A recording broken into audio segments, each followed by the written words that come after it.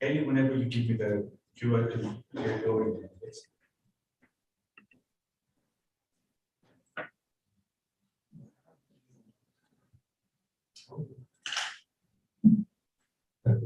Okay, yeah.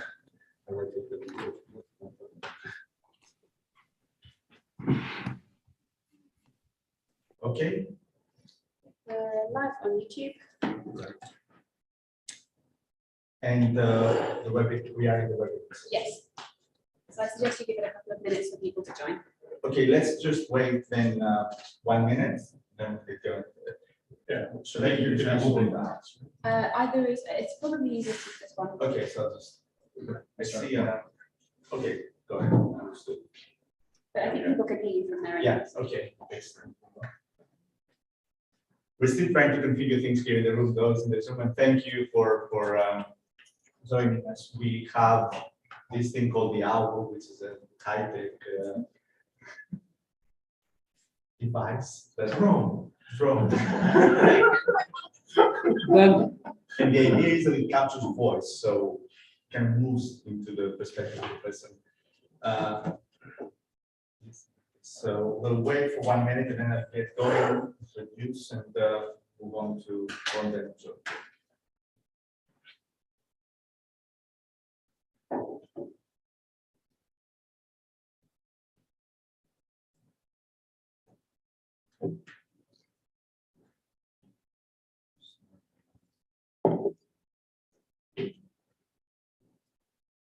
That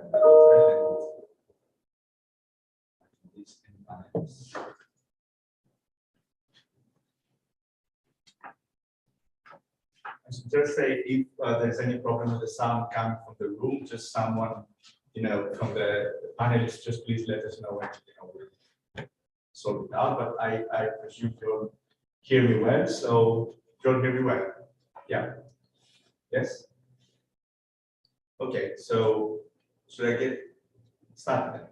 Right. Okay. Well, hello everyone, and welcome to the first workshop of the Global 1922 project. My name, for those who don't know, is Geographies, and I'm one of the co-conveners of the project. I'm teaching modern European history at City University of London, and I'm visiting research fellow at the Center of Hellenic Studies here at KCR. We're grateful for joining us today in person, and to those of you online. And hybrid environments are not always great, but these 2 days we'll try to make our best to make the most of it and reach the benefit of the online environment and encourage the participation of those who are panelists and also those in the audience. I will briefly introduce the idea behind the project and explain briefly the format, and then say a word of thank you to various colleagues who made this happen, before handing over to Honda Vanstein and John Maiolo to continue and start our conversation. Centennials and bicentennials are moments of commemoration and reflection that say much about the past as about the present. And for those like me interested, among other things, in modern Greek history and politics, 2021 and 2022 offer landmark anniversary events that have shaped modern Greek identity. And one might add, not only modern Greek identity. 2021 witnessed the bicentenary of the Greek Revolution. You don't need to remind that. A lengthy and complicated process that succeeded in delivering one of the first independent states in the fringes of post-Napoleonic Europe. This year marks the centenary of the destruction of the Greek Orthodox communities in Asia Minor, following the defeat of the Greek army in the Greek-Turkish War of 1919-1922. Both occasions are opportune moments to rethink Greece's place in the vanguard of an ever-expanding international system, but they're also more than that. And this takes me to the idea for this workshop. The failure of the Greek expansionist project in Anatolia became the success of the Turkish nationalist transformation of the Ottoman Empire. The remembrance of the 1922 events in Greece and Turkey, therefore, has a binary dynamic, a lament for the destruction of the lost homelands in Greece, Victory Day celebrations in Turkey. The Greek-Turkish 1922 is a story of trauma and triumph, war and violence, national pride and humiliation. It's a story of displacement and population transfers that heralded the consolidation of the national state and catapulted the pursuit of national homogeneity to the mainstream of international politics. The nether side of self-determination, to remember Eric writes. And it's also a story of world making and world breaking in the shadow of empire. In the past decades now, various research projects and publications have shed light on key aspects of the political, cultural, and international history of the Greek-Turkish conflict in the early 20s. Some of the most widely discussed themes concern the recovery of refugee experience and memory, as well as the analysis of the legal, cultural, and biopolitical logic underpinning the making and unmaking of minority populations in both sides of the Aegean. What seems to have been missing in this effort to systematically place the Greek-Turkish story in the wider an effort to systematically place the Greek-Turkish story in a wider context of imperial transitions and transformations across Europe, East and West, and the Near and Middle East. And from this vantage point, nationalism and empire can be seen as far from antithetic modes of political organization. By purposefully shedding light in 1922, a moment of transition in between international conferences, among other things, Paris 1919, San Remo 1920, Belgrade 1920, Genoa 1922, Lausanne 1923. This project, wants to kind of pause and makes us rethink certain key dynamics. If we were to travel back in time exactly 100 years ago, and I actually did this experiment yesterday, what would we read in the pages of the Manchester Guardian? I don't know if you have speculated what we read in the Manchester Guardian right 100 years ago, 28th of April. We would encounter actually a photograph of the Russian delegation at Genoa, captioned, and that's the true caption, "What the Russians look like." That was the caption of the Russian delegation. Now I wonder, how did the Russians look then? The Russians looked then to the British readers of the Guardian, and how do they look now? But that's probably a matter for another workshop. But I just wanted to throw it in because it's quite interesting to put our minds back in 1922. In the spring of 1922, it was not Paris, but the Italian port of Genoa, as Carol Fink reminds us, among others, that became, this is from Carol Fink's words, a world capital invaded Genoa by statesmen, journalists, businessmen, and spies anticipating a major breakthrough. That was Genoa 1922. A few months later, Rome will become the site of another bleaker breakthrough. Now, Lloyd George, since we're in Britain, Lloyd George's assessment of Genoa seemed to capture the moment. That's a quote from Lloyd George, as I suppose it's customary when one does anything about 1922. So Lloyd George goes, "From the Baltic down to the Black Sea, there is hardly a line which is not contested. And each of those lines involved in itself the possibility of a terrible conflict in Europe." So that's how Lloyd George see and understood Europe in a wider context in the early 1922, in the spring rather of 1922. Now, our project, the Global 1922 project, ventures to place the Greek-Turkish story alongside a wider network of connected developments in places like Ireland, Italy, Spain, Hungary, Russia, and Syria, among other sites. Our aspiration is to, or my, and I'm pretty sure I speak for Joe and Rhonda, is to push back against the temptations of methodological nationalism and the facile demarcations of area studies, and offer a connective and comparative account of key themes nested in imperial, nationalist, and internationalist imaginaries of a disrupted world in flux. And these themes are global in kind, local in nature sometimes. They revolve around the contested politics of humanitarianism, the shifting nature of warfare and peacemaking, the language of liberty, self-determination, westernization.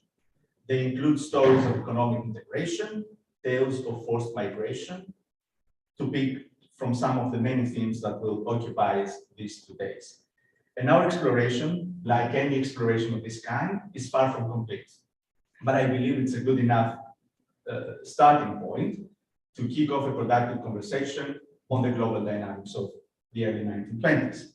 And that was a bit about hopefully explain, why we decided to hold this event and invite all of you here. And I just want to end with a few words about the format of our proceedings, some thank yous, and then I'll move on to Rwanda. Each speaker panelist has around 15 minutes to flesh out their key argument. And each panel has a commentator who will also chair the session and moderate the discussion. The setup of our platform allows for direct interventions from the fellow presenters, and we strongly encourage the rest of you attending the workshop online in the webinar format to send us your questions through the Q&A function. And I should also stress that these are works in progress, so they're purposefully incomplete because what we want to do is start a discussion.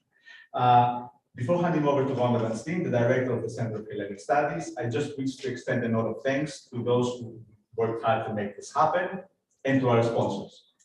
So the event is hosted by the Center of Hellenic Studies and the Sir Michael Howard Center for the History of War, for the study of history. We are happy to have the Center for Modern History at Bank University and the Center for War Studies at University College Dublin as international partners. We're also grateful to the Modern Greek Studies Association, the Inevitability Foundation, and last but not least, the Past and Present Society for their support. And finally, last but not least, truly, special thanks to Ellie Bignall, Peter Swallow, who's not here, and Ollie McIntyre for their generous assistance in making this event happen. Without them, it would be even possible for us to have this conversation. So, you don't need to, you can just, yeah. Sorry. My name is Wanda Van Steen, and I'm the Courage Chair in the Center for Hellenic Studies. It's a pleasure to be part of this collaboration. It's really wonderful for the Center for Hellenic Studies to engage in a collaboration with War Studies on our very own campus and the School of Security Studies, and to find that collaboration in this particular topic. So I'm really grateful to be able to do this on campus with some of you and with more of you online. And of course, there will be a continuation to this effort with our Greek and other partners. For the Center for Hellenic Studies that last year focused so much on the bicentennial of the Greek Revolution, to dial forward by 100 years to another much darker topic of anniversary, commemoration rather, in the centenary of 1922 is a very healthy exercise when again we push it to the global dimensions of that topic. And I'm especially grateful to George Yiannakopoulos for doing the heavy lifting on this, on the globalization on this topic, and for putting me in charge of a panel on Ireland and Spain, pushing my boundaries far outside the usual norm as well. George gave us already the most eloquent introduction. Little to add, but I also want to add that we will be focusing, as much as we focus on the military, the political, the diplomatic dimensions, that 1922 and its anniversary pose really important questions in terms of humanitarian and cultural dimensions, vulnerabilities, and how real these topics and their ripple effects and presumed neutralities and redefinitions of neutralities, how real and current those sound today. So that will be a dimension that will ring true in very many of our topics as well.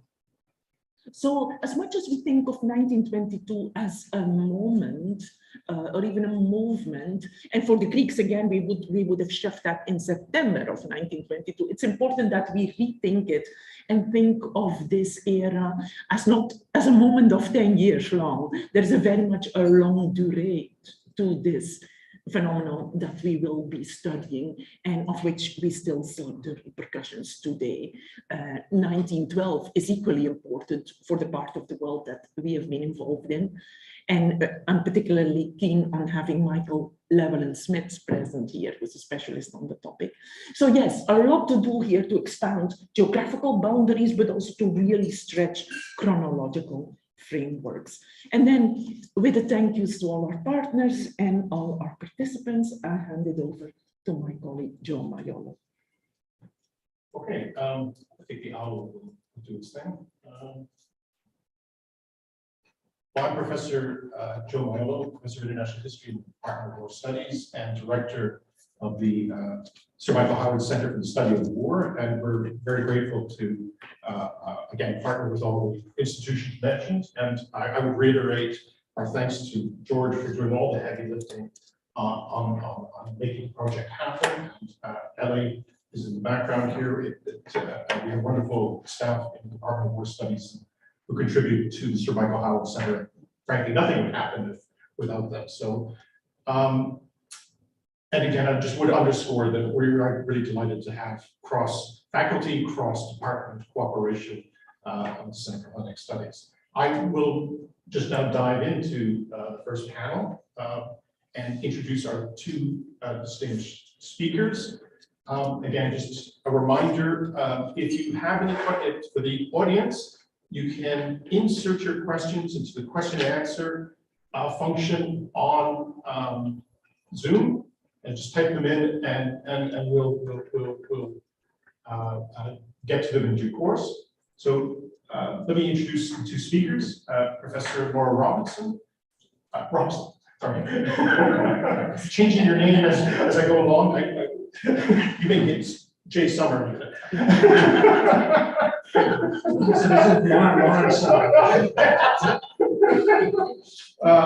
Who is professor at Penn State University and author of many books. I'm just going to highlight Colonialism and Christianity in Mandate Palestine, University of Texas 2011, Modern Separation, Transfer, Partition, and the Making of the Modern Middle East, University of California 2017, and The Politics of Mass Violence in the Middle East, which is the most recent book, Oxford 2020. And I understand you're just beginning a new project on something fascinating called the project on Roosevelt's, FDR's M project, which is something I hadn't heard of. It's I guess wartime plan to fill allegedly empty spaces with undesirable refugee populations. Let me now turn to Professor Jay Winter, Emeritus at Yale University, who has, well, I think it says here he published 25 books. I won't read them all. Instead, what I'm going to do is highlight what is going to be your most recent book, or your next book of great relevance, The Day the Great War Ended, which focuses on Lausanne. And we're going to be speaking on that theme today. So each getting about 15 minutes, and we'll turn to Laura first. So thank you. Thank you so much for that very kind introduction, and I'm so happy to be here. It's so delightful to thank you to the organizers for putting together such a fantastic workshop and conversation, and I'm really honored to be the kicking it off. So I'm going to talk today about a couple of different sort of big topics having to do with several of the treaties that have already been mentioned here. And I've called my talk Refugees in the Post-War Production of Territorial Integrity. And it has a couple of different components, and I want to preface this by emphasizing the preliminary and provisional nature of what I'm about to say, and that I'm sort of exploring some links that I think are there that have not been fully articulated in the literature, and I'm hoping that you all will help me to do that. So there are kind of two pieces to what I want to talk about today. The first is this concept of territorial integrity, which comes up many, many times in the context of all of these treaties, or virtually all of them, and is also, of course, part of Wilson's concept for the post-war order, and is a foundational concept in the kind of political settlements that come out after the war. So there are some peculiarities, though, with this notion of territorial integrity that kind of in the first instance seems like a natural outgrowth of the sorts of conversations going on from their side forward.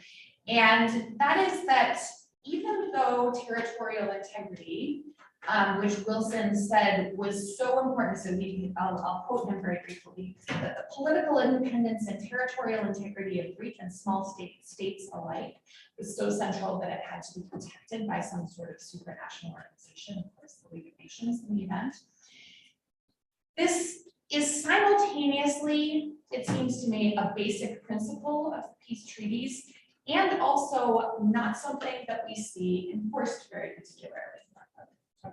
Yeah. All right. On the one hand, we have this political commitment, this discursive commitment to the idea of the establishment of borders and of territoriality, particularly for the emerging new states of Eastern Europe and the Middle East. And on the other hand, we have an equal commitment to economic zones of free trade, which are sometimes embedded in the very same documents that we see this commitment to territorial integrity being outlined.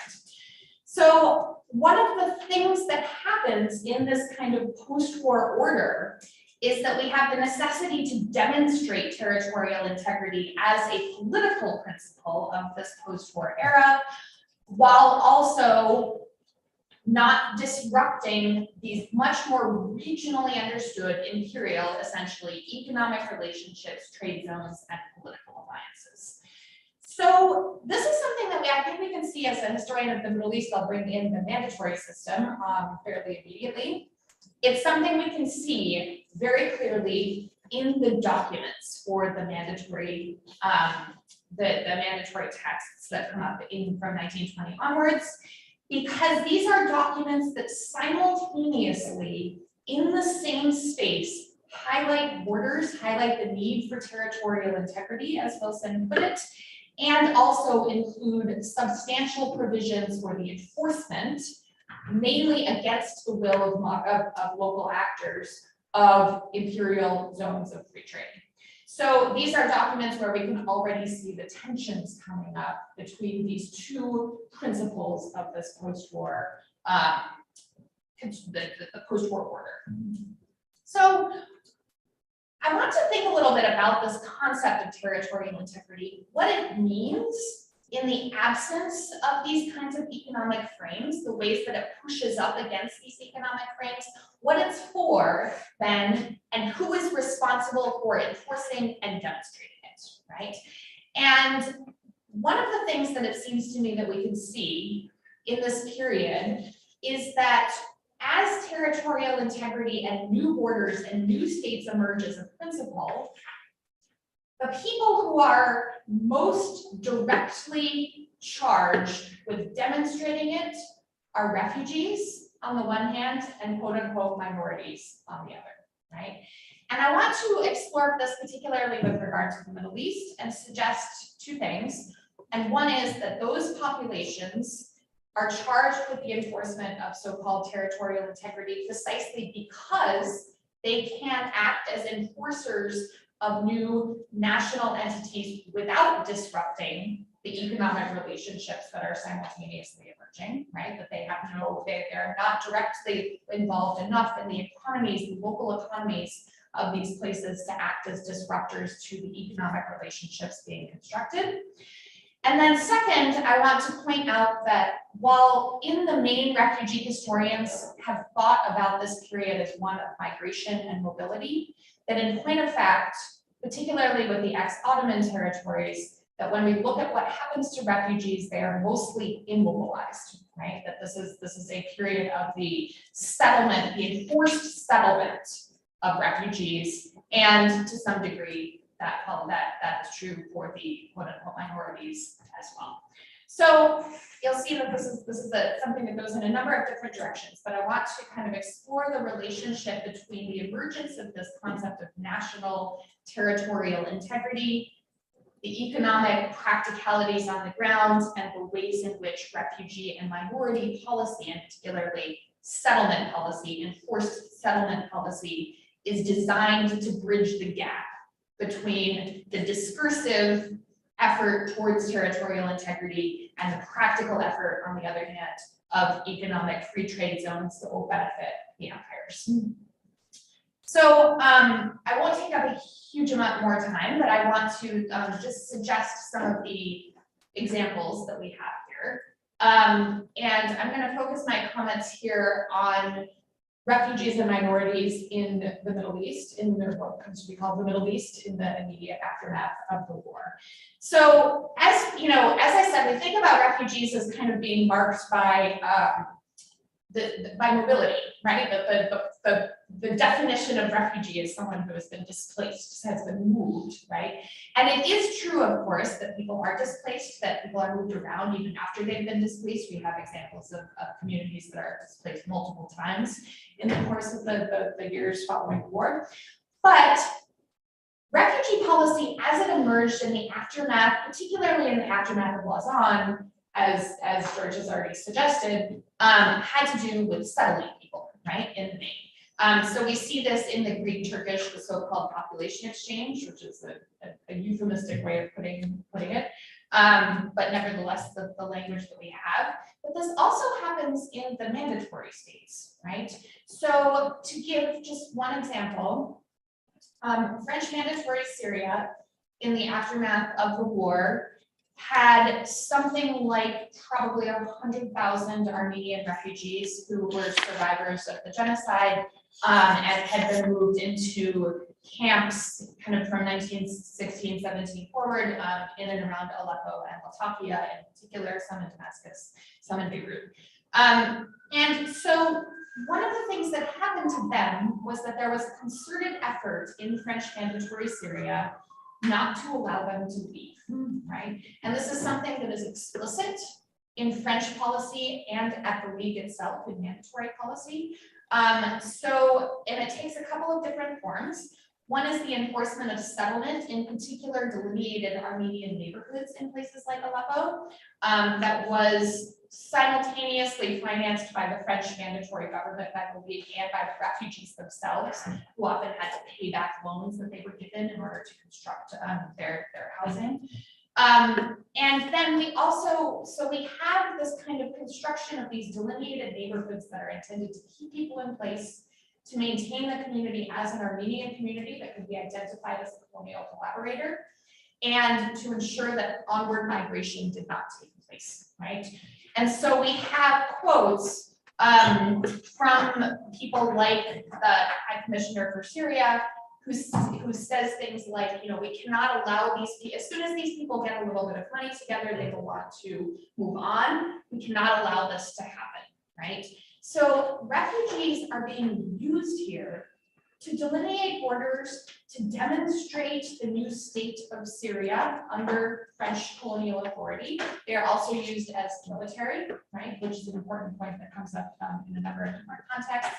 And at the same time, they are particularly placed in border zones, like in the Jazeera, where they will not interfere with what is actually a very loosely enforced border situation, economically speaking, right? And so they are demonstrating French control, but they are not interfering with what is essentially, until the 1930s, a zone of free trade between Syria and Turkey. Something similar happens in Iraq, where Assyrian refugee communities were moved into Iraq and made citizens as part of an effort to delineate British and Iraqi territorial control over Mosul, which was being claimed by Turkey at the same moment. So here again, many of these refugees actually want to move on, to emigrate to France, to the United States, to Latin America, all of which are spaces that have already considerable Armenian and Assyrian refugee communities. And this is considered to be antithetical to the demonstration of these new states' territorial integrity and to the imposition of colonial rule in practice. So I think that there are a couple of, there are some themes that we can explore here. I'll finish just by saying that there are some themes we can explore, not just in terms of how refugees construct a national system that is marked by defensible, identifiable borders, right? Which is something that is part of Wilson's profoundly incoherent vision for the post-war order, right? But also that they must do so through immobilization, right? Not through migration, but through immobilization, that they need to be made to stay. And that they do so in that the reason that refugees are so valuable to this effort is because they can demonstrate borders without interfering with the economic structures that are emerging at the same time. And I'll close by saying that I think we have perhaps underestimated as historians the ways in which this effort includes the Soviet sphere, the emerging Soviet sphere, right? Where the idea of territorial integrity and of refugees' use in producing, maintaining, and demonstrating territorial integrity is something that also comes up for Russia.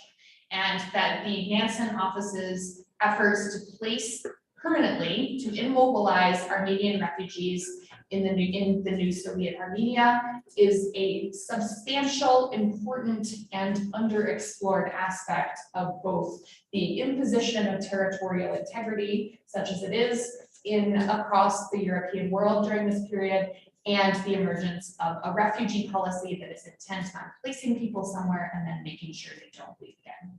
So I will close there with this kind of collection of ideas, and I'll look forward to our conversation. Thank you so much. Well, thank you very much. One of the sad things about being online is you're not hearing the audience clapping at this moment, but I'm sure they would. Well, yes.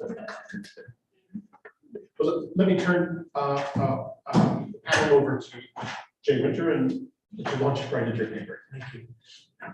Thank you very much for the invitation and the return to lived experience of historical discussion. My title, Sorry, we wouldn't mind speaking up because we're things that sorry. the title of my paper could have been Putin's World. And unfortunately, I think there is a linkage. The linkage, I'm a historian of the First World War, is around the question, as the experience and character of war changes, so does the experience and character of peace. The point I want to make is that the brutality and criminality of the Putin regime is in line with a series of changes that can be dated back to the First World War, probably before, different parts of the world. And that phenomenon I call the civilianization of war. There is an interesting collection of papers by Andrew Barrows and Martin Thomas, overwhelmingly tilted towards the 1945 and after period, and it's a fine collection too. What I want to do is to push it back to the First World War. And what I want to also to capture is the shift from wars directed against enemy armies by centralized command to wars with or without command centers that primarily target civilians. Secondly, I want to argue that in fundamental ways, the disorder of the First World War, the chaos of the First World War, was exacerbated, aggravated, deepened by the even greater chaos of the post-1918 period, 1918 to 1922.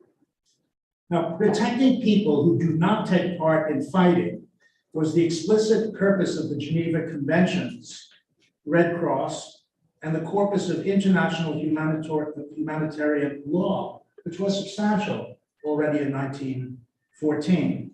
That protection, I believe, broke down during the First World War, witnessed German atrocities in Belgium and northern France in 1914, the Armenian genocide in the following year, as well as the naval blockade of the Central Powers that aimed at starving civilians into pressuring the government into surrender. Witness to the egregious treatment of colonial civilians in wartime, both before and during the First World War.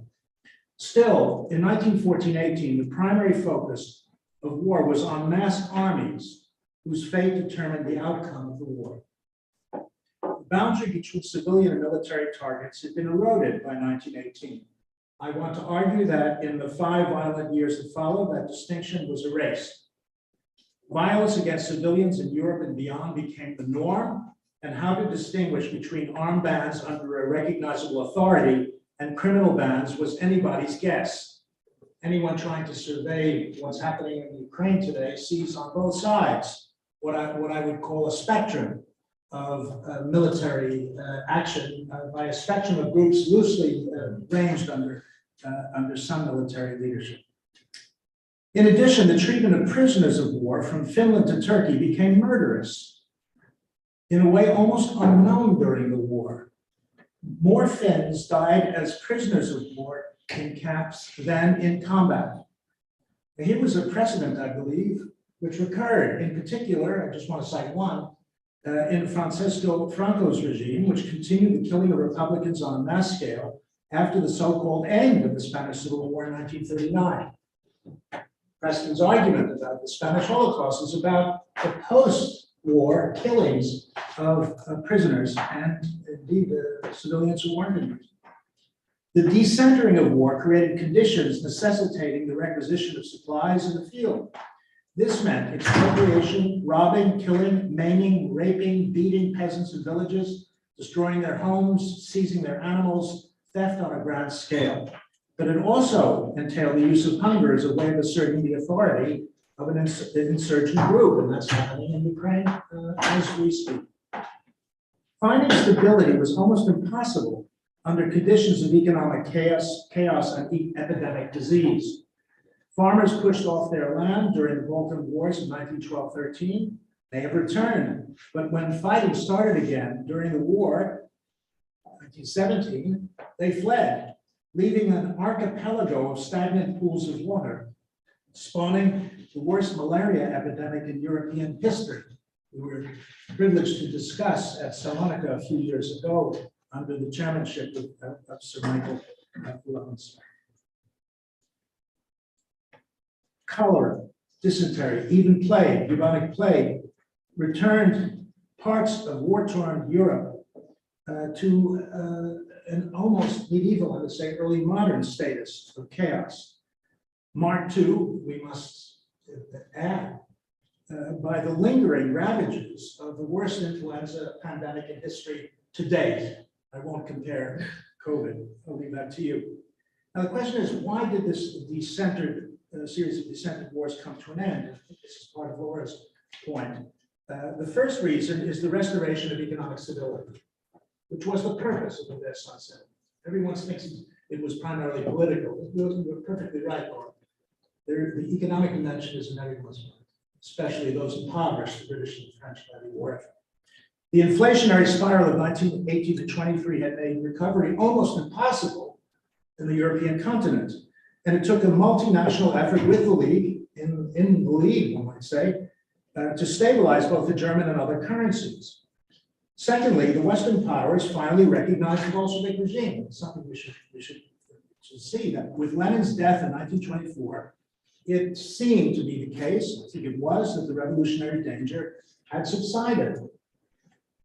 Thirdly, what I would call the most important and unrecognized element of the history of this decade of 1922 is that 1922 was a year of sheer exhaustion, of lassitude, of on ne peut pas faire plus. It's the end. We can't go any further, which diminished the capacity of warring groups to carry on the struggle even if they wanted to. By 1924, Europe had become once again a continent of legitimate nation states, Laura's point. But the stability of those states was compromised by the ravages of interstate wars as well as by conflicts among a wide array of warring groups regularly targeting non-combatants. And here I'm not even going into the Russian Civil War and the what I would call the savagery of class war in the attempt to overthrow the Bolshevik regime and stabilize it thereafter. What happened in Anatolia between 1919 and 22 is both a war between armies and a war against innocent villagers. The same happened in a huge arc of violence extending from Helsinki to Baku. The civilianization of war left enduring traces in the last peace treaty signed out of Lausanne in 1923, which began in 22. Now, the last upsurge of violence, the Greek-Turkish War of 1919-22, came to an end at that conference. Now, after the defeat of Greek forces in Anatolia, everyone agreed peace had to happen. The termination of hostilities was the purpose of the Treaty of Lausanne. The ambiguity is which hostilities? And ultimately, it was the 1914 hostilities which trumped the 1919 ones. Again, I think for economic reasons, primarily. Today, I just want to tell you one element in the story, then stop. It is the story of the adoption of Section 6 of the treaty the Convention respecting the exchange of Greek and Turkish populations and protocol, signed on the 31st of January 1923. This convention, in my view, is the signature of the civilianization of war. The full Treaty of Lausanne set as one of the conditions of peace the unmixing of populations. Again, it'd be interesting to explore the way in which the term unmixing actually has different inflections in different languages. What it is in Norwegian, I really would like to know. Different kinds of fish, different kinds of Norwegian accents. Well, Nansen used it. He was the man who took it under his wing as the League's High Commissioner on Refugees in his written and oral presentations to the peace conference on the 1st of December 1922. Now today, we use a sanitary metaphor for the forced expulsion of peoples. Now the term is ethnic cleansing, which I think is a Russian term that was invented in the 60s, but if anyone knows better, I'm very happy to change that view. As if the removal of people of a particular origin, ethnicity, or race from a mixed community rends it purer, healthier, less susceptible of friction and conflict, ethnic cleansing. Dirt, as anthropologist Mary Douglas put it, is matter out of place. Unmixing or ethnic cleansing is the removal of people out of place. What made the new language of expulsion particularly striking was that at Lausanne, nationality, or what we now term ethnicity, maybe using other words too, was defined then solely by religion, not by language, customs, or personal choice. Greeks meant Christians, not Muslims. Turks meant Muslims, not Christians. For the time of the Treaty of Lausanne, and with certain exceptions, Greek Orthodox Christians living in Anatolia, as they had done for centuries, were out of place in the new Turkey, the last painful spasm of exchange of population in the First World War. Now, what made this unmixing particularly brutal was that it was not voluntary, it was compulsory. That was, its authors believed, and I think there were many authors to the population exchange, not just one. Everyone ducked, but they all had, I think, mud on their rhetoric. The compulsory character of this, it was done quickly enough, sufficiently quickly to save lives. By the way, I think it'd be interesting to hear what Laura thinks about this. I think this is the only time I know of where you don't bring food to refugees, you bring refugees to food. Where you literally provide them with a rural environment where they can be safe and stable and not move around.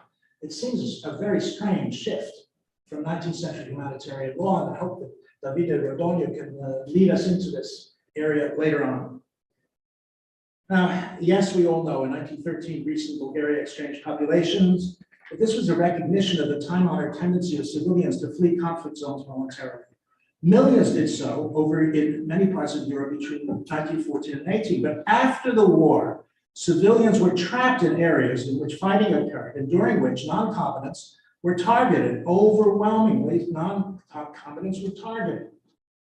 In 1923, and for the first time, to end this kind of war, population exchange became compulsory. The civilianization of war meant that civilian ethnic cleansing became an integral, indeed an essential part of the peace settlement. My last point, simply this: civilians were hostages exchanged in the interest of peace. And I think they are in Ukraine today. I think in that steel factory, there are civilians in front of the soldiers who will be exchanged, will be used by both sides cruelly, brutally. And my claim is that the first instance in history where the end of war was not the moment of the exchange of prisoners of war, that's classic. But the end of war is an exchange of civilians is 1922, 1923. When I use the term the civilianization of war, it's to mark that extraordinary treatment of civilian populations as the integral element that made the treaty agreement possible. It's on the 30th of January. Mustafa Ismet knew very well he was going home. His brilliant strategy in the course of Lausanne is to stall until the Allies got fed up because none of them wanted to go to war. None of them was prepared to go to war. None of them could afford to go to war. So he knew that on the 4th of February, he'd be out the door, and so would Curzon. So 30th of January is the assurance, in my view, by signing that agreement, was the assurance that there would be a peace treaty. Not now, but later, and probably better for all concerned until various people disappeared, Curzon, Lloyd George among them.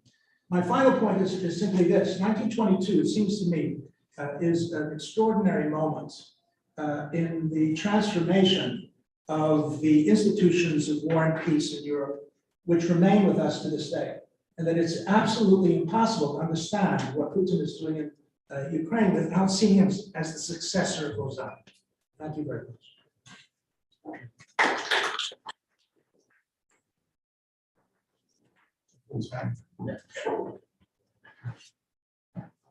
Well, two wonderful papers. I think I'll just reserve my comments to drawing out some themes and perhaps ask some questions along the way, and then we'll turn it over to questions in the room. And again, just to reiterate, if you're online, please use the question and answer function. I will gather up your questions and pose them to our panelists. And sorry, and online panelists as well, of course, sorry.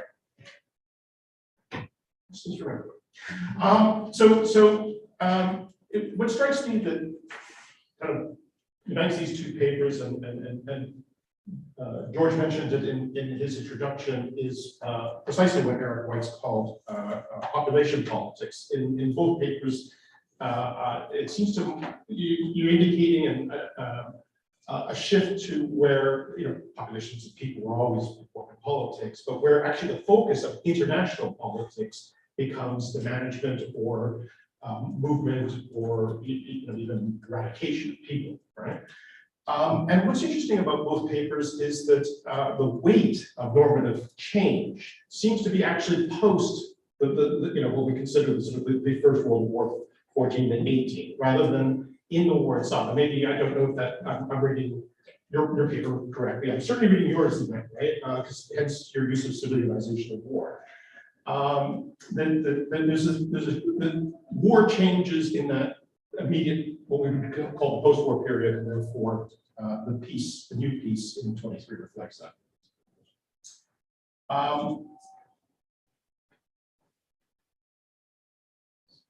And of course, the question here is about legitimacy. So if 19th century dynastic imperial politics is simply about frontiers and dynastic legitimacy, we're moving into a new era where legitimacy stems from the idea of a national population, usually understood as a single entity, homogeneous entity, defined one way or another.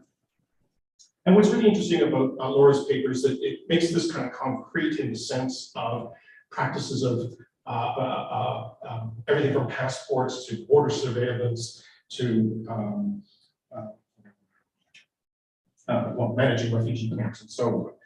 What's, I think, again, it's in the background of both papers, is what sort of James Scott called kind of making the territory, people, and economic exchange legible, right? So seeing like a state, Scott's classic book, and just seeing the state intervene in areas violently, but also, of course, being encoded in international law, that the centrality of populations. And of course, we have this, both papers pick up on two big themes. One of which is this tension between the idea of the nation state as being the sort of emerging norm in international politics and world order versus the messiness of just the way the realities of how populations and people are distributed and the conflicts engendered by that. And also a tension between empires and nation states are being defined within certain territories, but there are attempts to reconstruct a global economy that's fundamentally one transnational marketplace and area for financial exchange. And I wonder if actually, Laura, you might bring that out a bit more, because I understand the immediate post-war period where your examples are drawn from are really drawn to protectionism, high tariffs, industrial protectionism. But I wonder if what you're really talking about is sort of inter-imperial Yeah, okay, so you maybe, if you wouldn't mind commenting some examples from that. I did wonder about the civilianization of war. You have explained, I should say I was at the original conference, and I think I even blurred the book, so I'm not against the idea of civilianization. But I wonder if what you're really talking about is total war, rather than, and the normative shift, if you like, actually is in the 1914-18 period. And the key idea is seeing populations as a military resource. So the mass mobilizations, the total mobilizations in total war, and what we're really seeing is a continuity. Absolutely, high commands break down, and you have paramilitary violence, decentralized violence, spontaneous violence. But what's the incentive? What's the driver? Well, that's actually to reform and reshape populations. So, but you'll come back on that question. I suppose one of the sort of depressing things, and Jay, you kind of highlighted that with respect to talking about what's happening in Ukraine now, is there a certainty, is there an inevitability to a world shifting to the nation state being the ultimate organizing principle? Is the violence that we saw in the 20th century and continues today just inherent in that, and there's no escaping it? Was it inevitable, I guess is what I'm asking. And I'll leave it there. So, Thank you so much. Those are really useful and interesting comments. I'll keep my comments brief so we have time for further discussion, but I think you're right. First of all, about the kind of economic zones. Something dramatic going on outside. So these are largely imperial formulations. And one of the things that happens that I think has been kind of under-emphasized in the literature on the Middle East in this period is that in the requirements of mandatory authority is included strictures about maintaining zones of free trade, right? Which actually materially affects how borders are enacted on the ground in places like Syria. Palestine is a little bit of an exception in this regard because it has this other, stricture about the creation of the Jewish national home, which is also enshrined in the mandatory documents. But so, for example, just to give you one kind of brief example about this, in the Turkish-Syrian borderlands, which is a space where considerable numbers of both Armenians and Assyrians refugees were settled in the 1920s, and then again in the 1930s, this is essentially an open border through most of the 1920s until the crash of 1929, when Turkey made the decision to enact a new tariff regime as a kind of protectionist strategy. France, as the supervisor of the mandatory state, was not allowed to enact a tariff regime. So their interest in creating, maintaining, and enforcing that border is significantly less in this period than the Turkish interest, right? And so we have a kind of conflict, I think, the creation of, in the 1920s, which is very different, right? By the time we get to the 30s, there is this idea that this is going to be a reformulation of older imperial free trade zones, right? Only this time it will have the mechanisms of the nation state assisting it. And I think that we need to think a little bit about how that worked or how people thought it might work, right? How nationalism, how the nation state, how territoriality could help to buttress this what is essentially an older imperial economic order rather than the reverse. And I think there were a lot of ideas about how this could work, and that the ex-Ottoman territories are kind of a space where this is being worked out in practice in a lot of respects. And then on the inevitability of the nation state model, I think or the violence associated with it. I mean, I think it's hard to be optimistic at this point about the possibility of a world built of nation states that is not inherently violent. I think we have very little historical evidence that the contrary is a real possibility. But I do think that there are there's nothing inevitable about the rise of that system, but it's relatively short-lived and in short term. And that one of the things that's interesting about focusing on these peoples who fall outside the nation state system is that you can see how carefully it's constructed and all of the ways in which it's actually quite difficult to enforce, right? And so perhaps it's worth kind of thinking about the kinds of alternatives that were presenting themselves on the ground in very local ways during this period, as well as the kind of architecture that's emerging at the sites of this treaty making and the emergence of international law. So I'll just say that. Thank you. 3 points. I think the only thing that's worse than the violence of nation states is the violence of the chaos in the absence of a nation state. And the collapse of empire in 1918 to 1923 created a field of forces purely Hobbesian. Again, the story we're going to hear about Arnold Toynbee's imbroglio, let's call it that.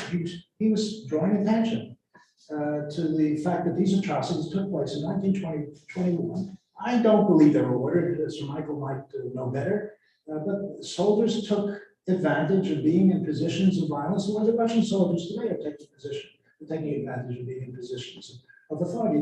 It's not necessarily the states that create the violence. There were 1,500 pogroms against Jews in Ukraine in 1919 alone.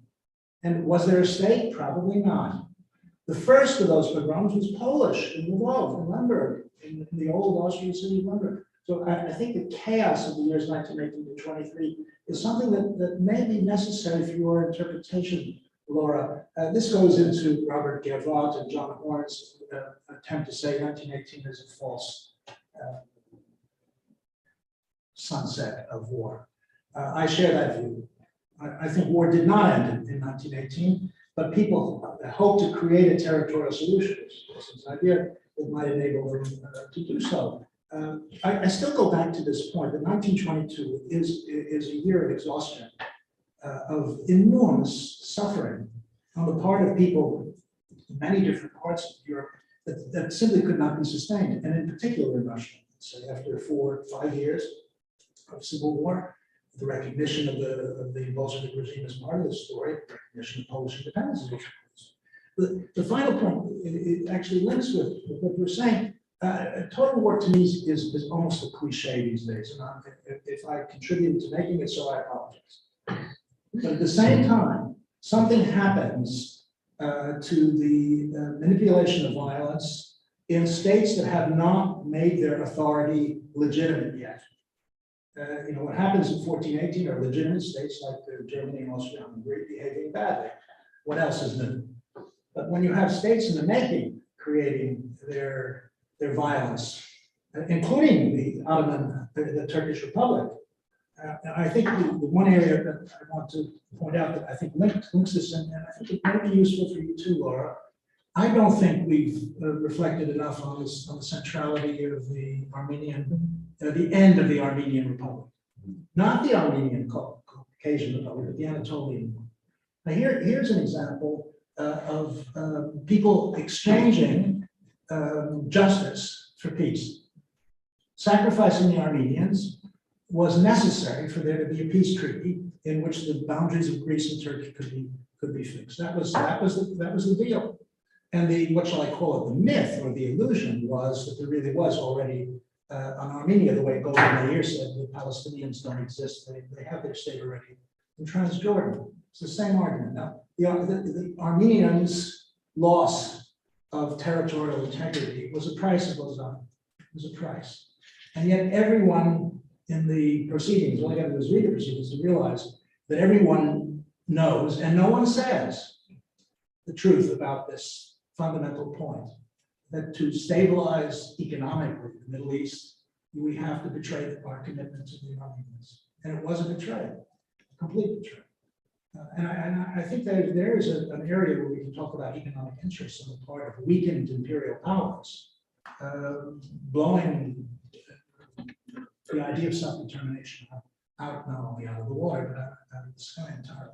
The final point, though, I think that we need to do is to really specify what is there in 1922. Your story is longer than that. But if we really say, look at these 12 months, I take it that was part of the purpose of globalizing this. I think we have some elements to talk about. Exhaustion is a fundamental global phenomenon. Enough, 12 years, 10 years, 12 years of war, 10 years of war. How can people go on? Imagine what's going on in Ukraine for another 10 years. It simply beggars belief. And it's that notion of 1922, it's an excruciatingly difficult moment of lassitude and exhaustion that I think may be a theme to probe in the remainder of this conference. Great. Thank you. I have a couple other follow-up, but I see the number of question and chat rising, and I think there are other panelists in the room or online with questions. Should we just start within the room and then move to online? So anyone in the room want to, please? Prompted by what Chair Winter was just saying, I think the Balkan Wars are very important in the story, because that led to the situation in Anatolia, which the Turks and Mustafa Kemal and his people thought had to be corrected, and corrected by expelling the Greek population. Now, whether there was an alternative to that, which could have been reached before 1922, I don't know, it's unlikely, but it's conceivable. You can imagine, an exchange of populations before the exchange of populations. Very difficult to bring about, particularly once the Turkish nationalists had established a certain force in eastern Turkey, and more clearly were going to reject any such solution, peaceful solution. But if I could exploit the chair for a moment to go on to another issue, something which didn't crop up much in your presentations was the question of law, the laws of war, which ought to have been very important in this period, but I'm not sure whether they were. Even at Lausanne, I mean, there were lawyers around, including on the Greek side, the nephew or the son, I can't remember which, of Theotokos, who was an advisor to Venizelos and the Greek delegation on the legal aspects of the negotiations. Politos as well. Yes. Yeah, of course, he was a distinguished professor, yes. But Theotokos actually recommended, he wrote a very interesting short book about his experience, including at Lausanne. And I wonder, I mean, the great period for the laws of war, I suppose, was before the First World War, the Hague Conventions and so on. Then you have a war in which there were large-scale violations, probably on all sides. And then you have the post-war period where, even worse, there were large-scale violations all over the place, as you have written about. And what were the lawyers doing at this time? Were they producing interesting analyses or recommendations, or were they doing nothing? And what about the League of Nations? I mean, the League of Nations should have meant a new start in considering the justification for practices on the battlefield and so on. Whether it did, I simply don't know. So I throw that question to somebody who knows better than I do. If I can, just one short point about it. I think the sequel of Lausanne is the outrageous behavior of Mussolini and Corfu.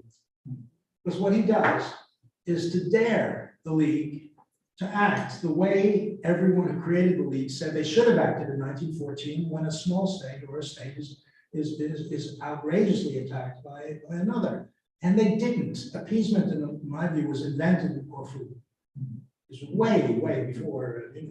At that moment, the issue of the League of Nations being a carrier of the law of nations, much less the law of prisoners of war. I think Mussolini deliberately did it, and when the League was challenged, Politis could do nothing about it. Ultimately, the imperial issue saying we want peace, not justice. Let Mussolini have what he wants, recognition, all the publicity that he withdrew. But the humiliation of the League was only second to the humiliation, I think, of Politis and the Greek regime. This was a terrible moment when the other point is a lot of the work that you talk about quite rightly, Sir Michael, was in the czarist legal profession, not the Bolshevik. So the old, the great international lawyers of the period before 1914 were brushed aside by the Bolshevik regime. Not completely, but mostly the strength of humanitarian law before the First World War is Russian inspired. And unfortunately, the Bolshevik regime has many casualties. Laura, just you want to jump in? Yeah, just very briefly, that's really interesting. Yeah. Mussolini and Corfu, I think that's definitely an under-recognized moment. But also, I think with regard to the League of Nations, the League accepted essentially any kind of military conduct on the part of the mandate states of which it was supposed to be a supervisor. And so, and this is made explicit many times, right from 1920, 1922, when the final version of the mandate for Palestine was signed. The League accepted, for instance, the use of air power in Iraq against civilians on the ground as a legitimate use of mandatory authority. Very similarly, they supported French atrocities in Syria during the uprisings from 1925 to 27. This happens repeatedly in Palestine. So, these are not moments that go unchallenged at the level of international discussion and international legal discourse, but they are repeatedly, there is a consistent pattern of the League accepting the use of colonial brutality as a legitimate use of force. And I think that really fundamentally undermines any claim the League might have to establishing a kind of regime of a legal regime concerning the conduct of war for anywhere going forward. So I think that's also kind of an important venue of League activity to consider. It sounds as if you're saying that the great power, the so-called great powers, could do what they wanted because they could bring the League along with them. Certainly with regard to the mandatory system, that's absolutely the case. Yes. Yeah. I think what we're going to do is just shift between online audience and in-room and virtual panelists. So George, man, why don't you just So how about I read some questions, then we'll go to Lina, who connected herself, right? And then I'll go back to you. I'm just going to read two questions from Ari Dubnov, submitted them in the chat. So he says, my questions, I hope everyone can hear me, are somewhat technical regarding nomenclature, terminology, and how they're connected to periodization. So his first question is to Laura. So Ari asks, given the legal codification of the term refugee, especially in the US and its immigration laws, emerged later, only in the wake of the Second World War, what was the terminology phrase used at the time, early 20s, to describe displaced populations?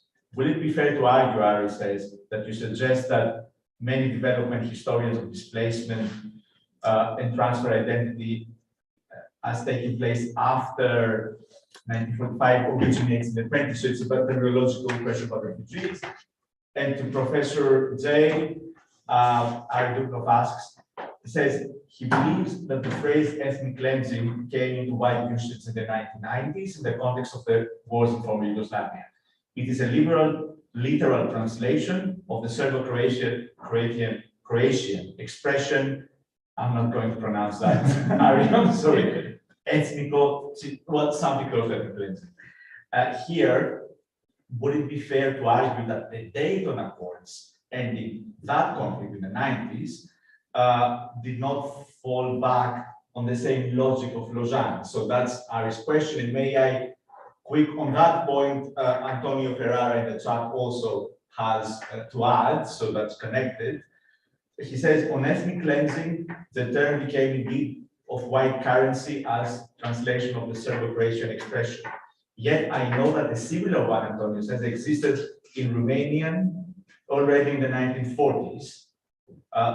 That I may pronounce, Purificarea Ethnica, and was used to describe policies of Antonescu regime aimed to exclude and expel non-Romanians, mostly Jews. Might Professor Winter expand on the Russian expression he mentioned and provide us with more details on the conflict? So it's both our terminological points, but should we address those and move on? I think so. Yeah, I would also be interested in the Russian origins of ethnic cleansing. It's not something I knew about. The refugee question, so hi, Ari, it's supposed to be nice to talk to you.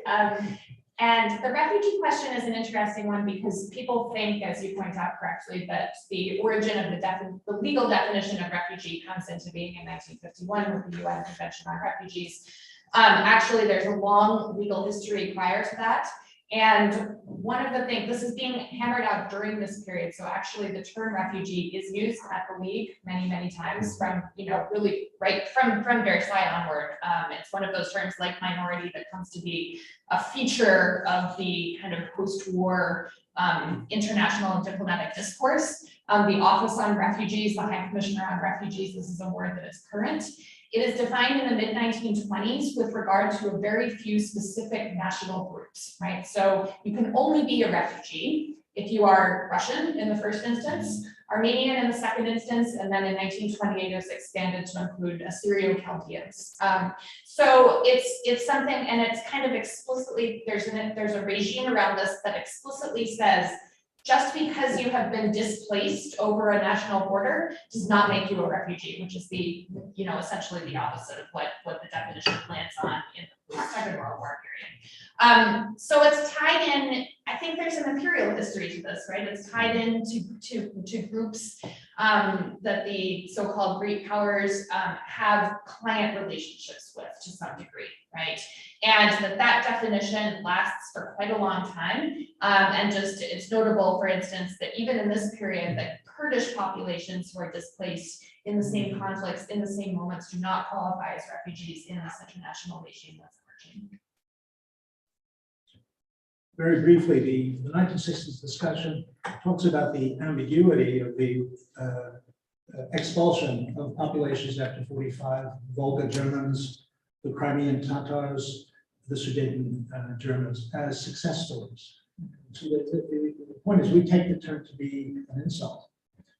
The ironies of the Russian language are, shall we say, many and fruitful, but they point to the possibilities that such expulsions might have stabilized the societies. I don't like that word. A person who I think knows the full history is Peter Gatchner. The final point I want to make is that the concept of refugee then goes back to Kishinev, goes back to before the 1905 revolution. And Kishinev, by the way, was a smaller massacre than any of those that happened after 1918 in Ukraine, and smaller than what's happening today in Ukraine. But its echo effect was because of the public publicity in the United States. But it had a lot to do, I think, with the construction of the concept of refugees as the responsibility of the Western powers, whether they happen to be the Western. Yeah, and actually, this relates to your earlier point as well about the Balkan Wars, because the first state to have a state-level refugee regime, which is in fact what they called it, were the Ottomans, and that happens as early as 1859. When they begin to set up these commissions to resettle refugees from the Balkans in Anatolia and the Arab provinces. So it does have, it has a longer legal history. Should we go to Lina? Yes. And then we can bring in Gabor, then we can go back and forth. Okay. So Lina, then you can unmute yourself. Hello, and thank you for a very interesting panel. I would like to ask Professor Robson if we can expand our vision a little bit more globally, would you link, and I mean, if and would you link your point on territorial integrity and the immobilization of refugees with the wider context of severe restrictions of migration in the USA, in many other states, or with the putting of Indians in the USA in reserves and with other kinds of restrictions on movement? Thank you.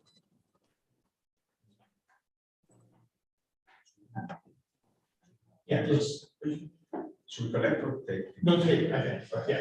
Yeah, I think that's a very good point, and that this is a part of a broader scheme to restrict migration. And I agree completely. I think it does have to do with these kinds of broader restrictions. But also one of the things that we don't take enough notice of, I think, is that some of these restrictions are intended to keep people in as well as keep people out, right? And so the restriction of migration in the US, has to do with exclusion. But there are many ways in which, the questions around labor migration in particular are quite fraught during this period.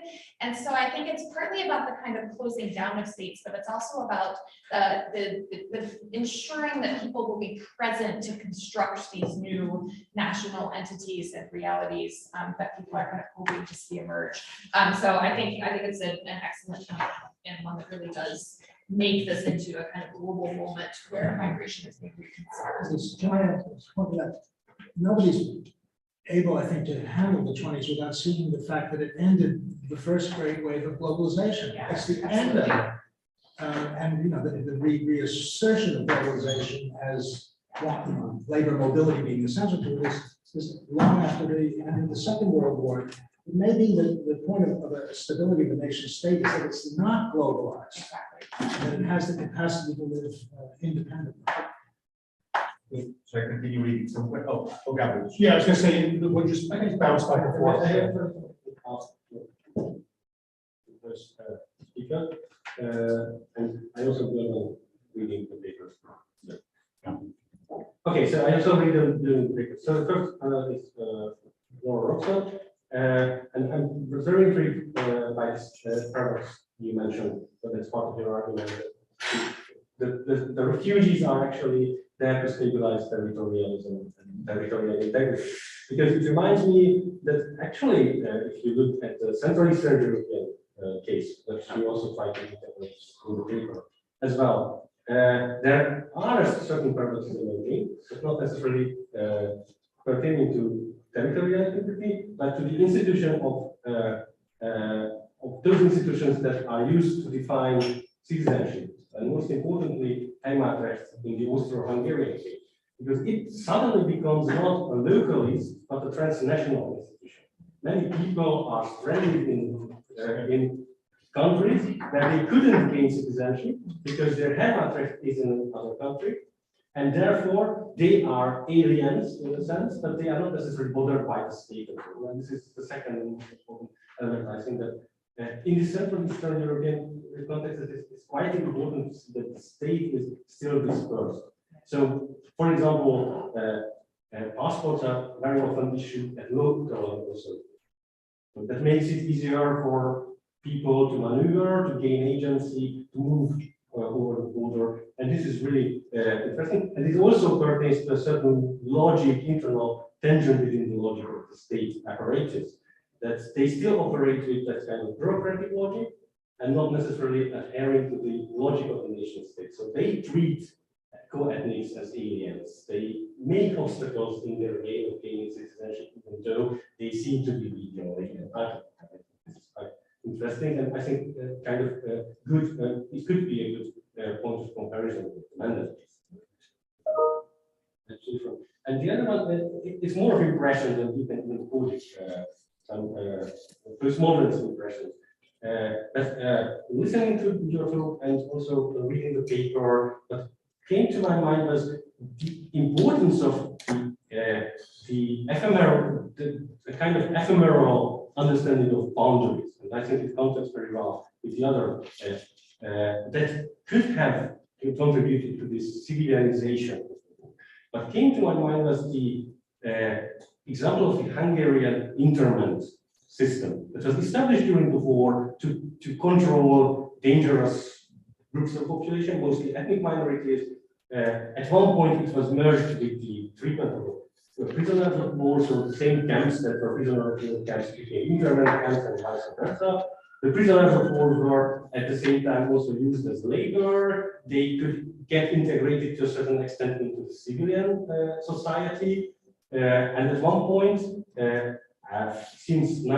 from 1918 onwards, these internment camps were used to control both the political enemies and masses. So, for example, after 1919, Soviet Republic, tens of thousands were interned who were suspicious of being partial. And also the returning theories from the Soviet Union went through, pushed through these internment camps in a sense, in a way of examining their loyalties, potential loyalties. So that also tells me how the external and internal boundaries of the state were really uncertain at the moment. Thank you. Yeah, you know, or no, I would go, let them both just, yeah, please, Laura. Yeah, that's a very interesting point of comparison. I think I'm especially struck with what you're saying about locally produced and distributed passports, which points to, and I think one of the really interesting, one of the things that interests me about this idea is that I think when we look from the top down, when we read the treaties, you know, and you think about the border, the territorial commissions that, you know, set the borders, but then there's a step underneath that, right, where people have to think about how to do that in practice, right? What that will actually look like in practice. And that in practice, it's very much more localized than we might imagine, right? To the extent that it happens at all. And I think there are big spaces where it actually doesn't happen, right? Where we don't have, you know, I mean, in French mandatory Syria, they don't even have maps of the border area until the late 1930s, right? And so people don't know where this line is, right? Even though it's been drawn on the map. So I think just to say that I appreciate the point that it's a very interesting point of comparison, and it reminds us of the kind of complications of the practicalities of enforcement, and I think maybe raises the question of how desirable that enforcement actually is, right? Is this in some ways a system that is more useful in theory, in the abstract, that can exist in the abstract and be enforced kind of at certain moments, but not necessarily one that needs to permeate down to everyday quotidian life in these across all of these spaces. So, thank you. I think the great importance of your comment is to show the multifaceted nature of refugee threats. And the biggest one we haven't talked about is carriers of disease. Nansen wanted to liberate prisoners of war who hadn't made it home to Austria or Hungary or Germany, but he also wanted to stop, that's one reason to settle people, to stop them from transmitting all the diseases that they got in their camps in Constantinople, all the way over to the escape to Greece, to stop the spread of epidemic disease. The idea that refugees are carriers sometimes of bad ideas, of diseases, is one reason to immobilize them, to keep them there. And my guess is that we're going to see people deal with this problem in Poland and Bulgaria with respect to the Ukrainian population. Fortunately, now we also see that they recognize that there are psychological difficulties that refugees face, not just physical. Well, as was yesterday, one of the Kremlin spokesmen said, you've got whatever it is, nearly 3 million Ukrainians moving west, and by the way, they all have COVID, right? So it's your point. Yes, absolutely. So they can work more questions. Yeah, online. Should we? Yes. Do you maybe want to get to this? Yes. Okay. There's one is from Davide Rodogno, who sadly there's a teething issue, so he can't unmute himself. We'll fix that, but he submitted a question online. Then I have a couple more, so I'll try it. Long question. So maybe we take two and then. So Davide asks, says two fabulous papers by 12 studied historians, and the subtle and open reference to Ukraine is appropriate and timely, and very correct in my view. So concur. Now, Davide says, I'm wondering if a way to connect the two papers could be the following. So David, could we interpret immobility and the delusional territorial integrity that went with it as the antithesis of chaos and the horror vacui, a Baroque artistic expression? That's one question. And isn't chaos the ultimate fear of policymakers who seek for perpetual and ultimate peace? So this is David's point. Shall I bring in another? Yeah, let's bring in point? two, yeah. And I'm going through the chat. Roddy Beaton has submitted a question, so I'll read it now. Could it be that 1914-1918 style war between armies, rather than civilianization of war, has been the exception to the long-term norm? Yes. Lausanne only formalized the process that had begun after the First Balkan War in 1912. And if you go back to the Greek Revolution in the 1820s, you find almost all of the factors presented by Professor Winter: ethnic cleansing, non-state actors, violence against civilians. So that's Professor Winter's point. So maybe we can take these two and then we'll have a quick wrap. Laura's kicked off every time, so it's your turn, Jay. I was quite struck by an article in the book you just edited on this period of the economic chaos and the preparation of the Greek military operation in Anatolia. It was Costas, is brilliant. And complete, you want to use the word chaos, I think it shows the lack of preparation, lack of logical movement towards what is necessary in order for the military operation to be sustained. And they should have known by late 1990, Yes. because the finance minister was warning Venizelos in October. Yes. Yes. This paper seemed to me to show blindness on the part of both the Venizelos party and the King's party as to the absolute essential nature of economic planning for military operation that resulted in nemesis, that resulted in the worst possible outcome for the Greek people. The other side to it, though, that I think is very important, is that the League really did stand on the view that the Allies fought to protect the territorial integrity of Belgium, of the invasion of that really mattered. It mattered and I think it really did matter. It wasn't a light cover. It mattered. The war was there for the purpose of stopping the next Wilhelm II or von Moltke from invading a small country. Now that's why Mussolini got away with it in some ways. The peace and stability we're talking about mattered more than saying that we're there for the purpose of stopping the chaos that comes out of bullies like Putin invading the neighbors. I think that's the difference with Greece and Italy. Right. Yeah, it's interesting. I mean, there's some ironies with the use of these kinds of frames, right? Where I think there is this post-war chaos that is extremely violent, and then the imposition of imperial, and I guess I'm speaking particularly about the kind of ex-Ottoman territories, that those are also extremely violent occupations, right? And from the level of civilians on the ground, when we look at, for instance, Palestine in the late 1930s, is it better? Is it different? I'm not sure. And this relates to the earlier question about whether the violence of the nation state is inevitable.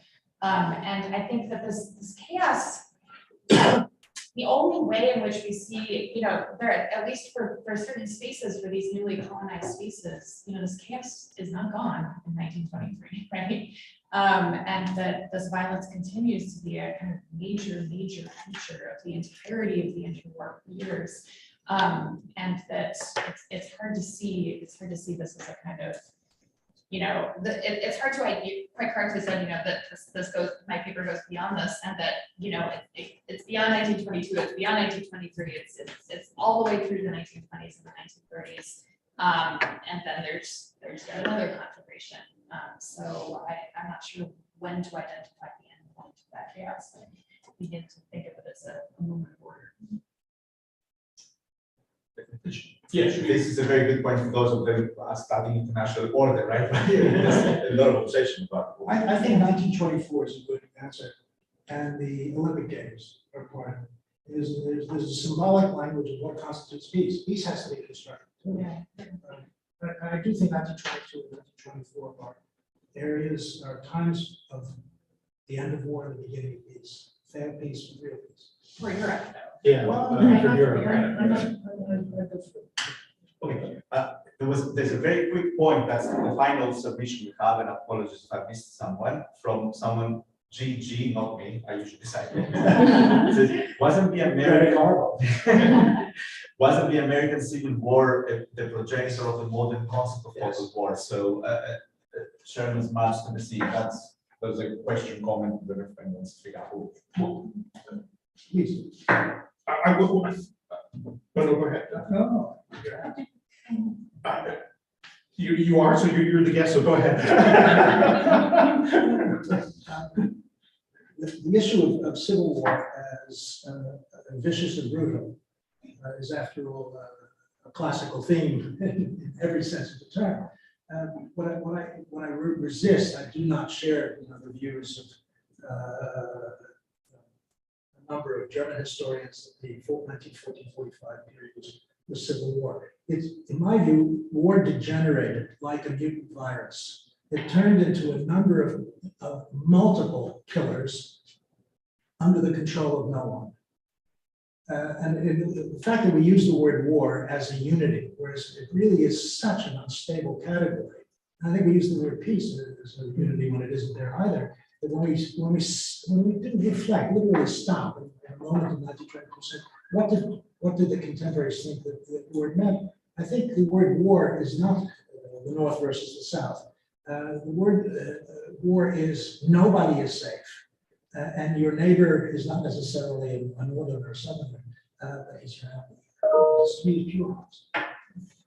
Just to comment on that, I mean, I would be remiss in the War Studies Department not just to sort of, we define war for precisely the purposes we want. So Clausewitzian war is about waging war between nation states for particular purposes. The colonial, what's interesting about the 20s, in particular, right up to the Treaty of War, 1927, I can't remember what section, the reform, but the different attempts to define wars in different ways. So Soviet lawyers wanted to outlaw interstate war but allow revolutionary war. The imperial powers wanted to allow what we would call colonial violence as war. I mean, in colonial spaces, but that's not war in international law and so on. So just following on the comment from Gigi.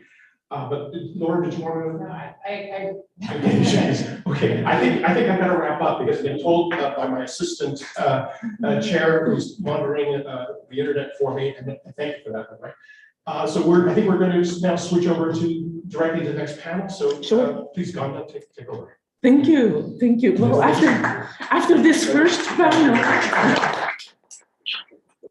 After this first panel, we make a quite geographical switch and bring in the US through Wilsonianism or Wilsonism, I see both, and a focus on Wilsonism in Western Europe. Our two papers take us to the far ends of Western Europe, Italy and Spain. Our two speakers are Maximiliano Fuentes Codera and also, sorry, the name escapes me now? Yes, so it's Ireland and Spain. Sorry. Doro Gannon from University College. Sorry. I hope I pronounced that well. I'm really not that good with Irish names. Will you tell us? Oh, it's well. Okay, great, excellent. So, okay.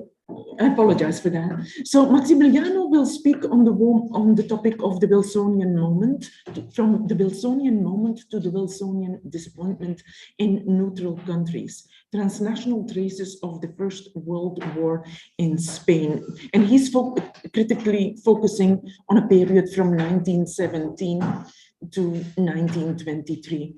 He's associate professor at the University of Girona, Spain, and deeply involved in a project called Democracy and Its Enemies.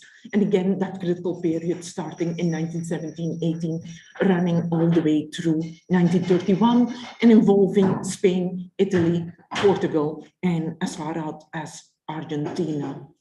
He is also interested in the global character of World War I versus the status of neutral countries. And his current work builds on what we will be hearing today, the impact of Wilsonianism in the crisis of liberalism in Spain, again in that critical period. He has studied transnational neutralities in Spain, Argentina, and also worked on cultural and political exchanges coming again out of Spain, Italy, and Argentina. And our second speaker, Dara Galan, again, I apologize if I don't pronounce that correctly, will be speaking on writing revolutionary Ireland into the global 1922. He's a research fellow with affiliations with the Queen's University Belfast, but also University College Dublin and New York University. Under review is his work on Worlds of Revolution, Ireland's global moment, with a focus on Irish nationalism previously in Great Britain, again in that critical period from 1919 through 1922. So I will let Maximiliano start, then we will follow the same productive system of our presenters taking about 15 minutes each. And in the meantime, please keep your questions coming. Thank you.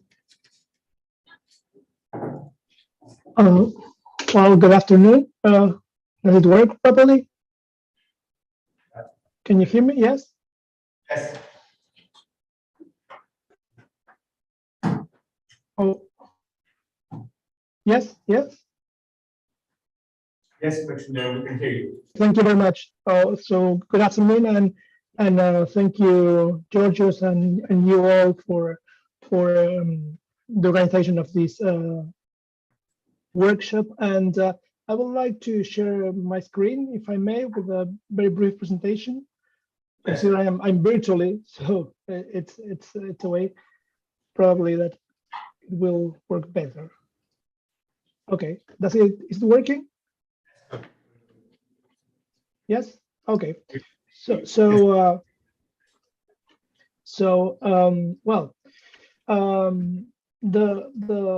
part of my presentation is the consideration that the experience of neutral countries has been neglected for a long time, and at the same time, national point of view. I mean, the works produced by scholars and research is done on neutral countries, particularly in Spain, have been dominated by narrow point of view, a national, I would say, point of view. So the departing point is this idea, this transnational turn, the link between international turn of the historiography of the First World War and neutralities. So that's why I highlighted some quotes you can read here by John Hoare and other eminent scholars, considering first of all the limits, the paradox between the nation state and national efforts that were central in the First World War, but the difficulties to understand this conflict within national frameworks. After that, the second point is the necessity of distinguishing between belligerency and belligerence that was highlighted by Compagnon and Pierre Pucel some years ago. And finally, the consideration of neutrality as a relevant point to understand that the experience of one state and its people must be considered within the international environment, the relationships between states. These elements are the ones that determine the circumstances and the legitimacy of neutrality. This is the departing point, as I said before, because probably the main element in this introduction is that we have to consider neutral states, and of course Spain within these neutral states, as part of the global war.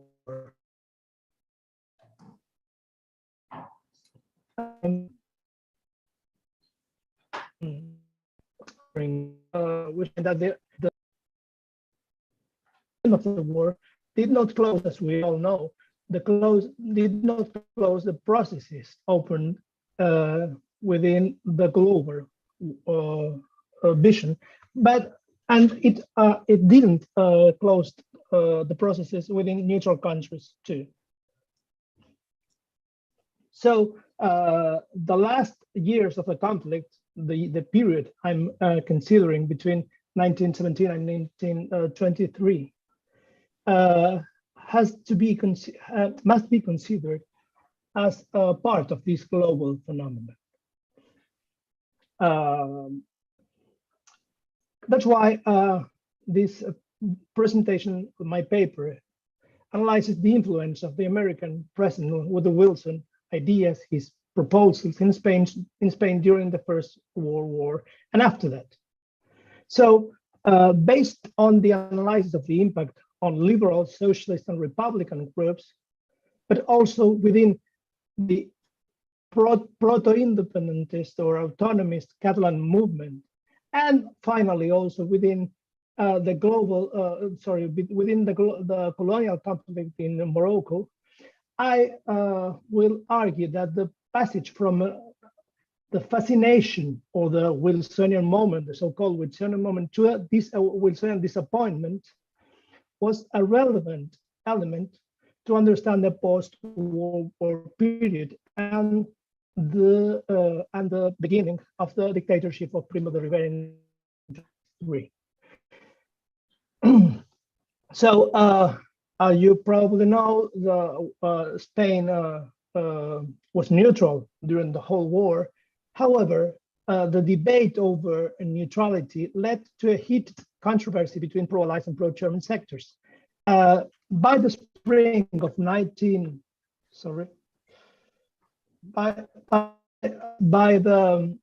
the spring of 1917, the war became a great revolutionary force along Europe and also in Spain. Tensions erupted during the summer of 1917, and in a triple crisis, you can see some images that link debates on war, but also a crisis that involved military sectors, a political sector, so-called Deputies Assembly that took place in Barcelona, and also as a social mobilization that in many senses had points in common with what was happening in Greece or in Portugal, and also, of course, in the countries that were a part of the battlefields that were part of the war. I mean, after that, or during this social upheaval in 1917, this social and political mobilization took place, as I said before, between pro-Allies and pro-German sectors that, as the Argentine ambassador in Madrid, another neutral country, of course, Argentina, I mean, characterized or perceived as political flags of the extreme right and extreme left, respectively. This is a document he wrote in March 1918. Between 1917 economic situation continued to worsen, another point in common with other neutral and belligerent countries. These became even worse during the last month of the war. Hunger and unemployment contributed to the radicalization of the population. That's why 1918 was the year that registered most work mobilizations throughout the whole war period. Within this framework, the last of the war were marked by the rise of the new project represented by Lenin and Wilson. It was present in two aspects. On the one hand, in an intense debate that took place between pro-Allied sectors concerning Woodrow Wilson and Lenin's proposal on self-determination. This was a debate, I insist, that took place within the pro-Allied sector, liberal, republicanist, socialist, and a reformist in a wider sense. On the other hand, it took place also in a process of radicalization in the labor movement that gave rise to dissident groups in socialist parties that finally would create the communist parties. After the presentation of Wilson's 14 points in January 1918, Wilsonianism emerged also in Spain. And it took place in two ways. First one, a reformist, a more liberal, more democratic horizon in which the pro-Allied sectors they found in Wilson, in the figure of Wilson, the ideas of Wilson, the possibility of breaking down relationships with Germany, I mean Spain, with Germany, and this change could be also perceived or could be also projected as in the sense of a democratization within the monarchy in Spain. Secondly, nationalist groups from the left wing to conservative sectors such as the regionalist League, the Liga Regionalista in Catalonia, or even in the Basque Country, saw in Wilson ideas an opportunity to reach a new federalist European and Spanish scenario. Most of scholars have underlined the second line, the relevance of Wilson ideas within the particularly in Catalonia, but also in the Basque Country. However, the reformist horizon, the idea of Wilson as a leader of a new democratic Europe and Spain has not been underlined, I think, and it's probably the main point of this presentation. This fascination of Wilson within liberal reformism, also of course socialist, emerged clearly during the last part of the war, both of course in Catalonia, but also in other regions. Wilson, as you can see in the quote of Miguel de Unamuno here, was perceived as a liberator of the war.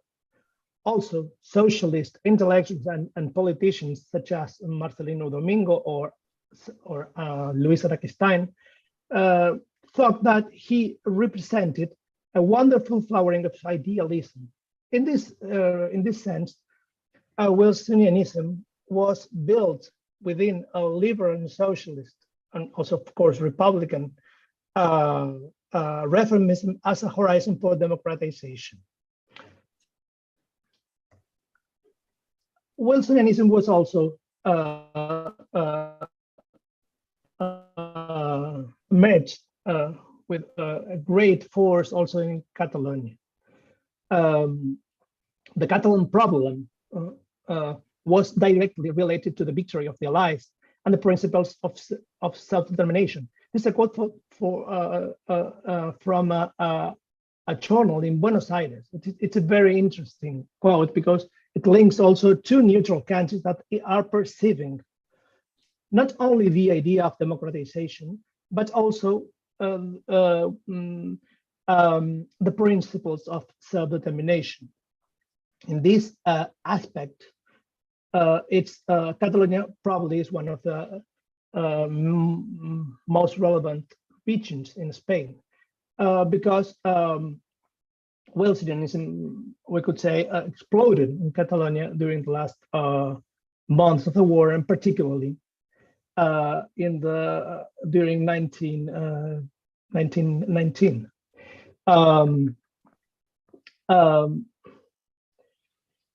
In this scenario, the conservative ruling party, the Liga Regionalista,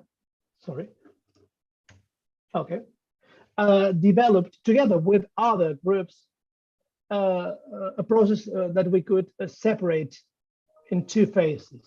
The first one that took place within the first half of 1919, both the conservative sectors as well as the radicals on the left developed the most important autonomist campaign in the first part of the 20th century. In parallel, this campaign took place in parallel with Paris negotiations in Versailles.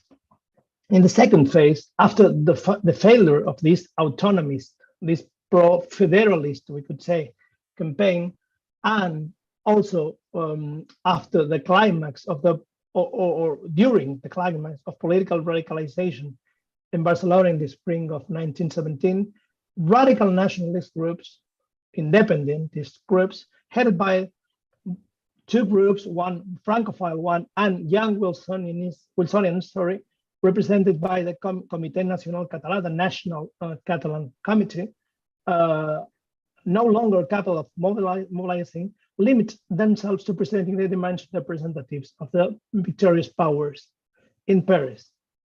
However, the ruling and conservative Liga Regionalista in Barcelona, in Catalonia, the ruling party, distanced itself from any possible link between Wilsonianism and separatism, I mean independentism, and tried to close this autonomist process.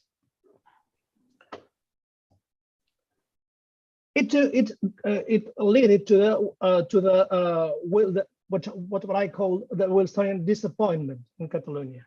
Faced with a Wilsonian failure, the Catalan and Spanish left-wing sectors began to look towards other scenarios, such as the Bolshevik Revolution and Ireland. Despite the fact that some intellectuals continue to maintain their faith in Wilson and the League of Nations, the project of the League of Nations, violence unleashed in Catalan streets, of course, not only in Catalan street, in Spain as a whole, but particularly in Catalan streets in 1917, 1920, this violence unleashed between ultra-Catalanists and ultra-Spanishists, we could say, and also between anarchist and paramilitary forces supported by the toughest sectors of businessmen. And it led to the radicalization of Catalanism, whose most radical expression was Catalan State, Stat Català, a group founded in 1923. It's very interesting that within this group, the present, it's very interesting to highlight the presence of Daniel Domingo, who was the leader of the National Catalan Committee, the Wilsonian group I referred before. In this new group, led by Francesc Macià, who would be one of the presidents of Catalonia during the Second Republic,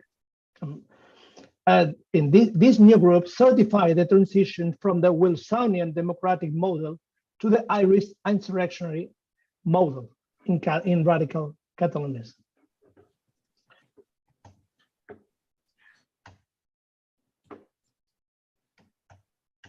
Sorry. The last disappointment took place in Morocco some months, I should say, after. during the after being part of the League of Nations as a non-permanent member, Spain diplomatic activity focused on the Moroccan question with the objective of achieving a prominent international position. However, Spain's focus in Northern Africa would fail in 1921 in the so-called disaster of Annual, which has been compared to Italy's Adwa. The Rifis in Morocco sought international recognition for the facto independence obtained after the disaster of Annual in 1921. However, despite the globalization of their demands, they received support from Africa to Latin America. The answer of Geneva focused on its lack of competence to intervene in the conflict. In this sense, also, we could say that it was the second Wilsonian disappointment. However, I think the most relevant one is the first I underlined. Finally, three conclusions. First of all, we could say in a short time, Wilson and the League of Nations became symbols of great failure in Spain. The failure was fundamental in two senses. Firstly, in the process of revision, criticism, and in its more radical cases, challenging of liberalism and democracy. And secondly, in another parallel process of searching for a new place on the international scene, which led during the 20s to a reformulation of Spanism that would lead to the concept of Hispanidad, one of the key concepts of the dictatorship of Primo de Rivera and, of course, of Franco's regime in the 30s and 40s. Second, the traces of the Great War in Spain lasted at least until 1923. Why? Because the coup d'etat of the day of Miguel Primo de Rivera in Spain in September 1923 was justified both as a remedy against the disaster of Annual 1921 and the radicalization of Catalan nationalism. The two aspects I tried to underline. Finally, the main idea is that despite its neutrality, Spanish evolution expressed a broad European global process that had as main elements political radicalization, violence, and the emergence of renewed nationalist discourses and groups. Thank you so much.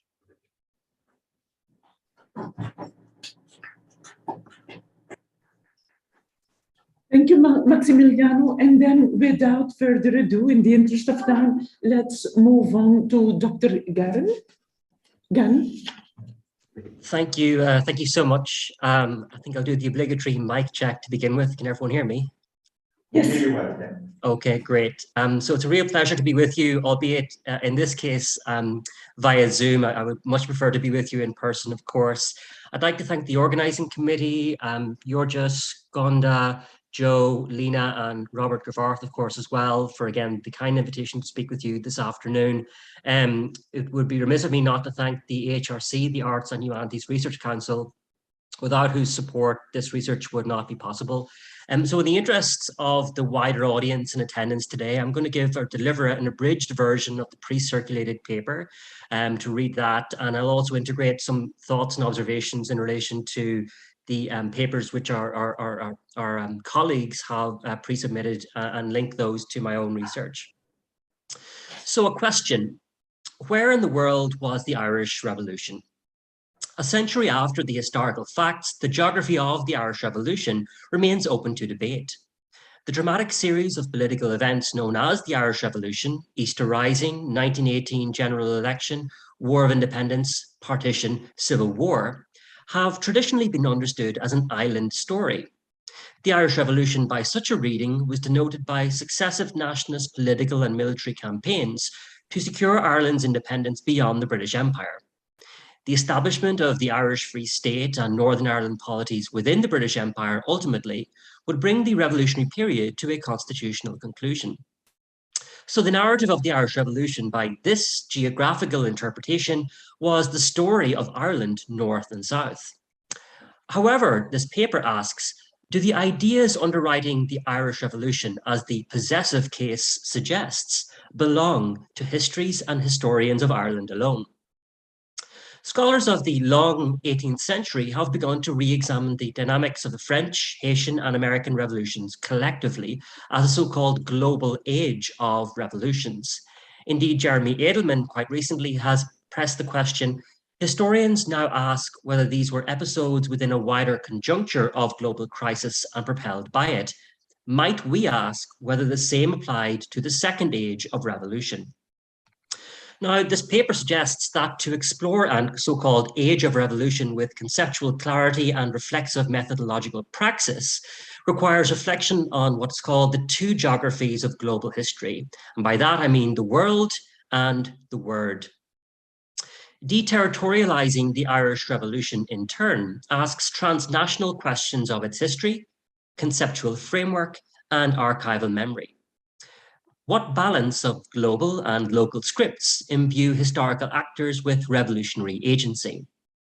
How do political revolutions develop and indeed proliferate over time and space? And in what historical contexts do revolutionaries and indeed their historians conceive of transnational transformations? So I'd like to address just three key themes or concepts in the course of this paper. The first is communities of writing.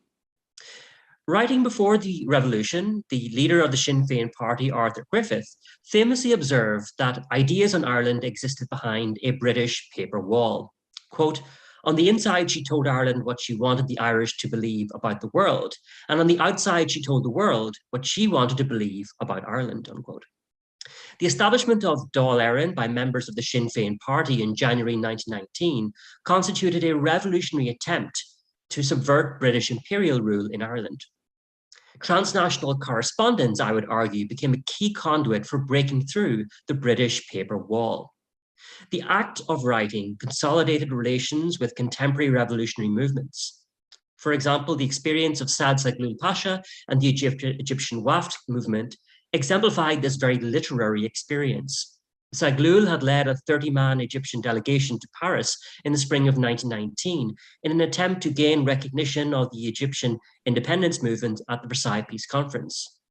And the Dáil representative in Paris, Shanti O'Kelly, would remark later, quote, he and I became really close friends. Zaghloul wrote to the British delegation claiming full freedom, or at least the right to self-determination for Egypt, and this led to a long correspondence. In all this letter writing, I was always consulted by Zaghloul, unquote. The latter indeed would return in kind through letters of recommendation for Irish nationalists to fellow Egyptian revolutionaries across Europe. So collaboration in writing between Irish and Egyptian nationalists, I argue, formed the basis for the emergence of an enclosed revolutionary circle of political activists across the post-war world. British intelligence would record similarly in 1920. In February last, Gabriel D'Annunzio sent a secret mission to Paris, which appears to have had considerable results. They carried letters to the Irish, Egyptian, and Boer delegations in Paris, asking them to send representatives to Italy in order to form an international anti-English committee, which would create trouble in every colony, unquote. Now, D'Annunzio, the celebrated poet, playwright, and soldier, had seized the port city of Fiume for Italy in the aftermath of the peace conference, but was opposed by the socialist Italian government. Rejecting the authority of the Italian state, he re-established Fiume as a proto-fascist city-state, independent of League of Nations legislative authority. Now, interestingly, D'Annunzio would himself write to the Secretary General of the League of Nations, Eric Drummond, advising him that the High Command of Fiume was now voluntarily associating itself with the declaration of the Irish Republic. And I think these connections between Fiume, the Wafd movement in Egypt, speaks very powerfully to what Maximiliano has just talked about in terms of the Wilsonian disappointment. British intelligence sources further reported that a meeting to prepare for a conference of oppressed peoples and nations in Fiume had been organised by the Irish nationalist Shanti O'Kelly to be attended by well-known and trustworthy national revolutionaries from India and Egypt, in addition to representatives from Fiume. Writing to Arthur Griffith back in Dublin just weeks later, Shanti O'Kelly indeed enclosed a proposal from D'Annunzio formalising plans for the League. So I would argue that it was the act of writing which most closely linked the very disparate ideological causes of the Irish Republic, the Free State of Fiume, and the Egyptian Wafd campaign. Letters between Shanti O'Kelly, Gabriel D'Annunzio, and Saad Zaghloul not only advised one another of significant developments in their respective national campaigns, their repeated exchange of personal correspondence further served as markers of mutual trust and respect. Reflecting on the valence of transnationalism as interpretive approach, Patricia Clavin has proffered the heuristic utility of what she termed the epistemic community. Quote, the term suggests both a community of interest, a commonality of character, as well as a group of individuals sharing the same locality or organization. It is taken here as something different from the ethnically defined transnational society, unquote. Revolutionaries from Ireland, Italy, and Egypt enclosed ideas, agendas, and post-war experiences through the cultural mediation of the written letter, a community of writing. So I move on to the second point, which seeks to address this idea of a greater war. So while some revolutionaries took up pens for the Irish Republic, many across the post-war world continued to take up arms in support of left and right-wing ideological goals, respectively. Berlin, most notably, was at the intersection of an East-West ideological conflict. The Soviet-inspired Spartacist uprising in Berlin, led by Karl Liebknecht and Rosa Luxemburg by example, was violently suppressed by the Freikorps, a right-wing paramilitary force who remained a visible presence in early Weimar Germany. As Robert Gervarth and John Horn have noted of these greater war impulses, quote, it was the radicalization of politics during and after the Great War that converted these competing movements and doctrines into a pan-European ideological conflict, unquote. The Irish Republic was born into this post-war battle of ideas. Right-wing activists in post-war Berlin were interested in the events of the Irish Revolution and in the possibility of engaging with the IRA, for example, for their own revolutionary purposes. The Irische Bulletin, which was a propaganda sheet translated for German audiences by Nancy Weiss-Power, a then PhD student undertaking a doctorate at Friedrich Wilhelms Universität, was a literary point of entry for German war veterans. At a dinner party in Berlin, Weiss-Power was introduced to Admiral Tirpitz, who of course had served as secretary of the German Imperial Naval Office during the war, and was indeed keen to receive copies of the Irische Bulletin. Quote, he was very interested in the Irish question from the point of view of the lessons in organized resistance to an occupying force to be derived from a study of Irish methods. He was most anxious that we should get someone to come over and just give talks in these bodies. I explained to him the difficulties, such as that few of our active men knew German and that even one could not be spared, unquote. Now, collaboration on propaganda projects in post-war Berlin brought Irish nationalists into close contact with other political activists. During his visit to the German capital in February 1921, George Gavin Duffy met with Talef Pasha, who had served as the Grand Vizier of the Ottoman Empire during the First World War. Pasha, who was widely considered to be the architect of the Armenian genocide, had gone into hiding in Berlin in 1918. And of course, many of our colleagues are referring to the Armenian question over the course of the next few days. Now, Gavin Duffy, however, seemed to have had little difficulty with Pasha's humanitarian record. He indeed would write to Dublin that Talat is very keen on working with the independent Irish state. And indeed, Chembakarayan Pillai and Virendranath Chattopadhyaya are interested in working in cooperation, referring to the Indian anti-colonial activists. 1 month after meeting Gavin Duffy at his Berlin hideout, Pasha was assassinated by an Armenian gunman. Gavin Duffy would send condolences on behalf of the Irish Republic to his successor, Nazim Bey. Nancy Weiss Power, who kept a safe distance from Pasha, would later note, quote, immediately after meeting Gavin Duffy, Talat became uneasy and was heard to say that he had been told one should never trust an Irishman, which is interesting. Whether the visit was the cause of his whereabouts being betrayed or not, within a very short time, Talat was shot outside his house, unquote. Now, Gavin Duffy's entanglement with the architects of the Armenian genocide is indicative of what is being termed by Kieran Klaus Patel and Sven Reichert, among others, the dark side of transnationalism. Exchanges between transnational activists were, at times, characterized by moments of friction. Moreover, in terms of this idea of the dark side of transnationalism, these episodes emphasize that internationalism in the post-war period was not necessarily coterminous with the virtues or indeed the values of liberal democracy. Post-war revolutionaries represented a range of ideological positions and ethical dispositions. Activists from across the post-war political divide, indeed, identified with the Irish Revolution on paper. Now, to address the final theme of today's paper, which is transcribing revolution. The after effects of the 1917 revolutions were experienced long after the First World War armistice. The revolutionary events in Moscow had spawned a series of violent revolutions and counter-revolutions in Eastern Europe, wherein nationalist and local militias from Finland to Ukraine variously fought with, but then against, the forces of Bolshevism. In the context of communism's injunction to world revolution, connections between Russia and Ireland often occupied the so-called official mind and indeed minutes of policymakers in London. British propagandists sought to conflate the ideological basis of the Irish and Russian revolutions with the view to discrediting the political legitimacy of the Irish Republic.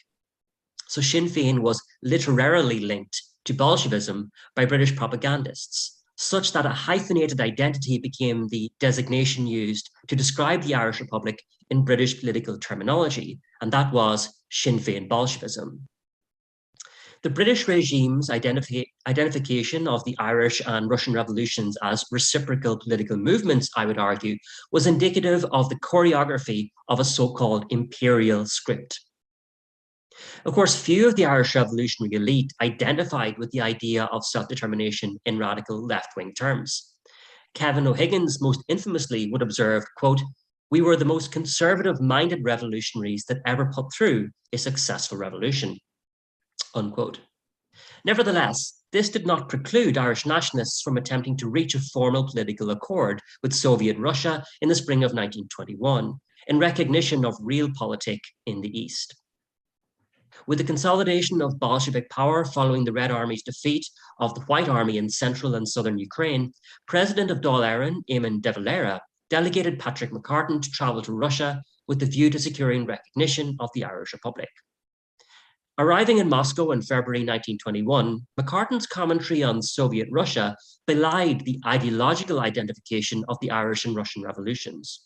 Quote, "Nobody in authority in Russia pretends to think that such a thing as liberty exists there. Here is not only nationalism, but imperialism. The Russian laughs at the Estonian language as the British are accustomed to laugh at the Irish language. It is vulgar, horrible. I am not so sure that self-determination for Ireland would raise much enthusiasm in official circles," unquote. Now, McCartan's meeting with the Soviet Secretary of State for Foreign Affairs, Georgy Chicherin, suggested further differences. Quote, "He pointed out that we were not in military control and that they had withdrawn recognition from the Ukraine when Germany was in the military occupation of its territory," unquote. Returning to Ireland without agreement, McCartan's correspondence with Bolshevik representatives, nonetheless, was published in a British white paper entitled Intercourse Between Bolshevism and Sinn Féin. Indeed, McCartan would write to the head of the NKID for Anglo-Roman countries, Gregory Weinstein. The whole thing was published largely to prejudice our case and partly to have a fling at Russia. The documents themselves, however, show that we are thinking and acting as a sovereign nation, unquote. Sinn Féin Bolshevism remained, I would argue, a powerful script by which British policymakers transliterated the Irish Revolution. 6 months later, on the 6th of December 1921, representatives of the Irish Republic signed the Anglo-Irish Treaty with the British government, bringing to a written political conclusion the violent conflict which had defined British-Irish relations since 1916. Indeed, I think the timing of this is quite interesting, the 6th of December 1921, in view of what Jay Winter suggested earlier as 1922 as the year of exhaustion. So the Anglo-Irish Treaty really anticipates that only by a matter of weeks. So, in conclusion, to follow the words rather than the ethnic worlds of post-war activists is to recover transnational revolutionary movements and moments which transcended the Irish nation state. The Irish Revolution, by such a reading, was not only an Anglophone experience, it was not only a Western experience. Indeed, it was not only an Irish experience. While the institutions of Dáil Éireann and their archival records provide an essential empirical framework for documenting the history of Irish nationalism and its political leaders, a focus on established fonds and catalogues can limit innovative interpretive approaches. As Fred Cooper has written of nationalism's epistemological biases, it is vital for the historian entering the national archive to, quote, imagine how people in different times and contexts thought and acted, and to recognize the assumptions within one's own conceptual apparatus, unquote. Situating the study of the Irish Revolution within transnational histories, conceptual frameworks, and archival records allows scholars, I would argue, to chart multiple multi-directional worlds of revolution. To explore the post-war period as a second age of revolution, this paper submits with historical accuracy, necessitates scholarly collaboration across geographical, cultural, and linguistic boundaries. Framing the Irish Revolution as the subject of transnational historical inquiry further will facilitate greater understanding of historiographical inequalities and difference between scholars of the global North and the global South, spatial frameworks, intellectual traditions, empirical sources. It is in that very dialectic between Irish and international scholars, Western and Eastern sources, and local and global histories that the post-war worlds of revolution might be most accurately mapped. To speak fluently of national histories in the post-war world ultimately is to research, reflect, and write in their second language, transnational history. Thank you.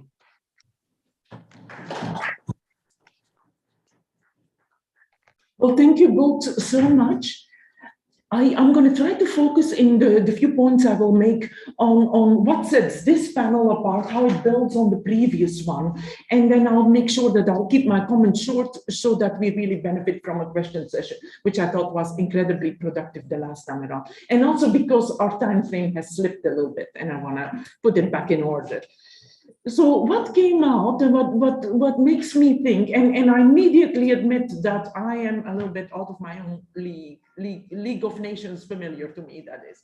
So what rises to the surface is a sense of idealism and disappointment, disenchantment. My question is then, especially for Maximiliano, is that not intrinsic, that this enchantment will eventually follow this kind of overblown idealism? Venizelos could certainly speak to that. Is the overreach then not in a way already cooking up the disenchantment when you go in with unrealistic expectations? I also want to reflect on the various meanings of neutrality. Very current question today.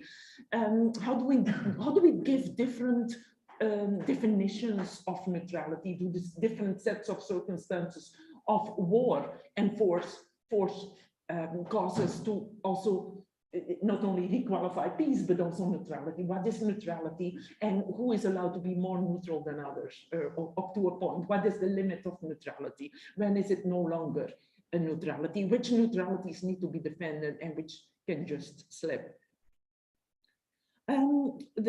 Also very much like Darek's emphasis on writing and language, hugely important in the Greek-Turkish context. What you would do with refugee minorities who actually need to fit the homogenizing framework of Greece but don't speak the language. How do you work that out? various ways of working that out. But language and communication, which figured so prominently in Derek's people, when you see Ireland communicating with Egypt, really kind of expanding the global reach through an intellectual debate just as much as a literary standoff, giving a whole new meaning to a republic of letters right there for Ireland. So communication across, through writing, communication through intellectual debate, communication as communication, which 100 years earlier would have been so much more difficult to establish. The tools of communication and how every modernization of communication, even today, can redefine conflict and approaches towards peace. That's something that interests me in these papers as well. And I inevitably reflect on the role of smallish countries. Belgium was already mentioned. I'm partial to that. What role do they play as, what agency do they have in what is occasionally and clearly a chessboard of the bigger players using smallish nations and their neutrality as pawns? I like that Derek used the sense of an island story that he literally broke apart. That brings me to the word insularity, how insularity becomes, in playing on the word island now, how it becomes impossible in what is clearly a globalizing conflict. So I want to put that out there again, also with the concept of that age of revolutions that we question and break open globally, geographically, but also in a temporal framework. Did we never exit the first age of revolutions? Was there always something simmering underneath that clearly broke out in this particular moment and will break out again in the Second World War? Does it still make sense to talk of first age, second age of revolution, when we see so many lingering effects having their way of surfacing again? And then before I end, I already want to put out a question there by Jenny Lialiuti. Thank you, Jenny, for writing in. What is the relationship between conservative perceptions of Wilsonianism in Spain and visions of empire?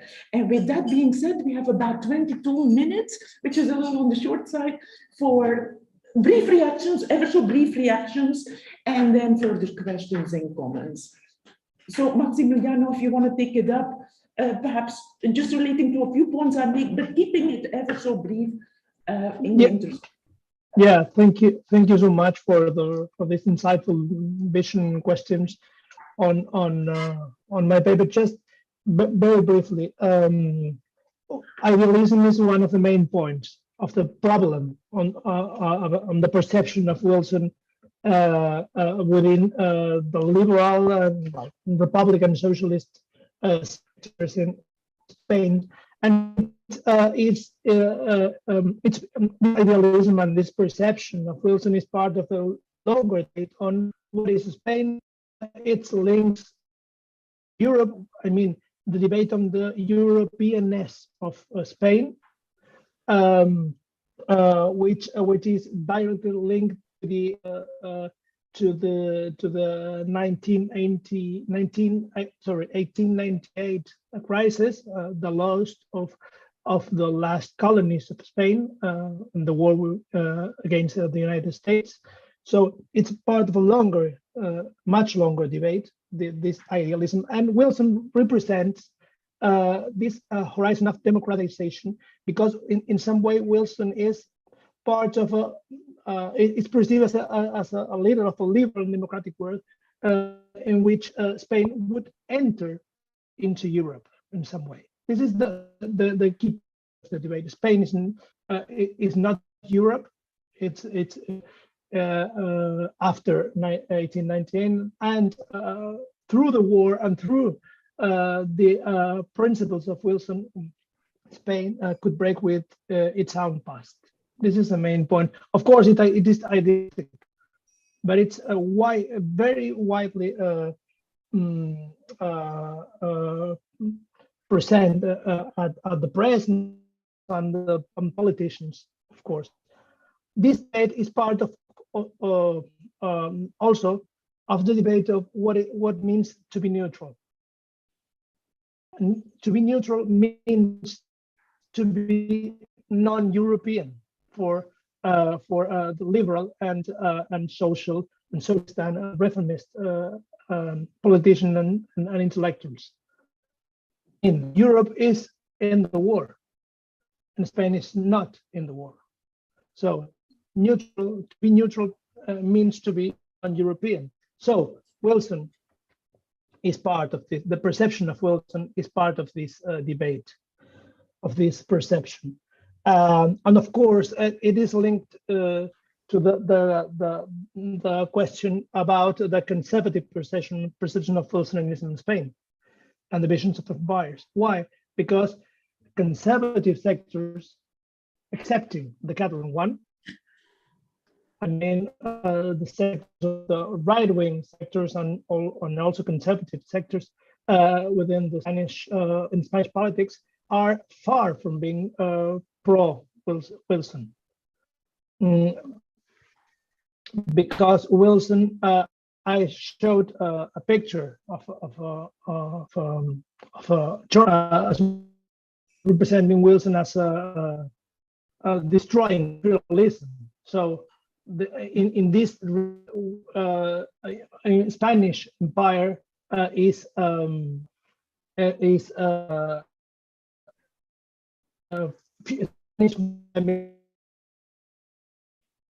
Maximiliano, I'm going to put you on hold here for a moment because there's more to be said, but also because your sound keeps going in and out.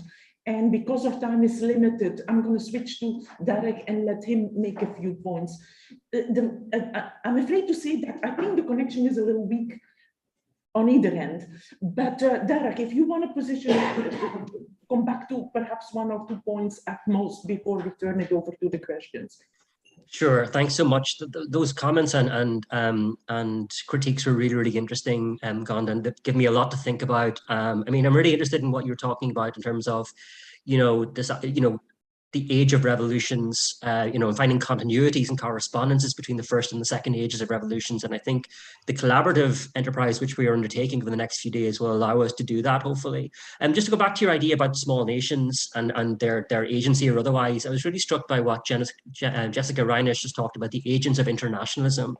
I know Jessica is speaking over the next few days. And I think that's something which my work is trying to address, or has found really in terms of the archival evidence, is that, well, Wilsonian moment, as Erez Manella has defined it, has really kind of, defined many of the debates around this period, the post-war period.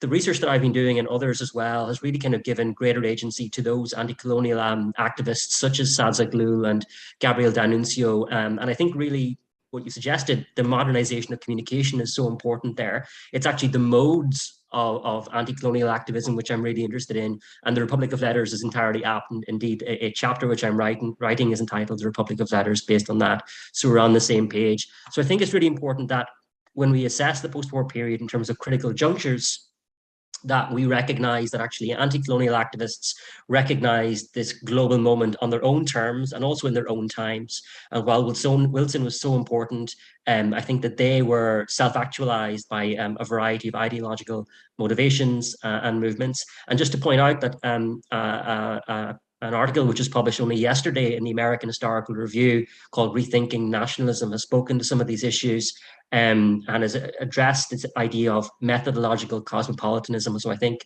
this discussion is very timely. Thank you. And I want to ask Jessica if she at this point has a comment being mentioned and being here in person.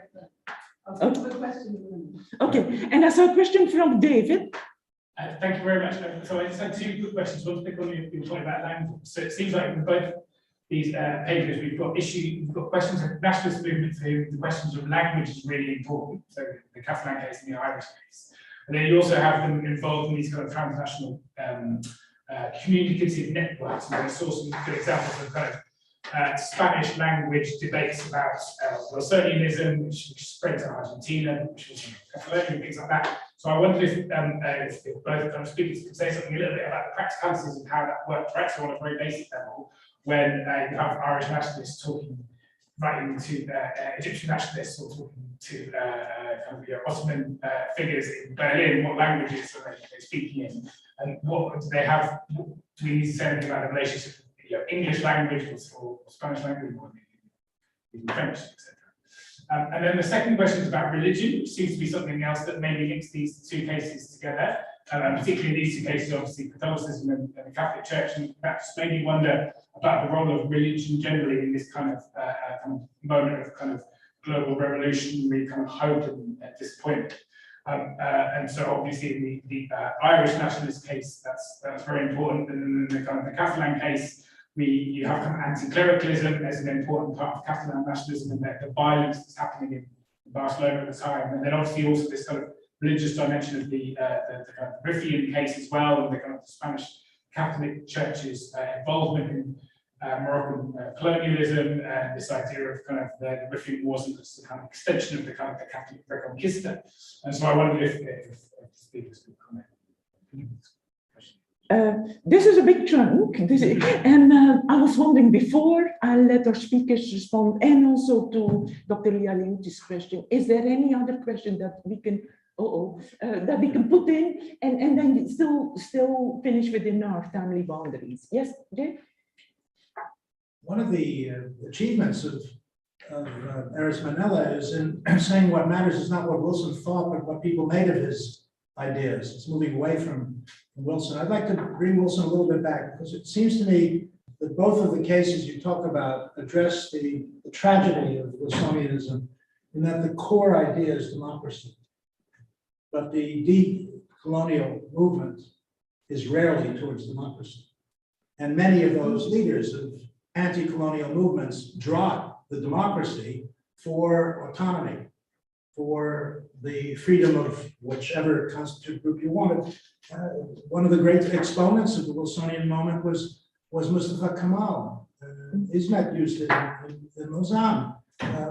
I think Wilsonianism can be an anti-democratic ideology, and it unfortunately has remained so in many countries after they achieve their freedom. Is there any evidence in both of these cases that those who are insurrectionaries, who want a revolution, put democracy at the core and autonomy, as it were, as the follow-up? Or am I right that the democratic moment is one that is more rhetorical than real? One point by George and another by Laura, and then we turn it over to our speakers. Can I throw in a couple of things, and then the speakers can pick up on what they want when they come back, and we can continue discussing these. One is taking the cue from Jay's point about the Wilsonian moment and Manila. And I was just wondering, I just wanted to flag it out because that's the second thing you talk about when one thinks about the early 20s in this sense. To what extent do you in your work find this interpretive model a model that works for your cases, or whether there's anything further you wanted to comment on that? And also to build on Jay's point about democracy, some that I saw in Maximiliano's paper, I was wondering if he wants to expand a bit on that. It's the kind of roads not taken directly. There's a bit there about Catalan federation, regionalism. So, how do these regions play out in that more early, 1920s moment, in the sense to be said or highlighted there, when we're thinking about the reconfiguration, or rather the changing of the changing of forms of states. And the final point to Dara's excellent, navigation through the different connections. I'm wondering, I can speak for whatever I want now, the Irish questions have been used as a template to discuss national questions from the mid-19th century onwards, from the late 19th century onwards, admittedly. So, and within the different levels, so level of activists, level of commentators, even politicians, etc. I was wondering at this moment, Dara, if you see any connections, or you find any connections between, say, the Greek-Turkish case, or people involved in this and kind of Irish activists, the way you kind of approach this, if there's any, connections you find there in the archive. So that small bit, you may pick up on. I'll pick up on a couple of these comments as well. These are both really interesting papers. I'm wondering, I'm always a little bit skeptical about frameworks that present kind of belief in Wilsonianism followed up by disillusionment. Partly because the Wilsonian vision, may indeed have democracy at its core, but it's also kind of fundamentally incoherent in so many ways. I think that one of the reasons Very American. it is, right? and that one of the reasons that it has this kind of long life is because of that incoherence, that it's possible to kind of take what you want from it. So I guess I'm wondering whether this is not so much an idealism gone wrong as kind of an opportunity that fails, right, in the Spanish case. And then for Dara, I was wondering, I'm struck by these specific connections, and I think that we often have this idea about this kind of transnational frame of anti-colonialism and anti-colonial nationalism, especially in this period that goes across different geographical frameworks. But they're not all the same, right? I mean, Zaghloul is quite a conservative figure, for instance, within Egyptian nationalism. And I'm wondering, in particular, your kind of articulation about the relationship with Talat Pasha is an indicator that sometimes you have to, there are different nationalisms that are actively opposed to one another, right? So why in this period, why Turkish rather than Armenian, right? Or why Palestinian versus Zionist? How do these people decide who they will throw in their lot with, right? I mean, how are these really just like happenstance kind of relationships? Do they have to do with language?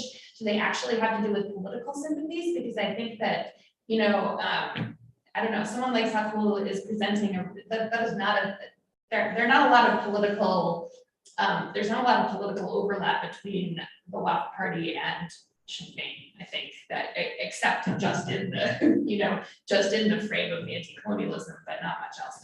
So I'm just wondering if you could trace out a little bit what the specificities are, how one relationship takes precedence over another, and whether there are alternative kind of, nationalist solidarities not taken. A quick point that came through the chat, sorry for everyone to see, but there's some pushback in the chat about D'Annunzio, the reference to D'Annunzio, being an anti-colonial activist, and I just wanted to flag that for Darren. Let's start with Darren. If you could pick up on a few points to comment on. Sure, there's a lot to get through there, and these are really excellent questions. Again, I wish I was there in person.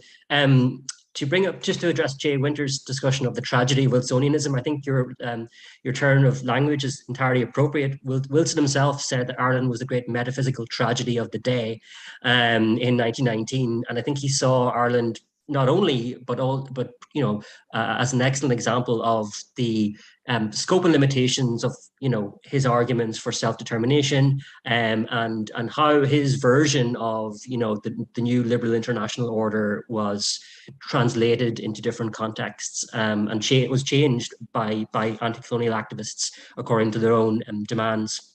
So I think it is a very capacious term, Wilsonianism. And just to take up another couple of issues, the issue of language, I think, is really fascinating. Actually, the idea really is that they're usually communicating, obviously through English is the primary language, but also through French. And French is kind of the lingua franca of the cosmopolitanism of the day. And if you look, it's quite interesting to look at both the Irish and Egyptian submissions to the Versailles Peace Conference, the similarities in language in which they adopt, which I think is more than a coincidence based on the kind of collaborative work which Stad Zaghloul and Sean T. O'Kelly undertook. And Sean T. O'Kelly, in his later memoir, he writes a memoir about Zaghloul in the 1930s, and he talks about how they both had a passion for French, for example. So this is a very cosmopolitan enterprise, going back to this issue of language and communication. I should also point out that Irish nationalists were very interested in using Esperanto at this period of time as a means of communicating their internationalist ambitions in 1919 to 1921. So that was something else to keep in mind. I haven't noticed any particular references to Greece within the official records, but within newspapers for sure. They were very interested in what was taking place in Greece. And so that was kind of a key referent in 1921, 1922. Just to address the final point, which I think is really fascinating, about how, there are inequalities and certainly differences between the ideological basis of the various revolutionary movements, which I alluded to. I think that's entirely appropriate that you bring that issue up, because really what I think to try and highlight in my paper is actually that despite those ideological differences, it was actually the modes of communication, the literary, the quality in many ways of the literary articulations of their respective positions, which allowed for solidarities. So there are, obviously the idea of cosmopolitan thought zones, where people find themselves in places like Berlin side by side, and that's what generates collaboration. But there's also a real element of, go back to this idea of the Republic of Letters, an element of peer review.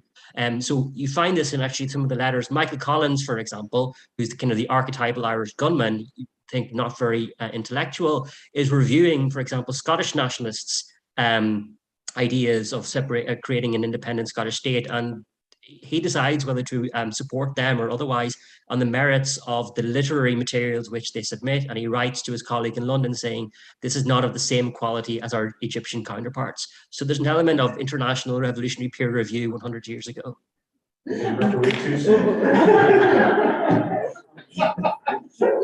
Rejection. Great note to end on. Maximiliano, your input before we close this fascinating session that has really generated already so much more. The very promising start. Maximiliano. Thank you so much, and it's a pity. I'm still having some problems with the internet connection. Just a couple of questions. I think it's working right now, so let's go. Just a couple of issues on the question of democratization and its link, which is linked with idealism of Wilsonism. I think that probably the main point regarding democratization is that in most of the neutral countries, but of course in Spain and also in Argentina and some countries of Latin America, the perception of Wilson during 1918 and 1919, is not very clear. I mean, the main point to understand how the political the political development in these countries is that the several groups that are fighting for power or are part of the political developments within these countries, they build their own perceptions of Wilson, and they do so regarding other perceptions in other parts of the world. So this is idealistic, of course, but it's also directly linked with political development. So this is why I underlined this question of idealism and democratization. Of course, they talk in Spain about, I mean, liberal, reformist, socialists talk about democratization because most of the times they are thinking about democratization against liberalism. What they think, what the real, I'm quoting, the real liberalism. So what they think about a liberalism that is in crisis, also of course in Spain, but also in Portugal, in Italy, and within this framework, they built their own image of Wilson, and they do so transnationally. Thank you. Excellent. One closing point, Bajo. Just very quick, because Sebastiano had political cartoons in his presentation. And I wonder just, if you're looking for common language and sort of transnational communication, how much the use of, in political cartoons, different symbols are appropriated. You can almost compare images of Wilson across different publications and texts. Where did he go? George, just suggested he may even draw on some of these for the final publication. Excellent. Well, we are back on time and we need our coffee or tea. And so we're going to give our audience a 15-minute pit stop, coffee stop. And we connect back with you in about 15 minutes. Thank you very much. And thank you to all speakers and contributors. This has been fascinating. Bye-bye. Okay. 15 will solve. I think fresh coffee.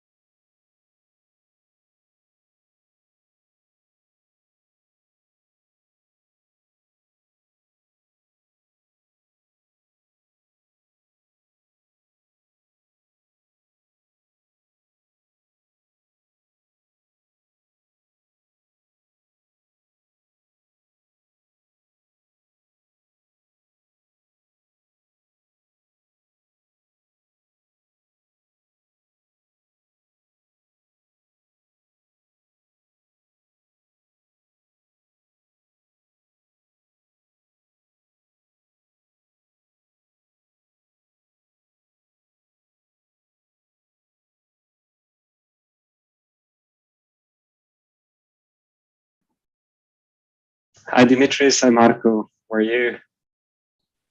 Hi. Hi, David. Hi, How are Dimitris. you? Since we don't have coffee with the others. I speak from a hotel in Rome, so I hope everything will work. I mean, I'm not really in an office, so something for the sort, but we will, in case you have a problem, maybe you can shut down your video. Maybe yeah, this might help. Right.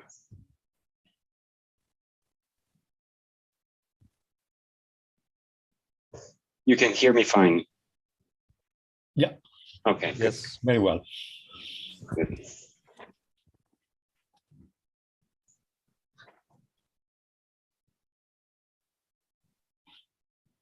So you, Davide, are you are in Geneva. In Geneva, yeah. Yeah.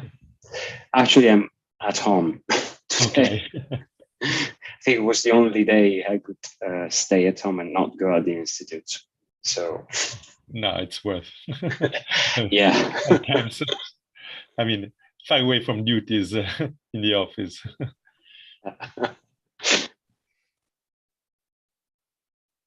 And everything is transparent at the Reddit Institute. There are all the doors, everything is transparent. So basically, it's open door policy. Everybody enters, violates your space when you're trying to work. Yeah. So it's impossible. It's even worse in the middle of a conference. So yeah.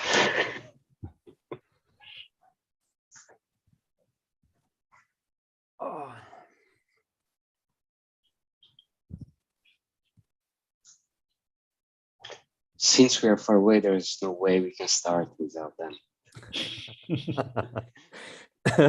Can you imagine? Yeah. We can start private session. Private session. We can start the panel. Yeah. Yeah, I mean, we have the panelists, we have the chair, so everything exactly. I might be wrong. I think the Gabor is there. Yeah, yeah, right. You're right. I've seen him. Yeah, in the room. Do you know each other? Yes, we have met several times in these, I mean, post-Habsburg conferences. So right. There's been quite a few in the last years. A few years. Exactly.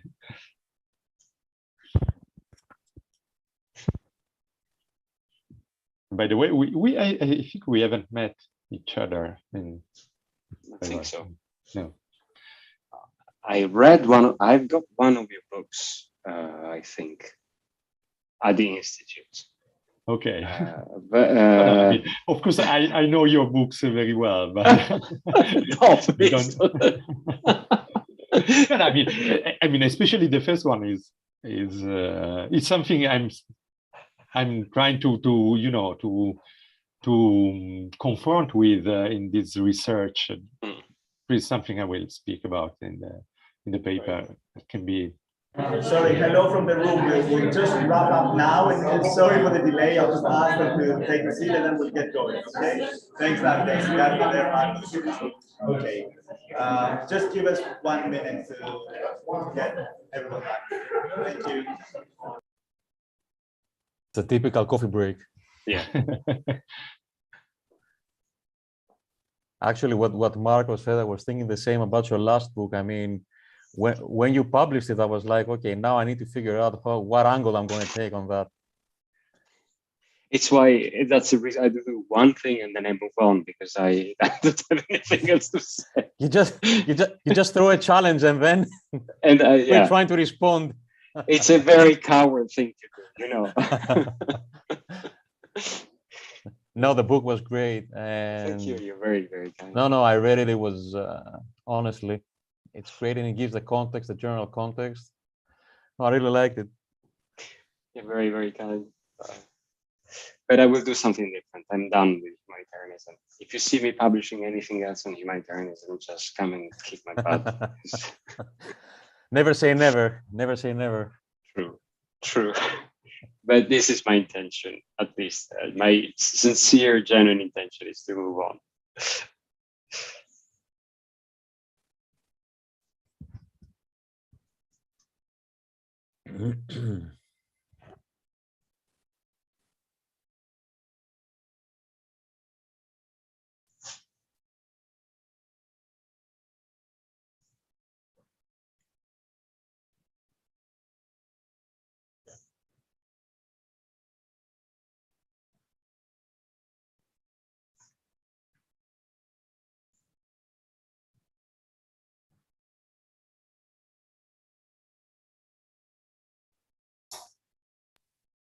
Right, apologies for the delay. We are, oh wait, I need to start the video as well. Okay, we are in order here. So I'll just hand over to Davide. Yep. The speakers, and then off to you, Davide. Right. Okay, welcome back. So this is our session number 3 that runs from 3:45 to 5:15, entitled Humanitarianism, Deglobalization, and Nationalism, which are 3 terms that we don't see very often together. And this is one of the reasons why I think this panel is going to be very interesting. We have 3 distinguished panelists. I'm going to introduce them immediately in order of appearance. So we will start with Dimitris Kamouzis.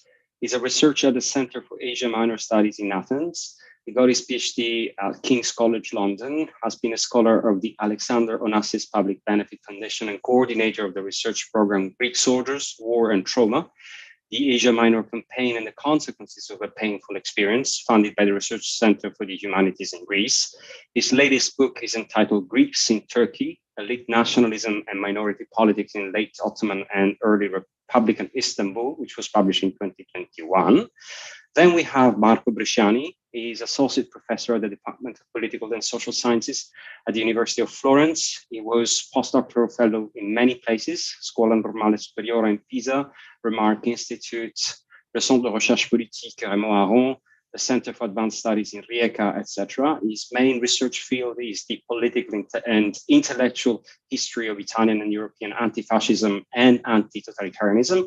He published on Giustizia e Libertà in 2017, and more recently has turned to the political and social history of fascism, nationalism, and conservatism in interwar Europe. And his paper today is, I think, related to this new research interest of Marco.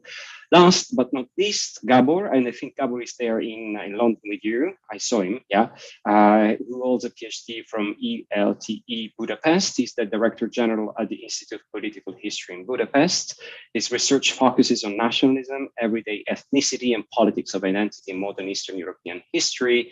He is also the principal investigator of the ERC Consolidator project, Nepostrans, which means negotiating post-imperial transitions from remobilization to nation-state consolidation. And I also think that perhaps bits and pieces of this paper today are related to this interest of his. So we are going to start with Dimitris. The title of this paper is "This Problem is Too Big for Greece, the Near East Relief Committee and the Refugee Crisis of 1922.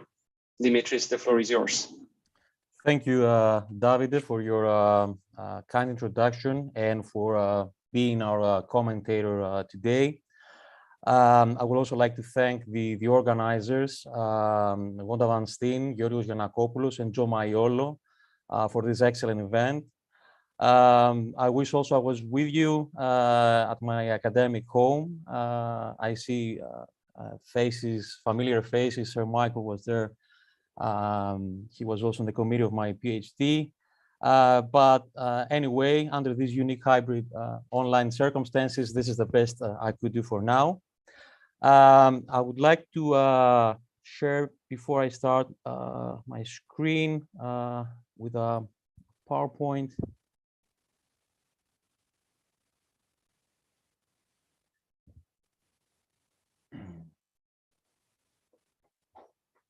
One second.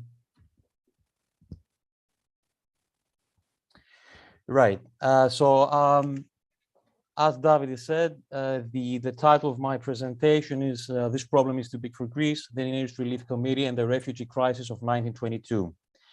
Now, 1922 was a major turning point in modern Greek history. It was marked by the Aegean Minor catastrophe of September 1922, a term used in Greece to describe the defeat of the Greek army in the Greco-Turkish War of 1919-1922.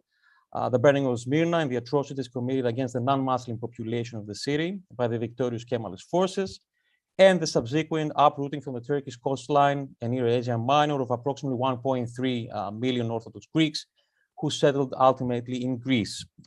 This violent displacement was made official by the Convention concerning the exchange of Greek and Turkish populations and the Treaty of Lausanne, both signed at the Swiss city on 30 January and 24 July 1923, respectively. Under the same international agreements, roughly 350,000 Muslims, mainly from Macedonia and Thrace, were forced to migrate to Turkey. Now, when these refugees arrived in Greece, the country was utterly unable to deal with the insurmountable problems of feeding, sheltering, and providing medical assistance to this massive displaced population.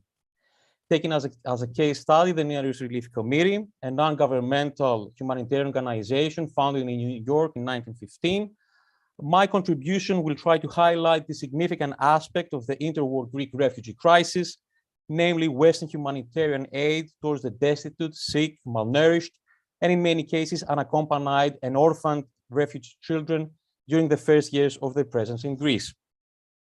In this context, it will assess the humanitarian campaign carried out by the NER, which had as its main purpose to identify officially the violent displacement of 1922 as an international humanitarian crisis, transmit the pain of others, and raise awareness in American society and collect funds, supplies, and medical assistance to address this issue.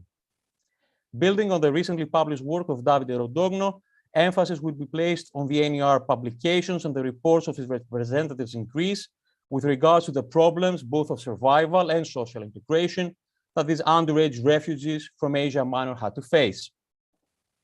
Now, it should be pointed out from the outset that humanitarian organizations are highly selective regarding their aims and the direction of their activities.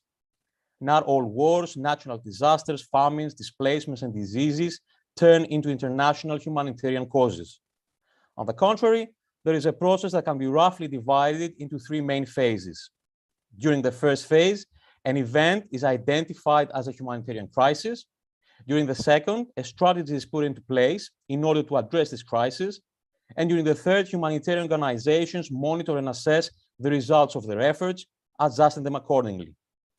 In all these three phases, publications, photographs, and field reports of the personnel in situ, that means doctors, nurses, paramedics, volunteers, social workers, educators, bureaucrats, and others, play an essential part because they offer valuable information on a wide range of issues, such as living conditions, needs with regards to food, medicines, and clothing, population statistics, relations with the state authorities, and responses of the local society, all of which form the basis of a humanitarian operation focusing on informing the international community and practically dealing with a humanitarian emergency.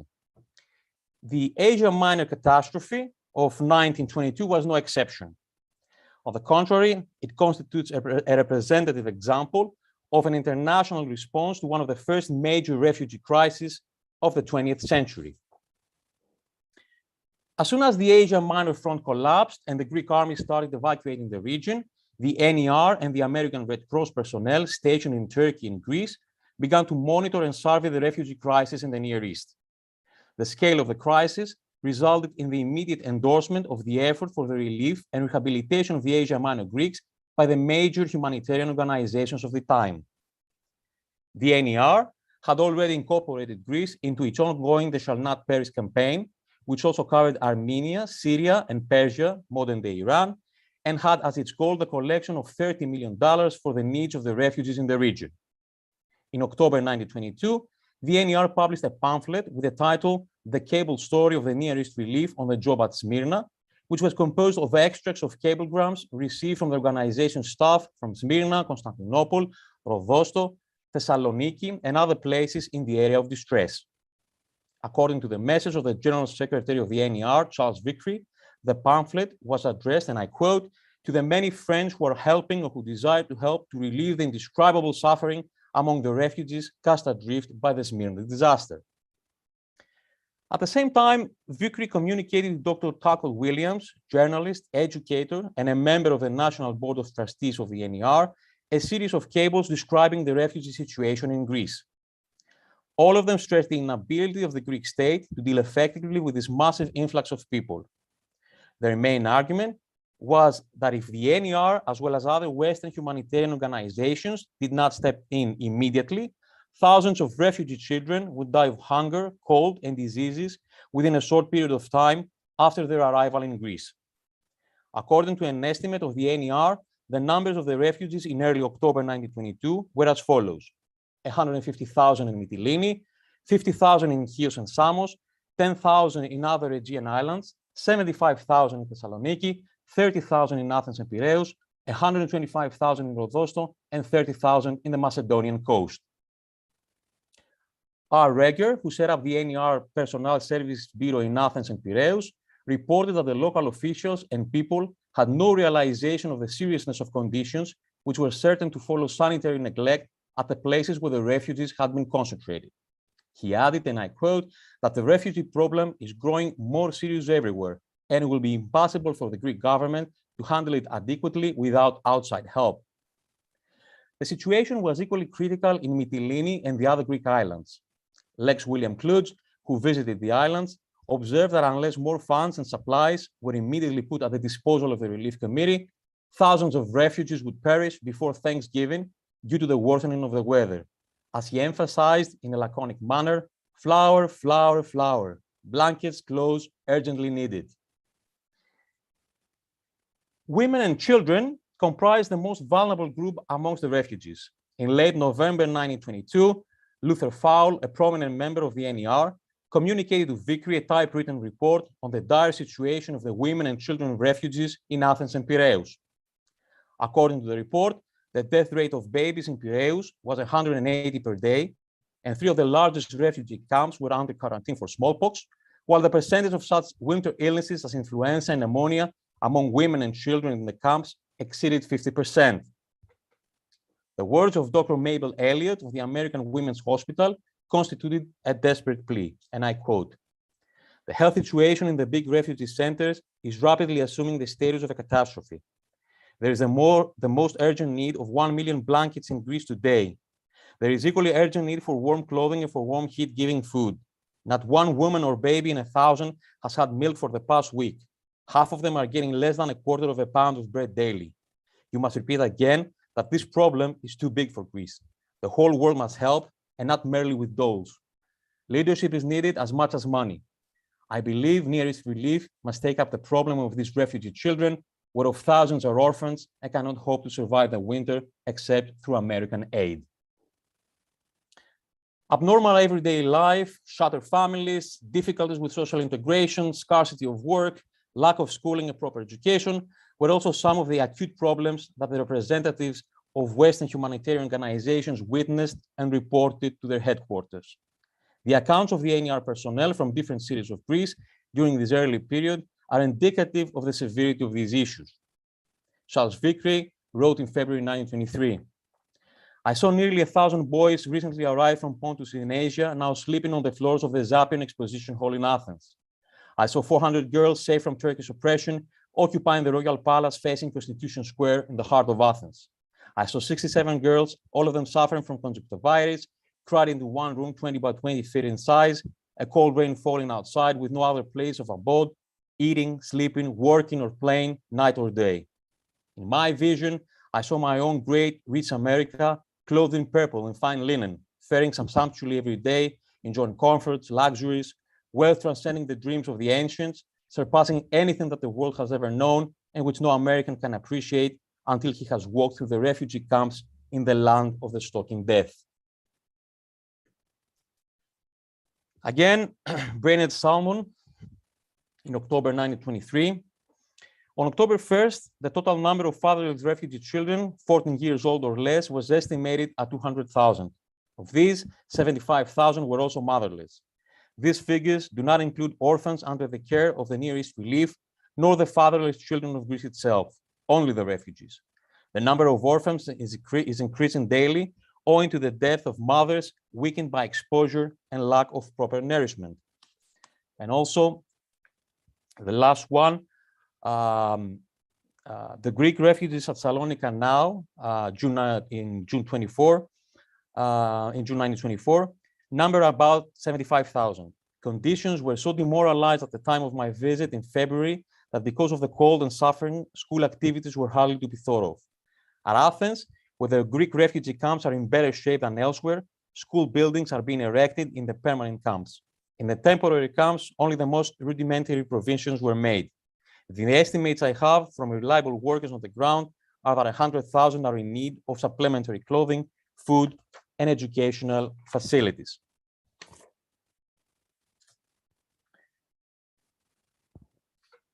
Despite these adverse practical and social circumstances, the NER, as well as other American and British organizations, rose to the challenge and carried almost single-handedly the load of humanitarian aid during the initial stage of the refugees' arrival in Greece, thus paving the way for the subsequent official settlement, rehabilitation, and incorporation to local Greek society and the national body of the country, a difficult task implemented eventually by the Refugee Settlement Commission under the auspices of the League of Nations. To be more specific, the NER was responsible for the safe transport of 15,644 orphans from Asia Minor and Istanbul to Greece and their placement along 2,327 orphan children discovered later in several refugee settlements into orphanages established by the organization in Athens, Thessaloniki, Corfu, Kefalonia, Syros, Thassos, Corinth, Loutraki, Edipsos, Chalkida, and Oropos. Until 1930, the NER, in collaboration with the ARC and the American Women's Hospital, treated approximately 18,000 orphans in 39 hospitals established all over Greece. The Children's Hospital hosted at the NER Orphanage for Boys in the Zapion building in Athens, which was also equipped with a dental and radiology clinic and a microbiology laboratory, carried out a program of vaccinations and treated such diseases as tuberculosis and trachoma. Therefore, from 1923 until 1925, the mortality rate in the NER orphanages, as well as the number of orphans with trachoma, was significantly reduced. The NER also provided these children with basic and professional education, offered scholarships for studies in Greek institutions or American schools, such as the Athens College or Anatolia College in Thessaloniki, facilitated the reunification of refugee families and the adoption of children, and distributed food and clothes to thousands of refugees. Overall, it can be safely argued that as far as the aspect of the international history of humanitarianism is concerned, the Aegean Minor catastrophe and the interwar refugee crisis was not a unique phenomenon. Instead, it should be examined within the wider framework of wars, violent displacements, and humanitarian emergencies, as well as the response to these emergencies through the development of non-governmental organizations and the evolution of humanitarian strategies and aid delivery methods. In this context, the substantial relief work carried out by the NER immediately after the uprooting of the Asia Minor Greeks in 1922 is an enduring historical reminder of addressing a massive refugee crisis similar to the one taking place in the same region a century later. Thank you. Thank you very much, Dimitris. Thank you. And we can move to the second. So we are going to follow exactly the same format. So we're going to listen to Marco Bresciani. The title of his presentation is Deglobalization Post-Habsburg Trieste and Reglobalization Under Fascist Conditions. Marco. Yes, thank you very much, Davide. Thank you for the kind introduction. And first of all, thank you to all the organizers for this wonderful event. I'm really sorry not to be able in London. I speak to you from a hotel room in Rome, so I hope everything will work and you can listen to me. So I will try to share my screen with a PowerPoint presentation. Here it is. As Davide said, this paper is a presentation of a research in progress, aiming to connect the European history of fascism, global history, history of the continental empires, with special regard to the Habsburg Empire.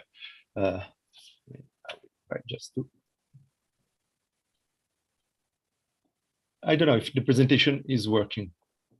It is. Okay, perfect. It's a bit small, but it is readable. Yeah, I would like to. Yeah. Maybe this is better. Okay. So in order to connect them, I focus on post-Habsburg Trieste, one of the first settings of the rise of the fascist movement after the Great War. As agreed, I will briefly sketch the main problems of the research, and I will especially emphasize some additional references concerning the relationship of fascism to the Eastern Mediterranean Sea and Anatolia in particular, references which will be integrated in the final version of the paper. To understand this relationship, we have to consider as a background that Italy had crucially contributed towards setting in motion the international dynamic that was to lead Europe into the long Great War from October 1911 onwards. As a matter of fact, what is often described as the War of Libya constituted a severe blow to the Ottoman Empire, paving the way for the Balkan Wars and creating the preconditions for the crisis of July 1914. The conquest of Rhodes and of the Dodecanese Islands pushed the Italian imperial projects toward the Ottoman lands, and after the fall of the Ottoman Empire, fostered its geopolitical ambitions in the region. At the same time, the Italian military victory in 1918 offered a significant contribution in defeating and disintegrating the Habsburg Empire, opening up to what was perceived as a power vacuum in Central Europe, where Italy could conceive and play a new international role. One of the protagonists of the Global 1922, that is the founder and leader of the fascist movement, Benito Mussolini, was aware of the European and global connections of the ongoing post-war crisis and advocated a prominent role for Italy in this crisis itself. In an important speech held in Trieste in February 1921, Mussolini explained that the war had provoked a gigantic shift of global powers from London to New York and from the Atlantic to the Pacific, as you can read. Accordingly, we can argue that in his mind, the post-1918 period was not a period of deglobalization, but a period of new globalization with shifting drivers and centers implying the crisis of Europe and notably of Central Europe. This narrative of European decline was understood as a way for legitimizing the new role of fascists in the global post-war period and context. According to Mussolini, Italy was placed between West and East, and its policy had to play a pivotal role in the East, considered as Italy's, quote, natural magnificent field of economic and intellectual expansion, end of quote. Over the year 1922, Mussolini often spoke about the situation in the Eastern Mediterranean Sea, referring especially to the dangers as well as to the opportunities that turmoil in the former Ottoman lands implied. He especially looked at the transformations in Egypt, as it was conceived that the decline of the English hegemony might open the road to a new Italian policy in the Mediterranean Sea, and especially in the Eastern Mediterranean Sea.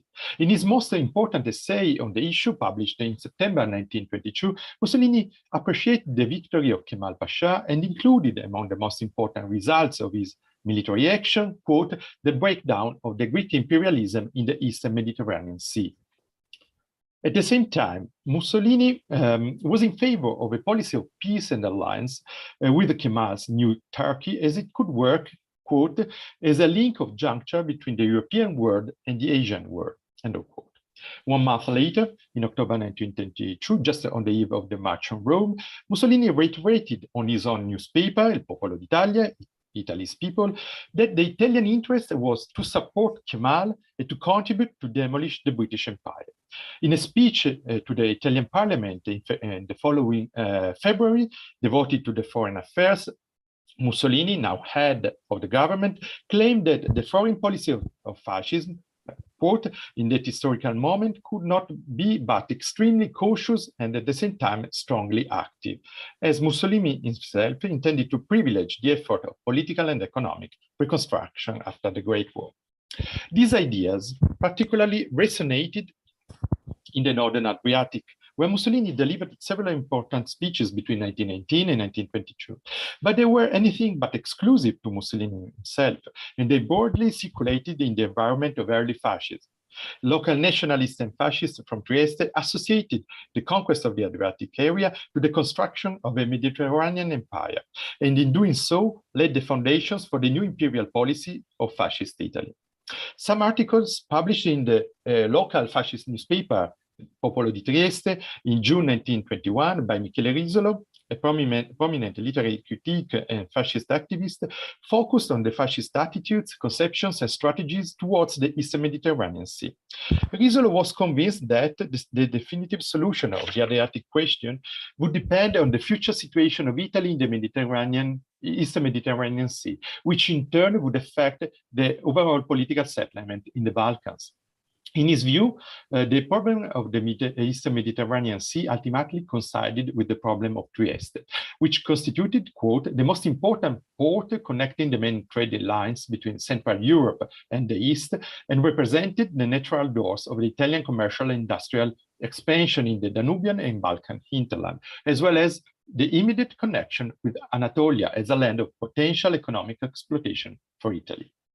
On a complementary note, the journalist and historian from Trieste, Attilio Tamero, argued that the question of Dalmatia, far from being a mere problem of irredentism or nationality, was, quote, a vast strategic problem extending from the Adriatic into the Mediterranean, and on which the global political independence and freedom of Italy itself depended, end of quote. The fascist discourse echoed the pre-war Italian nationalism, imperialism, which had aimed at establishing Italy's imperial power through the conquest of Trento and Trieste and the surrounding territories, such as Istria and Dalmatia, or even further afield as far as Anatolia. However, we have to consider that in a situation of international instability and the redrawing of state borders in post-Habsburg Europe, there was a growing likelihood that the territorial aspirations of Italy's nationalists and fascists would be achieved in the near future. On the other hand, we have to keep in mind that the collapse of the Habsburg Empire marked the end of the largest free market area in Europe. In 1918, the disintegration of the Habsburg institutions did anything but continuing radicalizing in the post-war period the push to fragmentation and deglobalization, which was underway already in the wartime period.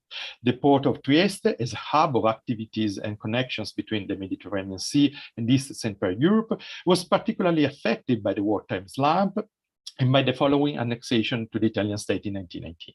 A partial recovery of the port activities of Trieste took place over the 1920s, but the collapse of the Habsburg Empire had undermined the unique commercial position of the Upper Adriatic town.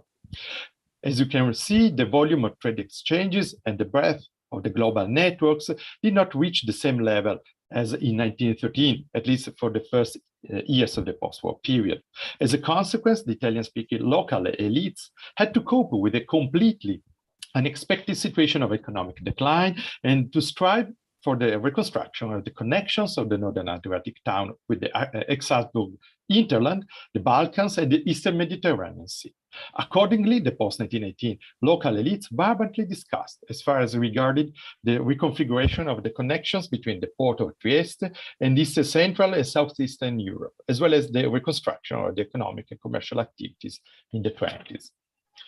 Notably, Fulvio Suvic, another important local nationalist, then fascist, established a direct link between the impending decline of the port of Trieste and the much-needed search for a new role of the Adriatic port in the future order. Interestingly, Subic became a leading manager of the Francesco Parisi. It is the first and oldest shipping company serving all the Habsburg Central Europe and beyond. In the post-1918 period, the management of the Parisi company quickly switched its loyalty from the Habsburg to the Italian state, and it tried to consolidate its ties with the commercial routes to Venice, Florence, Milan, and Rome. At the same time, it struggled to reactivate and mobilize new networks in the successor states and to resume its critical importance in the trade connections with Central Europe. In this regard, Suvic played a crucial role.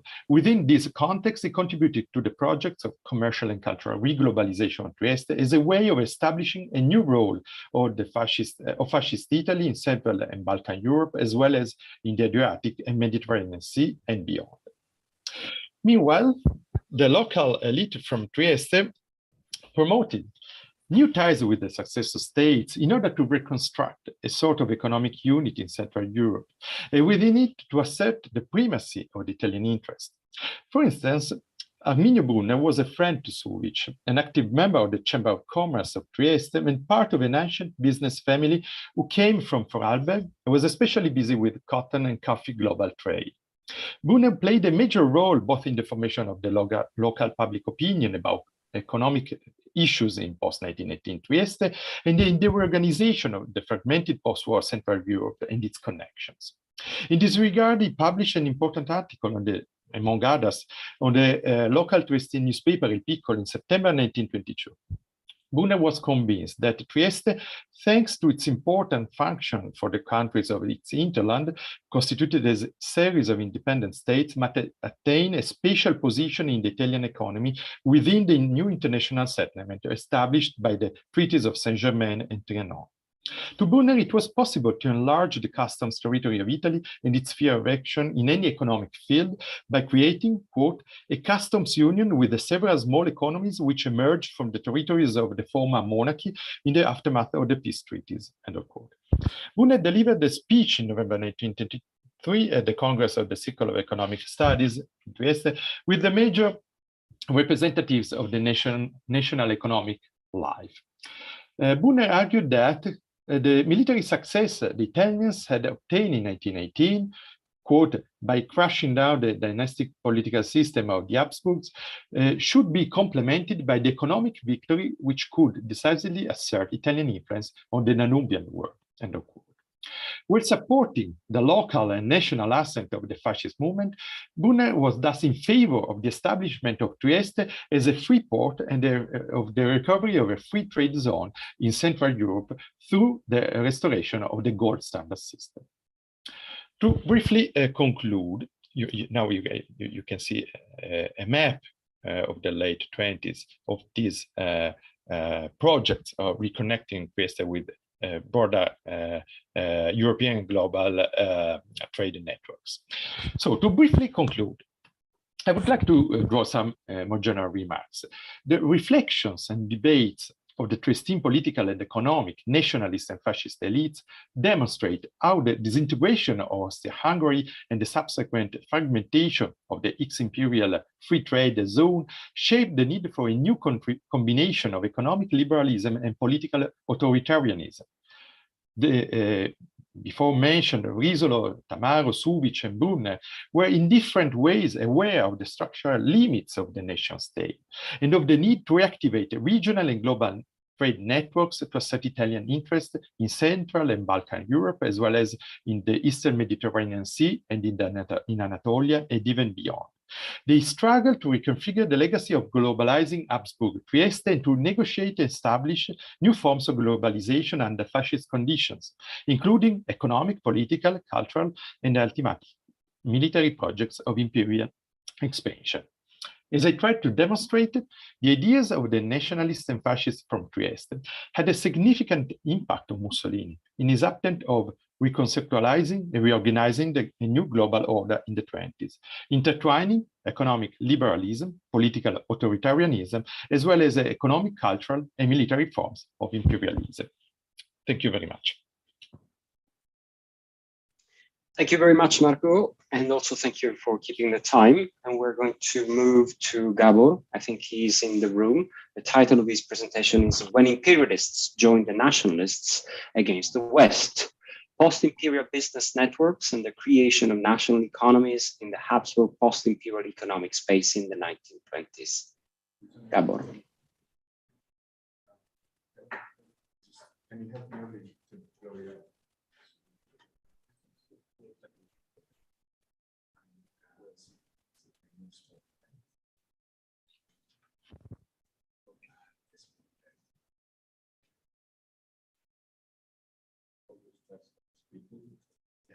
We can hardly hear you online, at least. We didn't start it. We were struggling with Okay. Put me in the spotlight. Okay. Okay. Hopefully it will react. There is something automatic which directs the camera. So first of all, I would like to thank the organizers, especially making me this leap from a localist to a globalist, because as Davide mentioned, this work, which is also very much in progress, has grown out of the research I devoted to the southern Banat, small region within the new Romania, where actually very important imperial businesses had local branches or factories. And I was interested in how these local branches of imperial capitalist networks or companies, conglomerates, survived and fared in inter Romania, which was supposedly trying to take over control of these supposedly enemy property, and especially industry that was very important for the new Romanian state. And in this process, and after taking it to a comparison with what happened in the post-Ottoman space with the assets of the same, one of the important actors within this business network, the Pesti Hungarian Commercial Bank, or colloquially, it was just called Pesti in Hungary. 1922 seems to be, or turned out to be, a kind of interesting turning point. Early in that year, the so-called Orient Group, which was set up by Austrian and Hungarian banks in 1916, sold the last of its assets held in Turkey, the Ottoman state, so to say, the execution plans of the new port facilities in Istanbul, Yenikapı. And this was the year when the Romanian National Bank rejected a reorganization idea of the branches of the Pesti Hungarian Commercial Bank in Transylvania that came under Romanian rule, and this was very important for the bank in the way of salvaging its assets and property. So, seemingly, the result was the same, kind of very serious situation. And still, the consequences were very different. In post-Ottoman Turkey, the bank and its partners, business partners, decided to exit Turkey and liquidate their asset. But in Romania, there was, after a retrenchment, a new bloom came, and the bank and its partners were actually involved in new business cooperations with Romanian capital, which led to the establishment of several significant and monopolistic positions on the new Romanian market. This part of the story is actually very well covered by a forthcoming book written by Máté Rigó, who compares Alsace-Lorraine and Transylvania in terms of this economic transition. And I rather will add to this the picture he paints something about the broader regional Southeastern European issues and less about the concrete process of salvaging capital.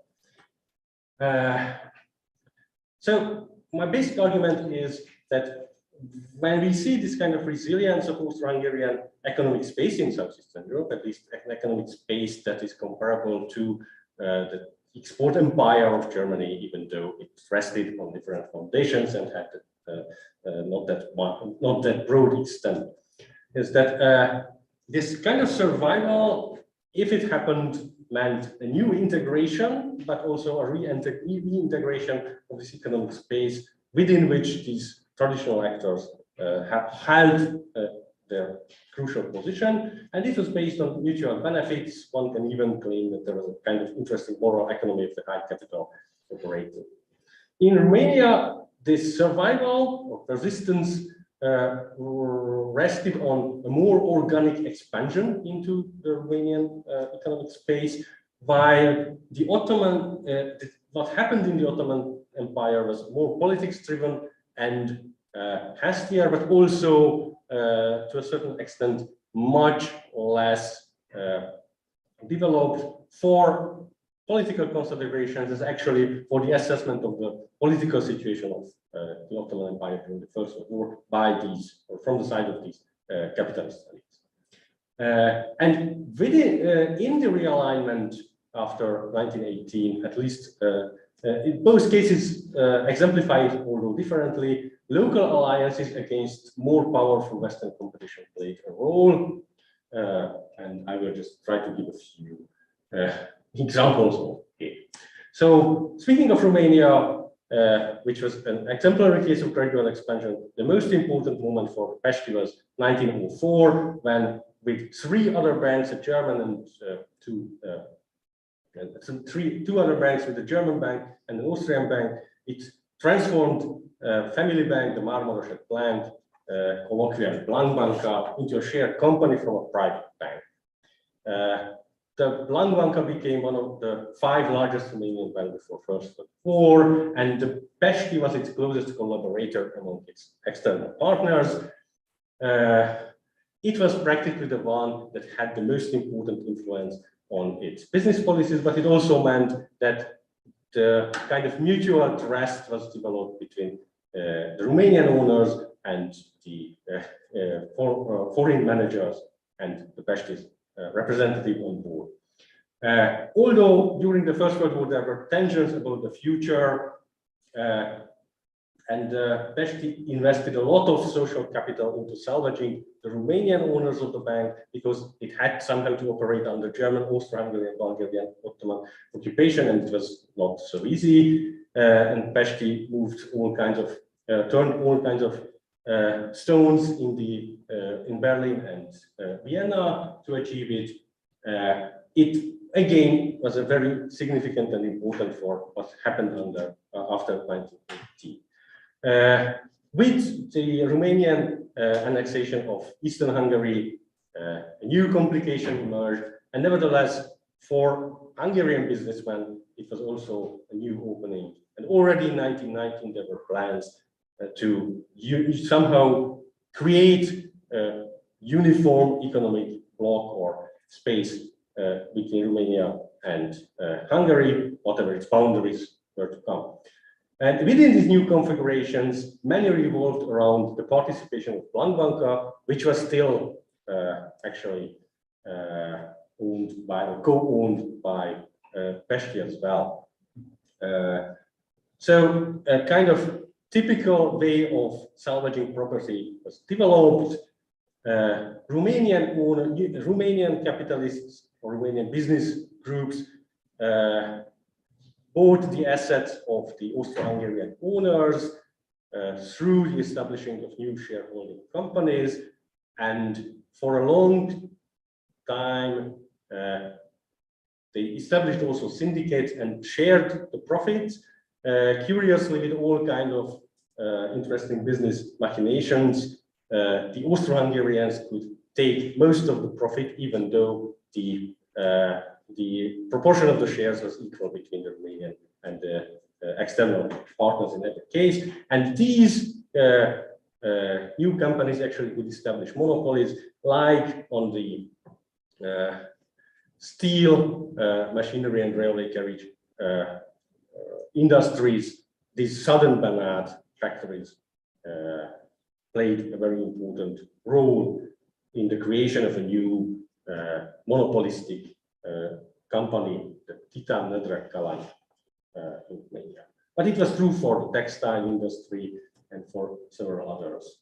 And Pesti could also salvage its branches with the cooperation of Blankbanka and a few other interesting Romanian institutions. Regarding the Ottoman Empire, although there were ideas before the First World War, during the First and Second Balkans War, that promoted some kind of expansion towards the Ottoman space, and Pesti, or at least the chairman of the Pesti, was one of the most prominent proponents of these ideas. The most significant moment was October 1916, when 4 banks, 2 from Hungary, 2 from Austria, established a so-called Orient Group. The goal of or the main aim of which was actually to lend 240 million kronen to the Ottoman government, out of which the Ottomans could buy import goods from Austria-Hungary. Nevertheless, if it was established, they also started to look, and not independently from the political pressure from the government, exploring potential businesses with looking for the post-war, and rather instead of looking for the war. And therefore, they were very cautious with accepting proposals.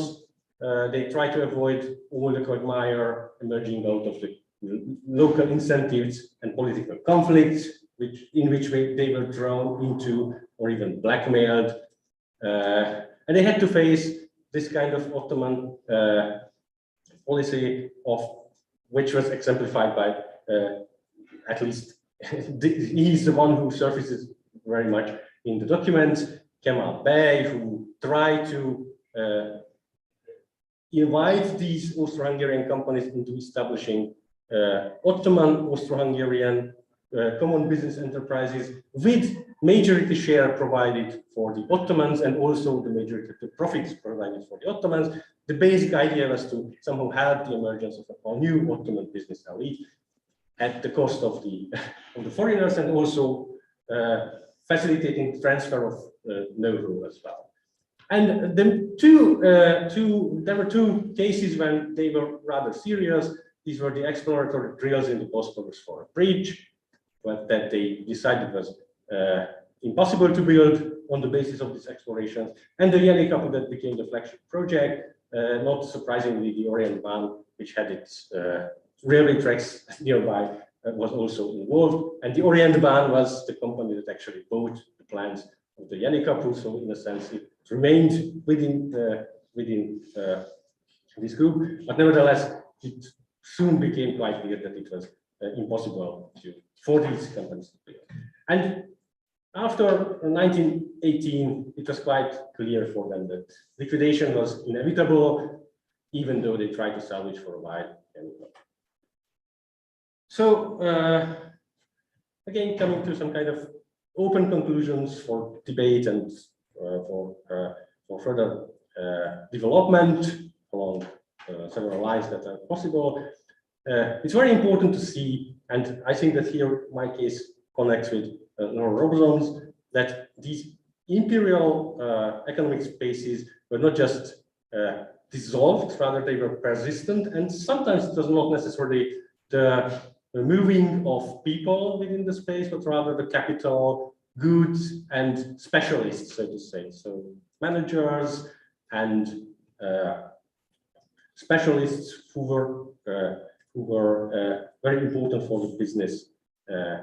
If it worked, this space was possible to keep relatively intact.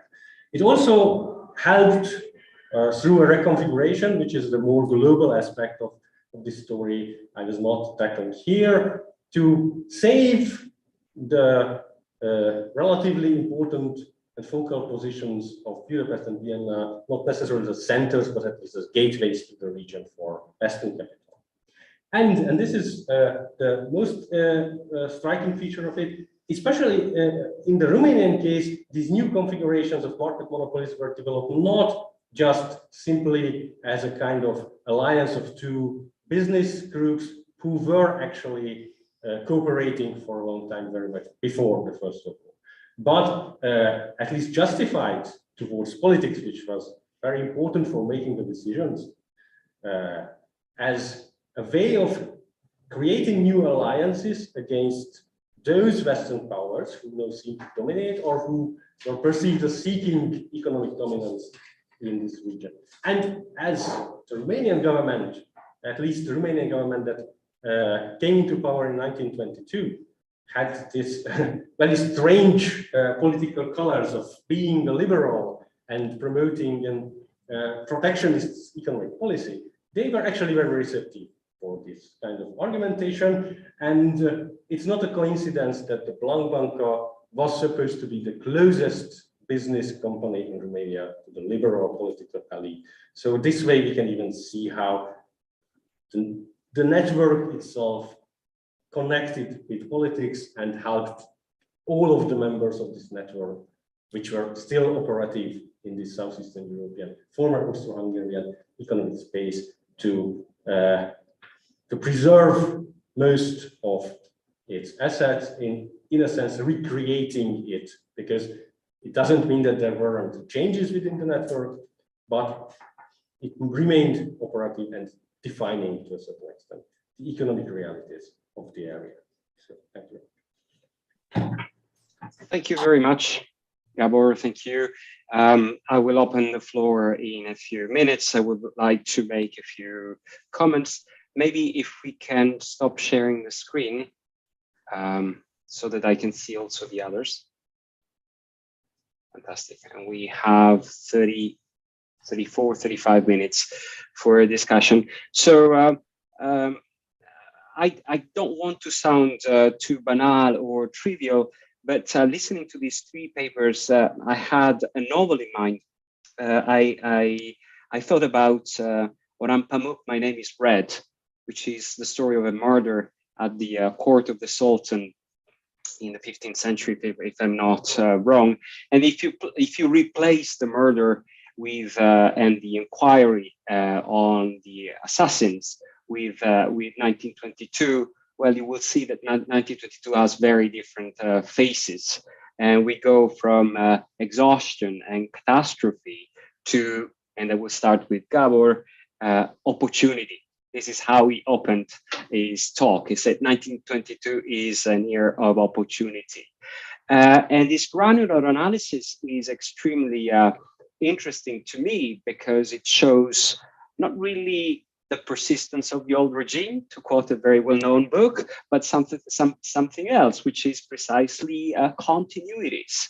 And if there is not a very strong ideological reasons why things have to be replaced, there is a way of accommodate oneself or a line of business, in this particular case, the banks with their interests, and there is no utter rejection of the past. This is, and I'm not at all surprised if Gabor uses the term reconfiguration in his talk, which makes an awful lot of sense to me. So this was my first reflection. Now, if we continue backwards and we go back to Marco, well, if this is a reconfiguration in the case of Trieste, this is an extremely radical one.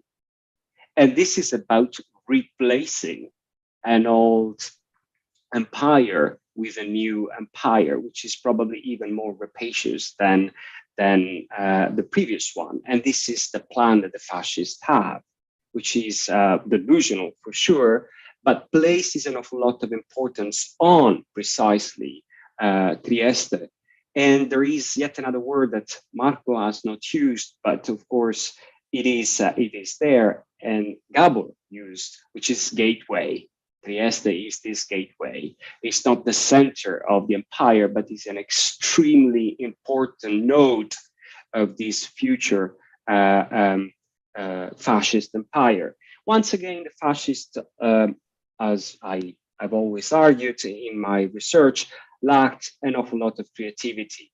They wanted simply to replace what Trieste had been with a new Trieste that would have played exactly the same role in exactly the same areas. And even the idea of an Adriatic empire was not particularly new. And as Marco pointed out, it came from a nationalist tradition that was there long before the fascists came.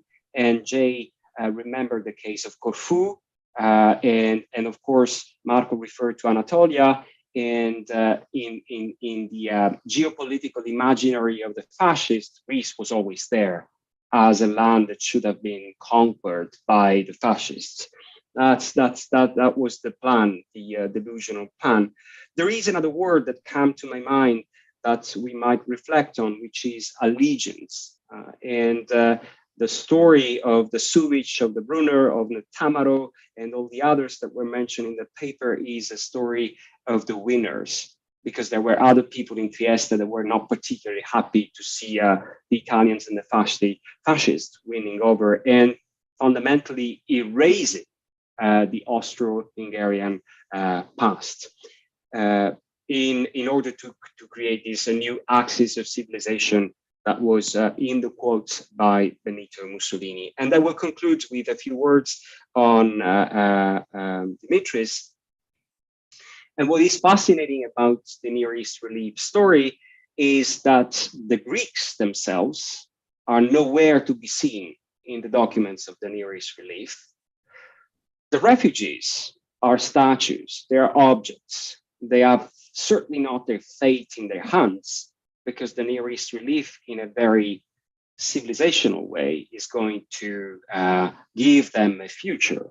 And the quote by Paul Monroe, which is a very controversial figure that would deserve to be studied way more, is precisely that. And it's something that he said, which struck me, because I think exactly like he does, humanitarianism extremely selective.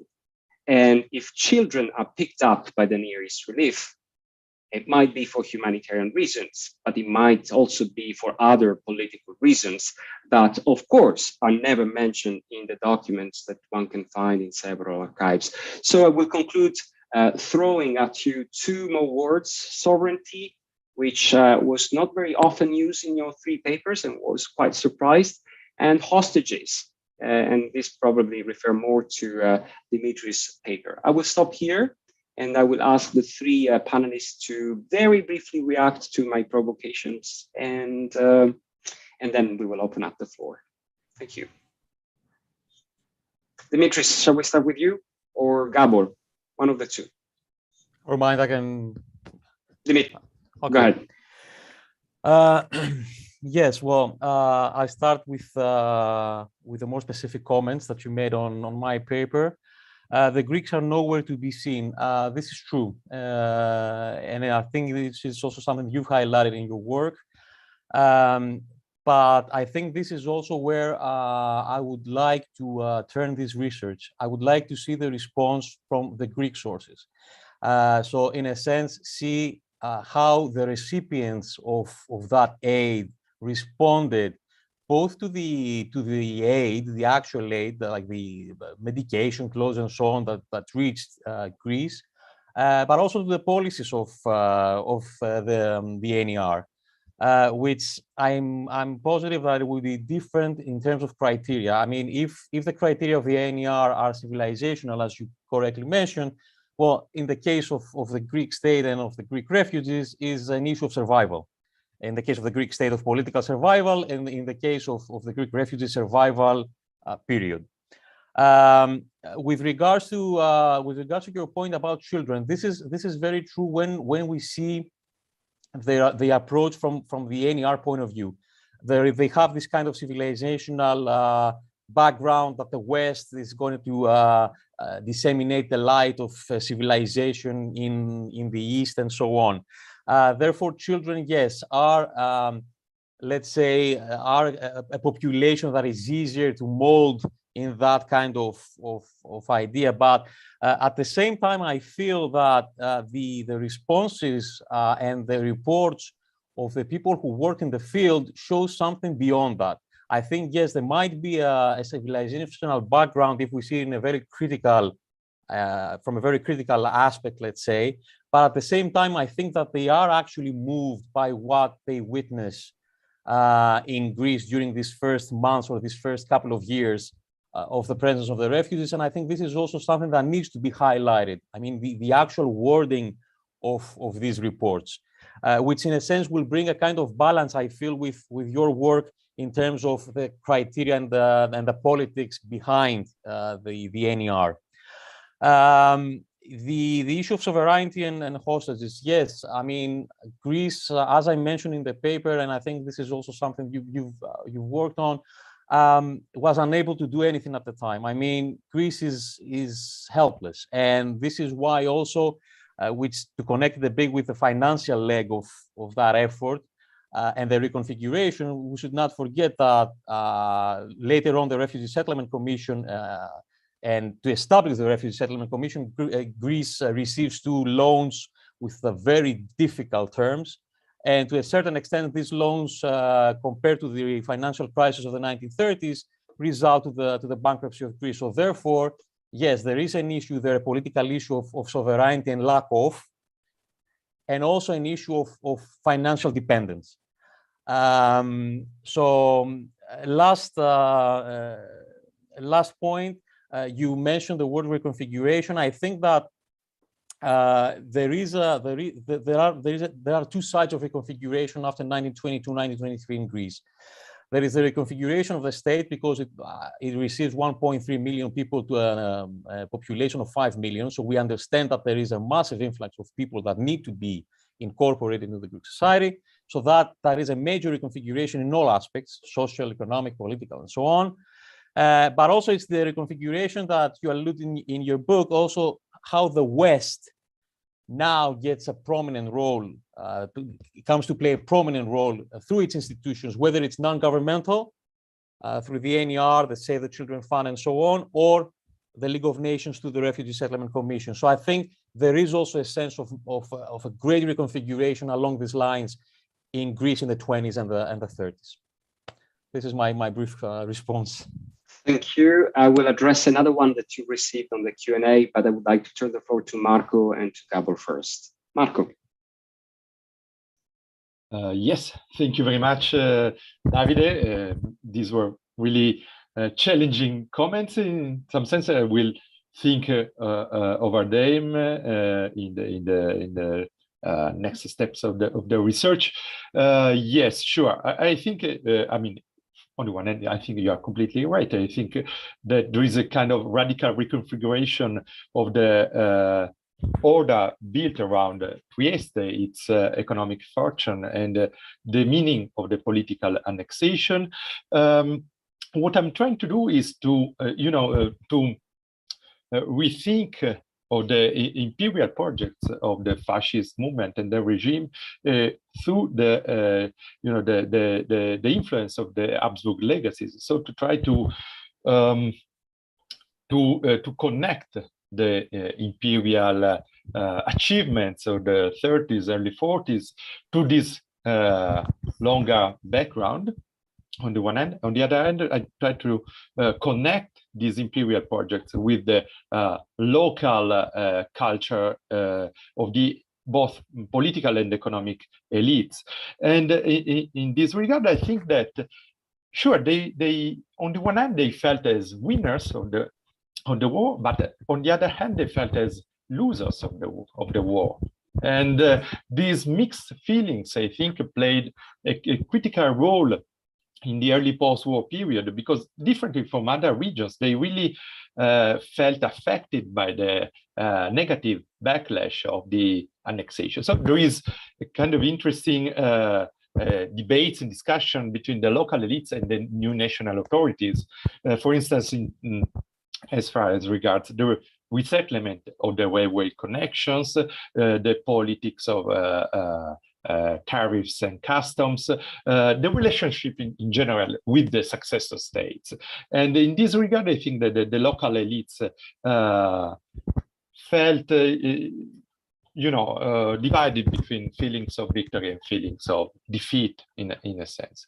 And here I come to the problem of sovereignty, because I think that I didn't mention the term, but I mean, I'm also working on issues related to the term, and I think that the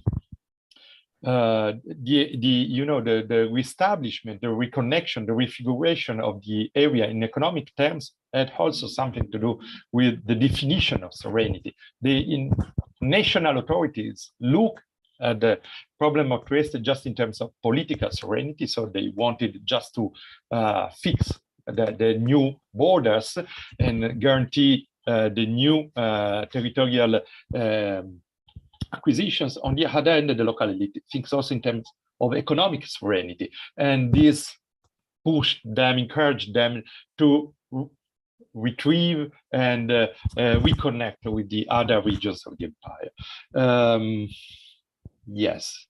Last but not least, I think that this replacement of empires has a lot to do with this the new reflection of the Habsburg studies related to the impossibility of really separating nationalism and imperialism. And in this sense, I think the fascists were heirs of a longer tradition and at the same time operated in very different contexts. So this made their plans maybe delusional, but very dangerous for a longer time. Thank you. Thank you, Marco. Gabor? Thank you very much. I'm going to start speaking of sovereignty because I think they can connect it with some of the other terms as well.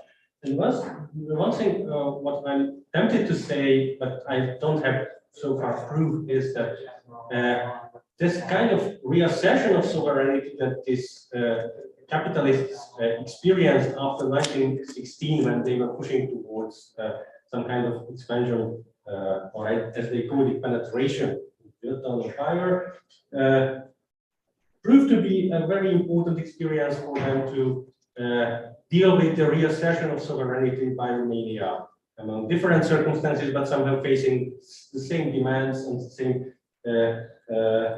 same framework in the sense. So it was, in a sense, a kind of prefiguration of what happened with them, and they could have learned from it. Nevertheless, their solution was mostly that kind of local integration. They started to do it in the Ottoman Empire. They hired people who were living and operating in Constantinople for decades. One of them was even among the leaders of the Dead Republic. So he definitely had some kind of intimate knowledge of the Ottoman finances. They started to cooperate with the Great National Ottoman, which was actually chaired by an Austrian citizen, Victor Weil. So they tried to build the same connections, but they did not have the time, and they also found that they are somehow dragged into dubious, or trying to be dragged into very dubious business endeavors by the Ottoman elite as well, or local. But there is also an interesting continuity regarding the sovereignty of the Ottoman Empire, that they saw that it's quite clear from the document that they saw that this is just a temporary issue, that there is a moment when they can somehow build something, because by the end of the war, everything will return to how it was in 1914. The British and the French will return and will have quite significant influence on the Ottoman Empire. And this is something that again contributed to why they behaved really restrainedly regarding jumping on all kind of ideas. And in a sense, they were right, but I don't think that they foresaw the collapse of their own empire. Yes, one can even think, at least metaphorically, of kind of hostage situations with dealing with the sovereign, that they, at least in Romania, quite well managed. And also an interesting feature of looking at this story through the lens of sovereignty, how much the end of the story, or this kind of restart of the story around 1922, 1923, at least in Romania and in Central Europe, was based on seemingly external limitations on sovereignty. So the internationalist solution for the economic problems, the intervention of the League of Nations, which was also, at least as Nathan Marcus argues regarding the Austrian reconstruction, was a means for the national elites to reassert their sovereignty, because they could engage in an interesting game with the actors from the League of Nations, who pretended to be actually the directing the process, while they had much less leverage than they communicated it to the outside world. So this could be again an interesting twist on the story if we take sovereignty. Thank you, Gabor. I've got two questions and one hand. I will start with Lucas, continue with Lina, and then with Panagiotis. So Lucas has a question for Dimitris, and I'm going to read it. Were there distinctions made by the humanitarian organizations between the refugees according to their geographical origins and or language, spoken ethnicity? And by this, he means, were they providing the same aid to all refugees, or were they, for instance, giving the priority to Smyrniots or Pontics or the Armenians? Right. Well, yes and no. With the case of the Armenians, we know that the NER had a special interest in them. They had already been involved from very early. This is also basically that was why the initiative of the NER, of the establishment of NER, was made in 1915. Therefore, they were the ones who took care of the Armenian refugees. We know, for example, Dorothy Saron, who was, while the last year she was in Constantinople, she was attending the Armenian internal refugees outside Constantinople. And then we know for a fact that she came to Greece and she again got involved with the Armenian refugees. So in the case of the Armenians, I think it's pretty straightforward. Now, from this point on, it really depended on where the NER was active. And by that, I mean that the NER, and also with the American Red Cross, but especially the NER, had a major role in all of the country. So therefore, if we're talking about, for example, Athens and Piraeus, then we're talking about the refugees who came with the first wave, the violent wave of 1922, in the summer of 1922. So therefore, we're talking about refugees from the western coast of Asia Minor, so Smyrni, Vourla, and the Vilayet of Aydin, and so on. If we're talking about the refugees who came from Eastern Thrace, then again, we're talking about different populations. So to a certain point, to a certain extent, I would say that it really depended on the entrance points of the refugees and the time they arrived. It's a different story talking about the refugees coming in the summer of 1922, and it's a different story talking about the populations who were exchanged in 1923. But also, we should keep in mind that as it happened with the refugee settlements, you had mixed populations. So you would have people from Cappadocia, but also you have people from the Pontus, you have people from Ionia, and so on. So therefore, if I take apart from the Armenians, I would say that all cases are applicable. Okay, Lena. Thank you, Dimitris.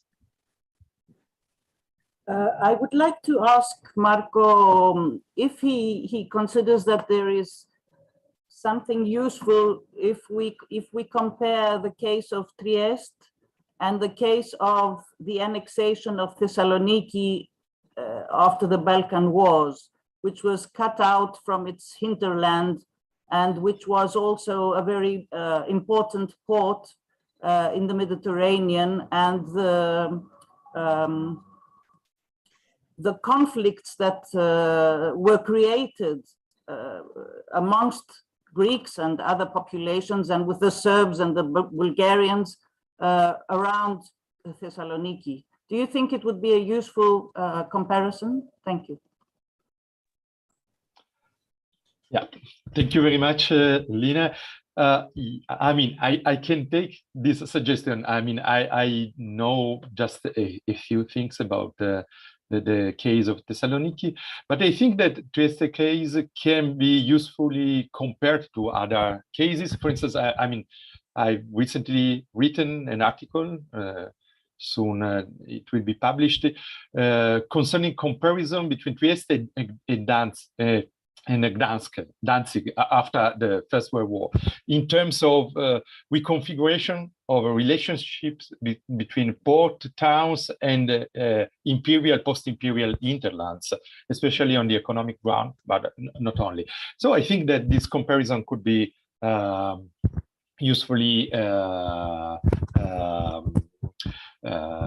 applied to different cases, and maybe I think a comparison between different Mediterranean ports and ports having trade connections between them could be really interesting. And I will try to, use this suggestion for the research. Thank you very much.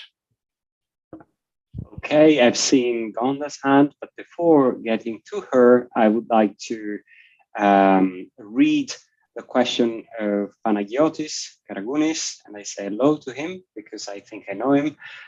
He would like to ask another question to you, Dimitris. And the question is about the relations between the ANIR, the Near East Relief, and other local Greek committees that organize and or distributed relief to refugees, which are often represented, I think he means in the literature and perhaps even in the historiography, as useless or corrupted by some foreign humanitarians. And he has a second question. Did you observe, Dimitris, any disputes among the various ethnic groups, the Armenians, the Russians, the Ottoman Greeks, etc., that were labeled as a homogeneous set of refugees and lived together in Greece under the supervision of the Near East relief workers. Thank you. Right, wow, that's a good question. Okay, so the first part, yes, this is something very common that you see not only in the NER reports, but also in the reports of the Save the Children Fund, from the Save the Children Fund, that the locals are characterized as useless, corrupted, or they don't know what they're doing, or they have no understanding of the seriousness of the situation. I would say that this is rather unfair, and I think I come back to Rodogno's work now, to David's work now, that when he says that there was this kind of superiority approach from these Western humanitarian organizations, and I think this is why it's essential to, in a sense, bring to the surface the Greek side of that story and the Greek response. Yes, people were unprepared, and authorities and public services were unprepared to deal with this situation. But we should also keep in mind that the people who implemented these policies eventually were locals. Yes, of course, the people coordinating were people from the Western humanitarian organizations, but the people who implemented were locals, and not only locals, but there were also people from the Asia Minor group refugees. For example, I had the opportunity to speak with a grandson of a person who was from Asia Minor, and he told me that for 7 years he worked for the NER, and he, due to the fact that he spoke Turkish, was able to communicate with the refugees, a fact that was very difficult to do for the NER personnel. So therefore, I think that yes, you find that trend in the reports, but at the same time, I think that this is an unfair representation of the local committees and the local workers who collaborated with these humanitarian organizations. Now, the second question. Well, again, I have to refer to David's work about what he said, that the Western organizations perceived the refugees as a monolithic entity, and in a sense, we should understand that the experience of the trauma of 1922 and that whole experience was different for each individual and for each group. It's a different experience for the people who came in 1922. It's a different experience for the people who came in 1923. It was conditioned by the local origins, the language, and so on. So therefore,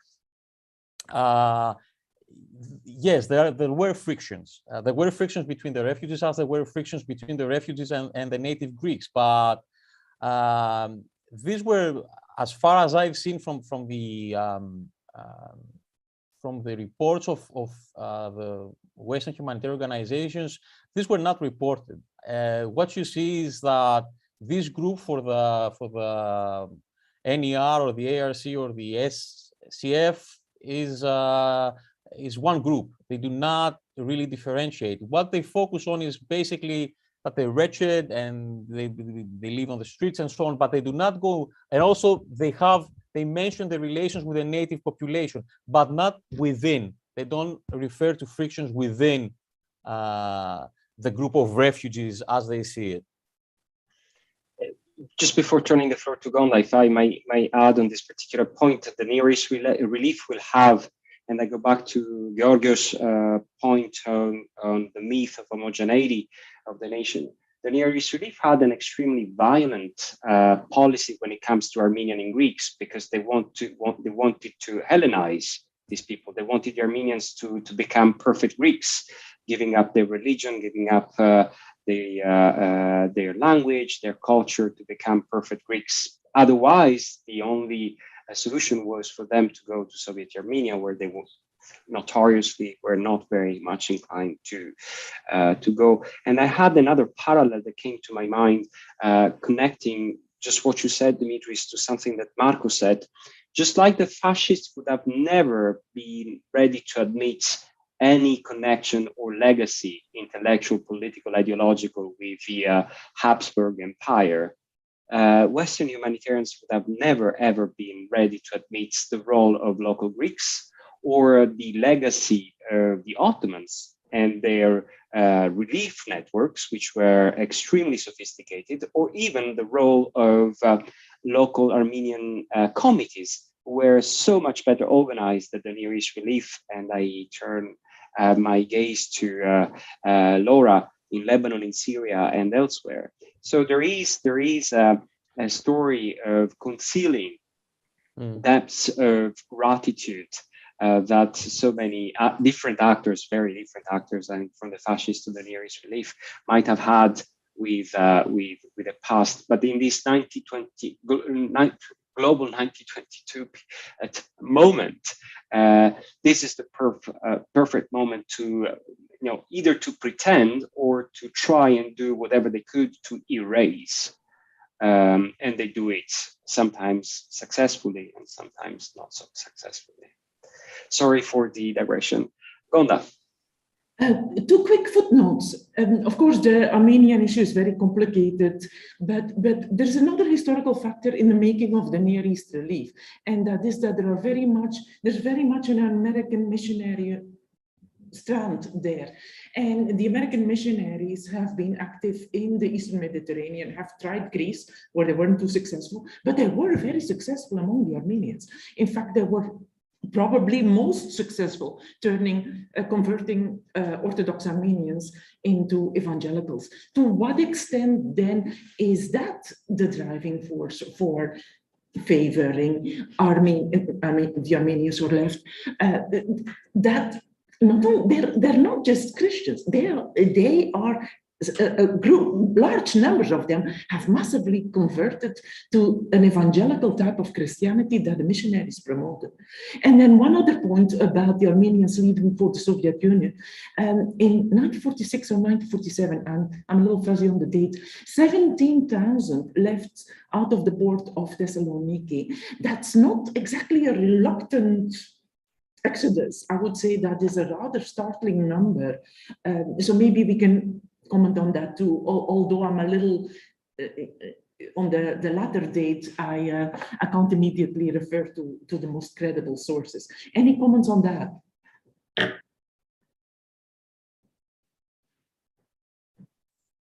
Dimitris? No, you go first, I think.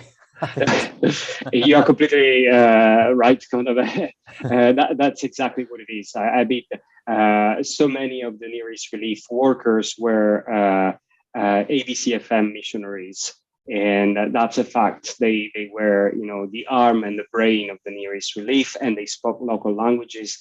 And there are so many references in the archives of the ABCFM of the contempt with which these missionaries / Near East relief humanitarian workers look down at Orthodox, but even the clergy or Orthodox Christians in general. So they had a very clear preference, which is spelled out in so many words in their documents, for the Armenians, including, and of course, any attempt to convert Orthodox to Protestantism in its various forms was a disaster. And this they know very well. So this is a reality.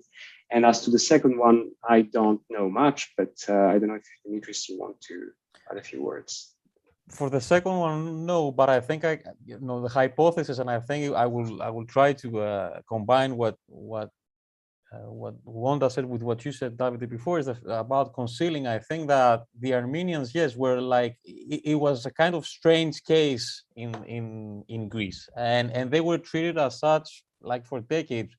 Nowadays, and especially with like the past couple of days that I've been watching these documentaries about 1922 and the refugees and so on, you see descendants of Armenians who settled in Greece who actually speak openly about this Armenian community in Athens, and about neighborhoods that were built around this kind of network of Armenian communal network.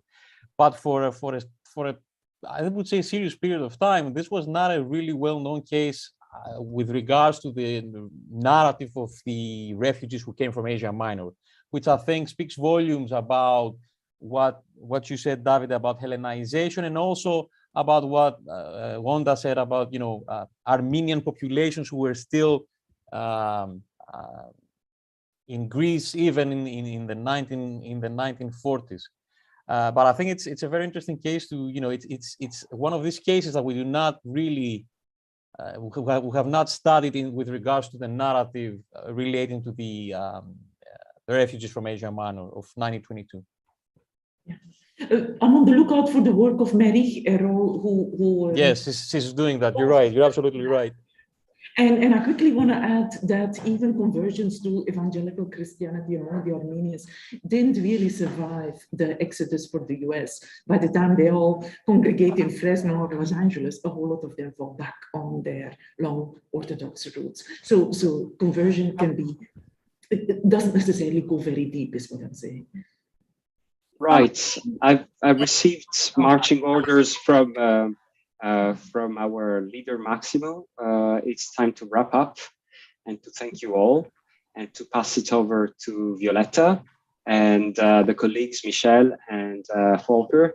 And so let me thank you. All of you, participants, panelists, for your wonderful questions. And I turn it over. I pass the baton to Violetta. Thank you. Thank you. See you later.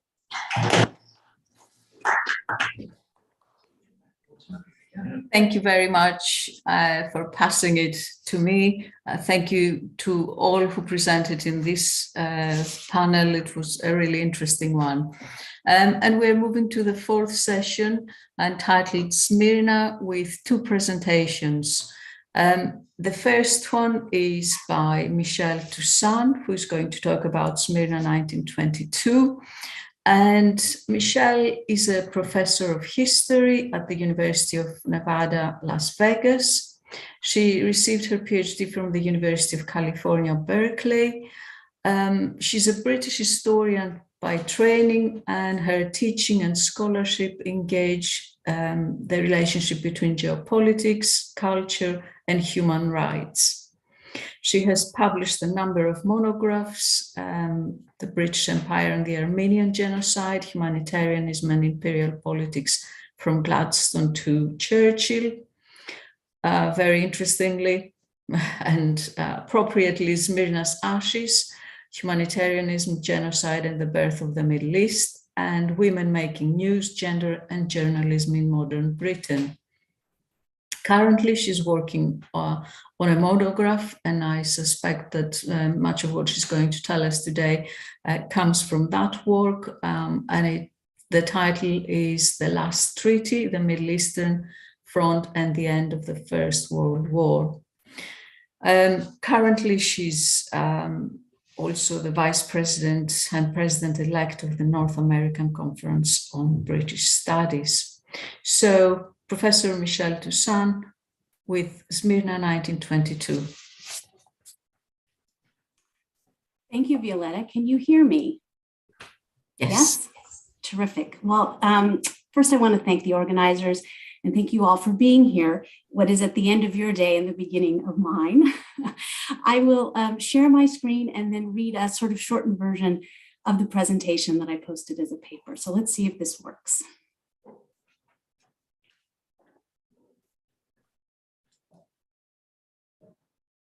So can you see this? Yes? Okay, thank you, Violetta. Okay, let me start. So as we know today, we have two papers on Smyrna, and others have mentioned it already today.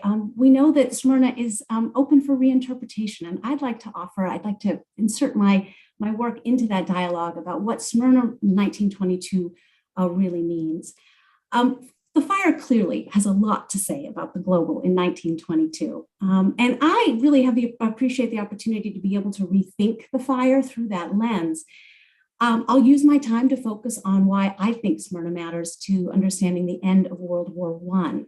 Also show some photographs taken, like this one here, taken by a British sailor present at Smyrna in 1922, and they were shared with me by his grandson. And I'll share a little bit of my own archival material. I really appreciated Demetrius's photographs, so clear. Mine are a little more grainy, but I thought they might offer some useful illustrations of what I'm going to talk about. As Violetta said, I am a British historian by training, and I first encountered this story of Smyrna in the archives when I was writing Smyrna's Ashes. And in my initial reading, the fire marked an endpoint for the history of British engagement with the Ottoman Empire that dated from the mid-19th century. And in this narrative, a little bit counter to what we've just been talking about with the evangelicals and the Americans, what I found was that the British were very keen to create a sort of kinship with Orthodox Christians. They were supposed to be sort of connected with an Anglicanism, and that we can see in Gladstone. And so Smyrna for me was a sort of endpoint of that sort of long relationship that was created between British sensibilities and Orthodox Christians in the Ottoman Empire. So I'm revisiting the fire for this new book project that Violetta mentioned called The Last Treaty, the End of World War I in the Middle East, but I'd like to use a slightly different lens. I really wanted to use Smyrna to help explain the final chapter of the Allied war with the Ottoman Empire. Without the story of Smyrna, I argue, we can't understand how the Great War ended. So let me show you an image, one of these set of images of Smyrna, the Smyrna fire from the British battleship by day and by night. And I particularly like that last image on your far corner of Smyrna burning at night. It gives you a sense of how long and how intensively this fire burned. So what are the stakes of reading Smyrna as an endpoint of the war? The conceit of my book project, if there is one, is to reimagine World War I looking backward from Lausanne rather than Versailles. What does the war look like if we consider that one of the endpoints? I think it sharpens our focus on the war between the Allies and the Ottoman Empire in some important ways. From the perspective of the Treaty of Lausanne, in which the burning of Smyrna, I'll argue, played a pivotal role, the war, unsurprisingly, looks different than if we end with the signing of peace at Versailles. But there are also important similarities. War on what I'm calling the Middle Eastern Front mirrored what happened on the Western Front. Trench warfare, the blurring of lines between battle and home front, and the deployment of 19th century modes of diplomatic and military practice meant that World War I in the Middle East bore close resemblance to the war in Western Europe. At the same time, the eventual extensive and successful deployment of cavalry versus trench warfare, the genocide against the Armenians, and a highly contested occupation by the Allies in the Ottoman Empire meant that the Middle Eastern Front had its own logic and deserves interrogation as a distinct and separate theater. Approaching World War I in this way extends the chronology of the war in order to better understand its global complexities, like so many in this room and at this conference have done the work, and this work builds on that premise. I'd argue that World War I does have multiple rather than a single endpoint. When it ended, simply the fact is, depended on where you were. Smyrna mattered as one of these endpoints, and I'd like to discuss how it mattered in three ways: of the military, the diplomatic, and of course, for refugees. It altered the military course of the war that continued despite the signing of the armistice between the Allies and the Ottoman Empire in 1918 because of the sheer drama of what happened in Smyrna in September 1922. It also shaped the diplomatic resolution of the war that ultimately produced the last treaty of World War I, the Treaty of Lausanne. And finally, I'd argue that this incident, the burning of Smyrna, laid bare the new reality that civilians now play a central role in both war and peacemaking. Let me show you another slide. These are images from the dock bordering the harbor in the aftermath of the fire, showing the presence of, you can see if you look closely, of Allied and Ottoman military. Let me start with military considerations. Smyrna marked the end of major military confrontations between the Allies and the Ottoman Empire that had continued unabated after the signing of the armistice in 1918. Military conflicts included the Greek invasion of Smyrna and the subsequent reconquest by Mustafa Kemal's army, as well as the Allied offenses in Cilicia and southern Anatolia, and the Allies failed to reconstitute after 2 years of French occupation. The maneuverings of Britain's so-called hush-hush army with the mission to check Russian ambitions and to win support of minority populations living in Eastern Anatolia also took shape in this period, this 1918 to 1922 period. The powerful position of Kemalist nationalists on the heels of their victory over Greek forces meant that the Allies occupied a much weaker position than they had at the time of the armistice. So though they're fighting, they're occupying this weaker position, as we know. In sum, the Allies after 1918 continued to fight, but did so from a much weaker position than before the signing of the armistice in October. Smyrna's destruction ended the years of military maneuvering that characterized the post-armistice period. The Allies stopped fighting after nationalists burned the city to the ground. They realized that the 1918 armistice and the 1920 treaty signed at Sèvres with the Ottoman Empire could not and would not hold. Smyrna loomed large over the decision to abandon these earlier agreements, the armistice and the Treaty of Sèvres. Over the 7 months of negotiations at Lausanne, where these agreements were revised in the immediate aftermath of the fire, the entire Sèvres agreement came under scrutiny. And here I think the timing is important that it happened so closely to the opening of the Lausanne Conference. This included, of course, the minority treaty section, the ending of the Allied occupation of Constantinople, and the freedom of the Straits. On the eve of the opening of the Lausanne Conference, one newspaper headline summed up the stakes and the Allied position. Constantinople must not be allowed to be a second Smyrna, it declared. The burning of Smyrna also mattered to the diplomatic process. Smyrna happened as a result of the inability to end the war on the Middle Eastern front after 1918. The 1919 Greek invasion had emboldened Turkish nationalists who blocked the implementation first of the terms of the armistice and later the Treaty of Sèvres.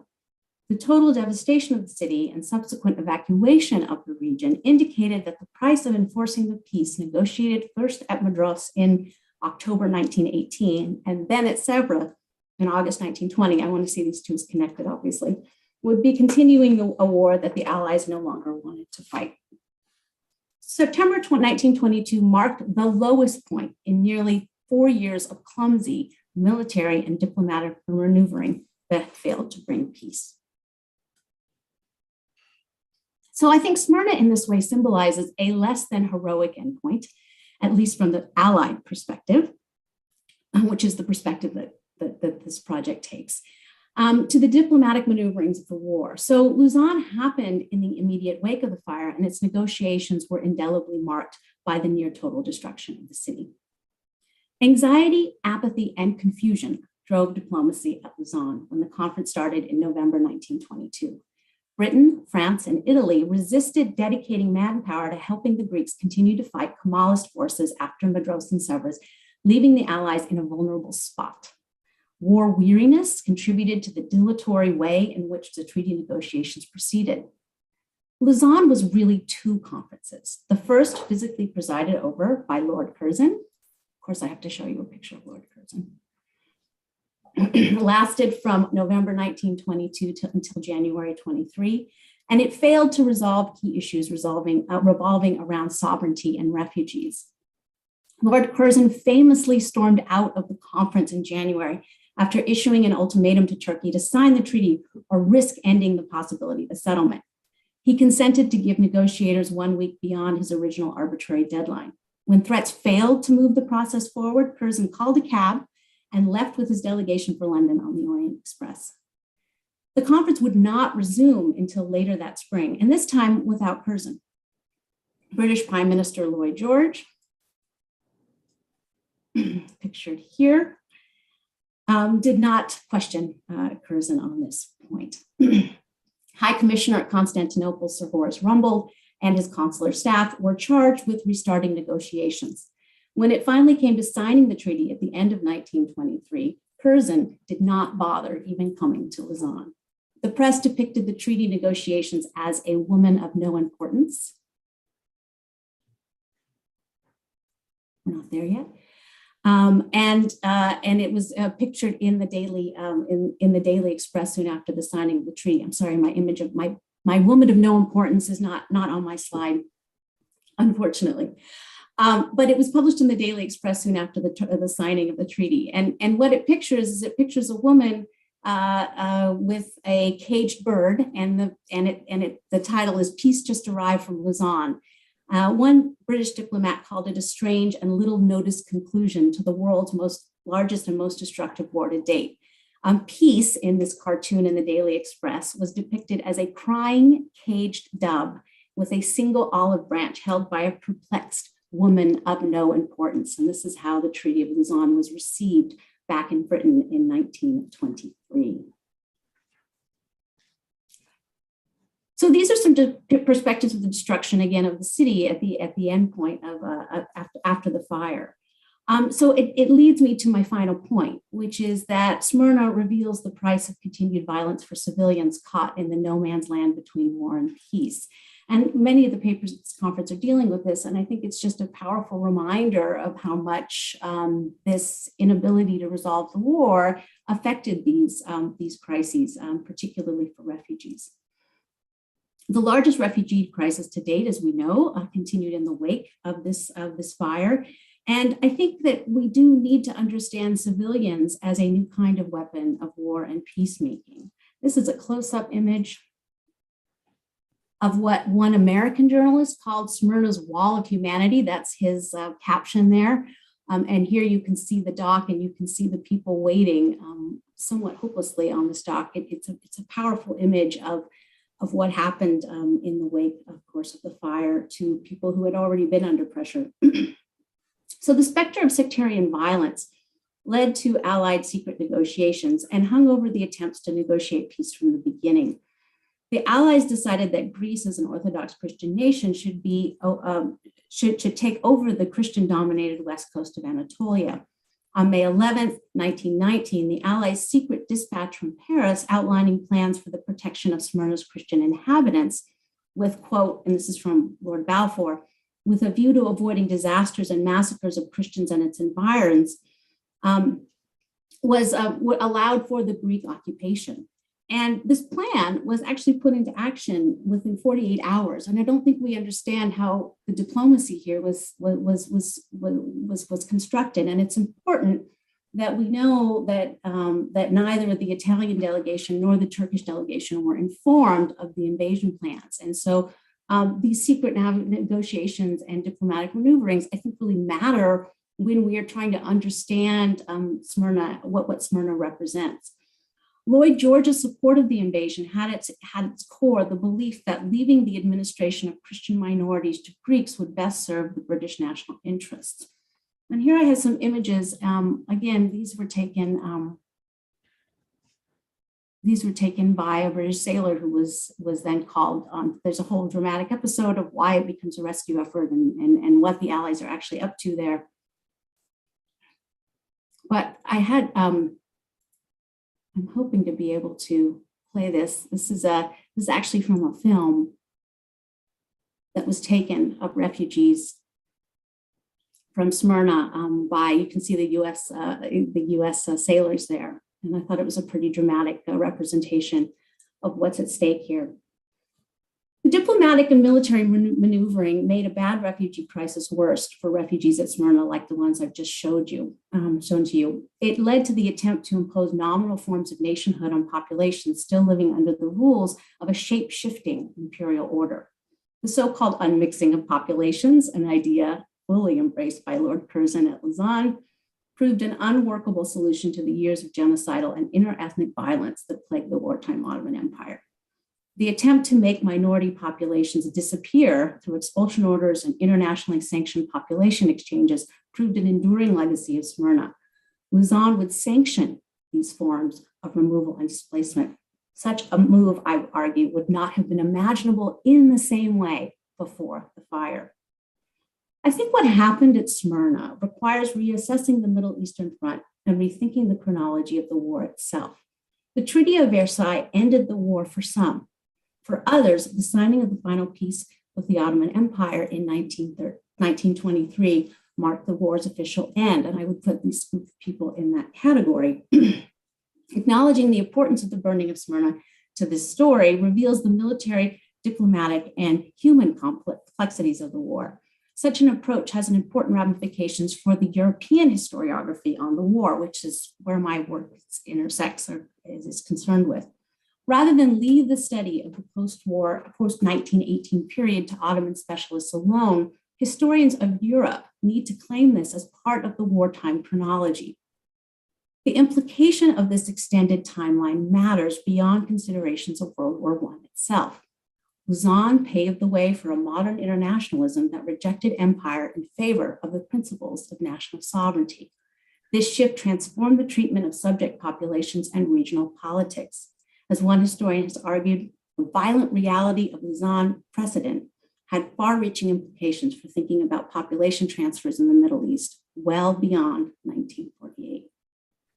It mattered also for domestic politics. In Britain, Lloyd George's so-called Greek disaster, which is what they called the 1919 order, really made him a voice in the wilderness of the Liberal Party. And in fact, it left the Liberal Party in permanent disarray, making Lloyd George the last Liberal prime minister. And I don't think we can discount Smyrna in that episode. I think it was a causative factor. Ignoring the Middle Eastern front means telling a less complete story of the war. I think it's past time for European historians to take the events of 1922 and the consequences of tragedies like the burning of Smyrna seriously as a final chapter of the war and a harbinger of new post-war realities. Thanks. Thank you very much, Michelle. That was really fascinating. We'll move on now to Dr. Volker Prot, who is currently a senior lecturer in modern history at Aston University. He worked in the past in Germany, in Australia, and he studied in Italy. So a very moving about academic, as we expect.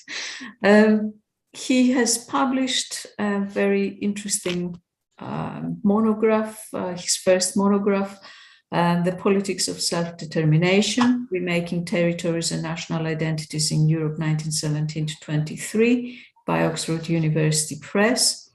And he subsequently also published on a number of papers, German History, Nations and Nationalism, and the Historical Journal.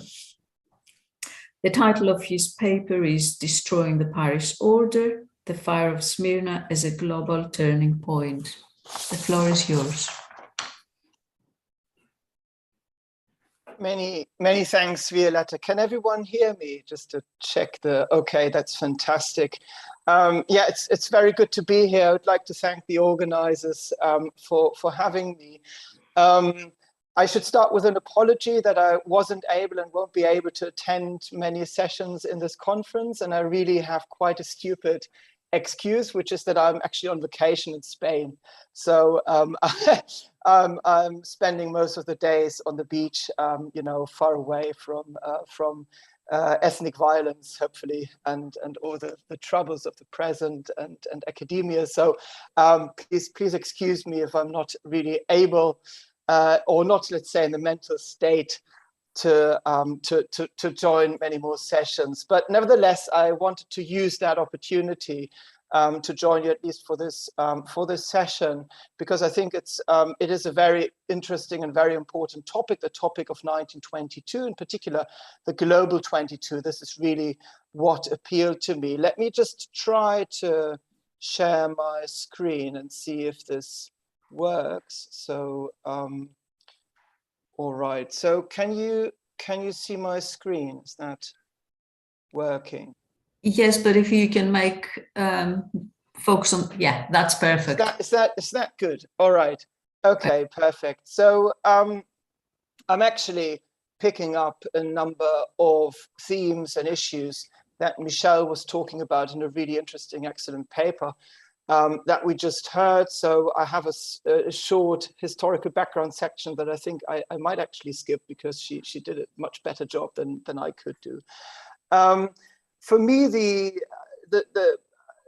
I came across Smyrna as part, like Michel, studying the First World War, the end of the First World War, more from an international perspective. I was interested in the Greek-Turkish conflict, the Greek-Turkish population exchange that followed the burning of Smyrna and the defeat of the Greek forces.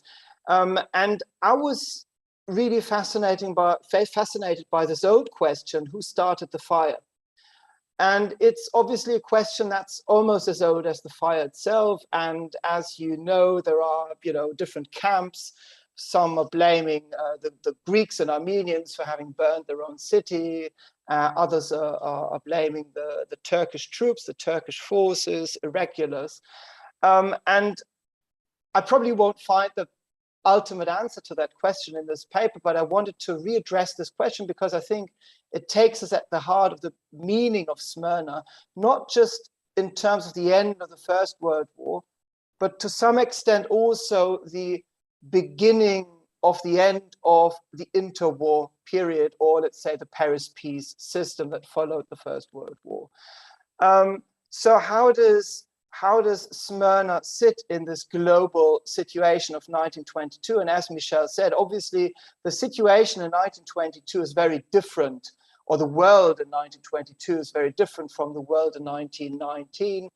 And I think what we can say is that this Paris system, what Eric White has called the Paris system, so the peace order that followed the First World War, that is durably transformed by the Smyrna fire. And this is something that Eris Manella and others have studied as well, is that the principle of national self-determination that Woodrow Wilson and the Allies proclaimed as the main idea, or the guiding principle of the peace conference, that leads to a lot of frustration for a variety of reasons.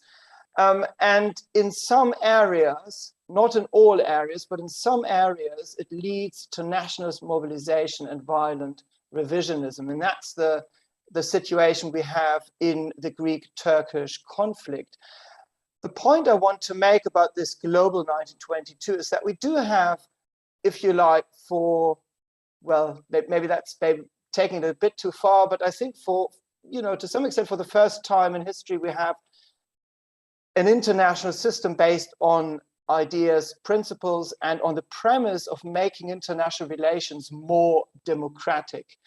And this is an idea, so this idea of national self-determination, of arbitration, that's, if you like, that spans at least the whole of Europe, and the near-colonial sphere to some extent, but it really leads to very different outcomes depending on the region, whether you're in Poland, whether you're in Romania, or in Germany, or in Greece, or Turkey. So it really depends on the local circumstances.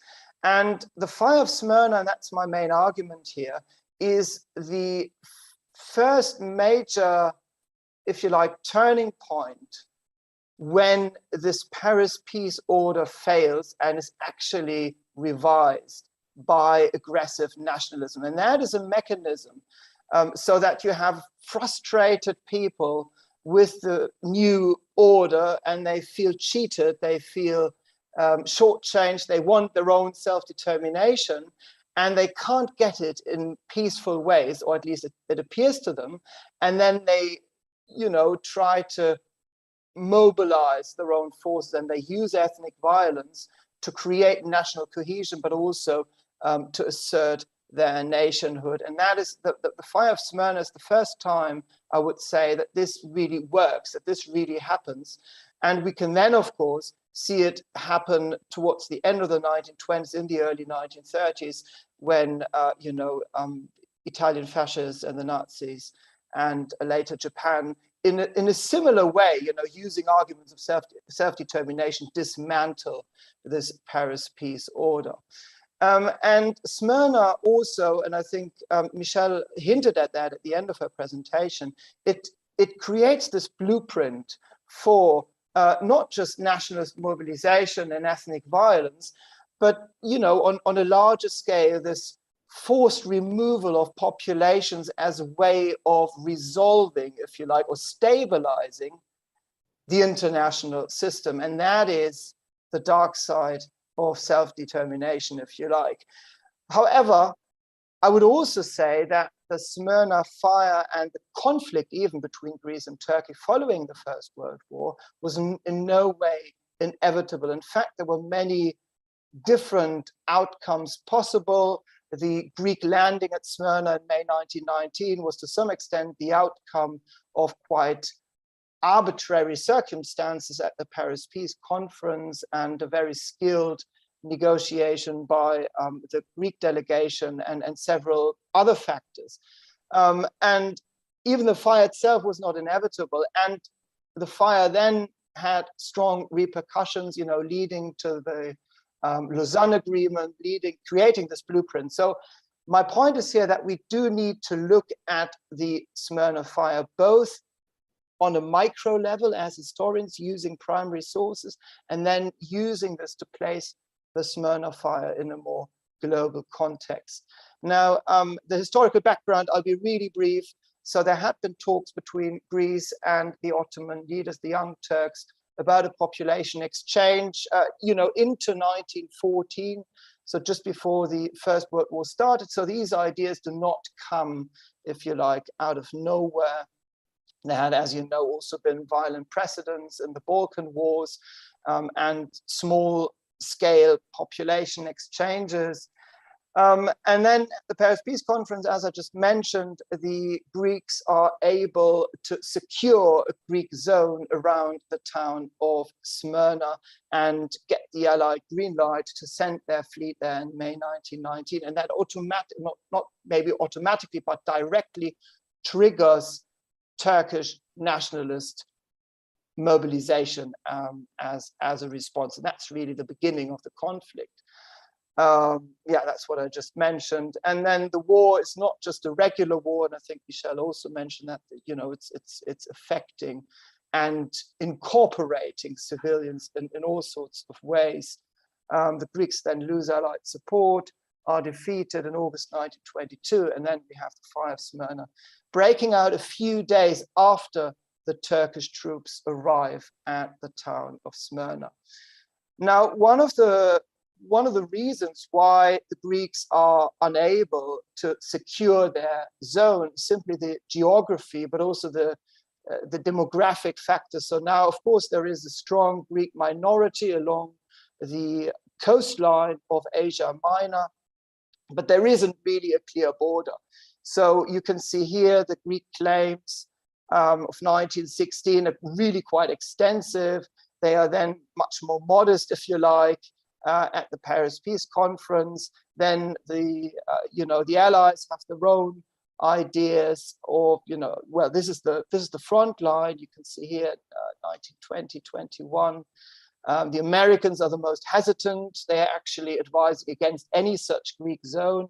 And then you can see the shaded zone here around Smyrna. This is eventually the area that's awarded, more or less awarded to Greece in the Treaty of Sèvres. So it's the geography that's really difficult, and it in a way pulls the Greek army into the hinterland in the attempt to pacify, well, if you want to use that word, to pacify the region. And you know, in the process, they are overstretching, they lose British support, and then they collapse.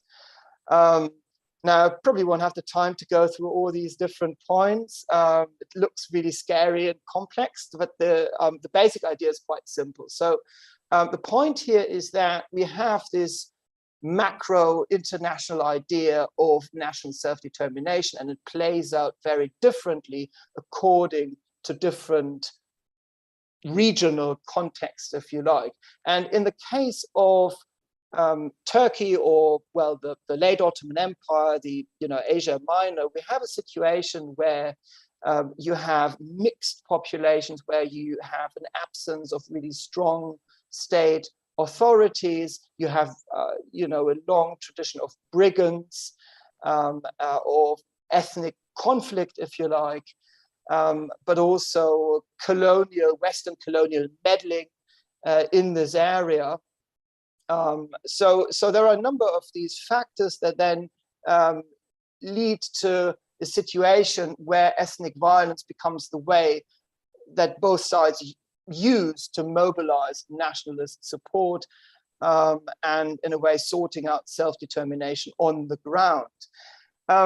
And again, of course, we know this from other conflicts, like in Bosnia in the 1990s, if you think of the massacre of Srebrenica, all these, you know, very often you've got these local dynamics of violence that you can't necessarily explain only by looking at the macro level, but you need to look at the local level.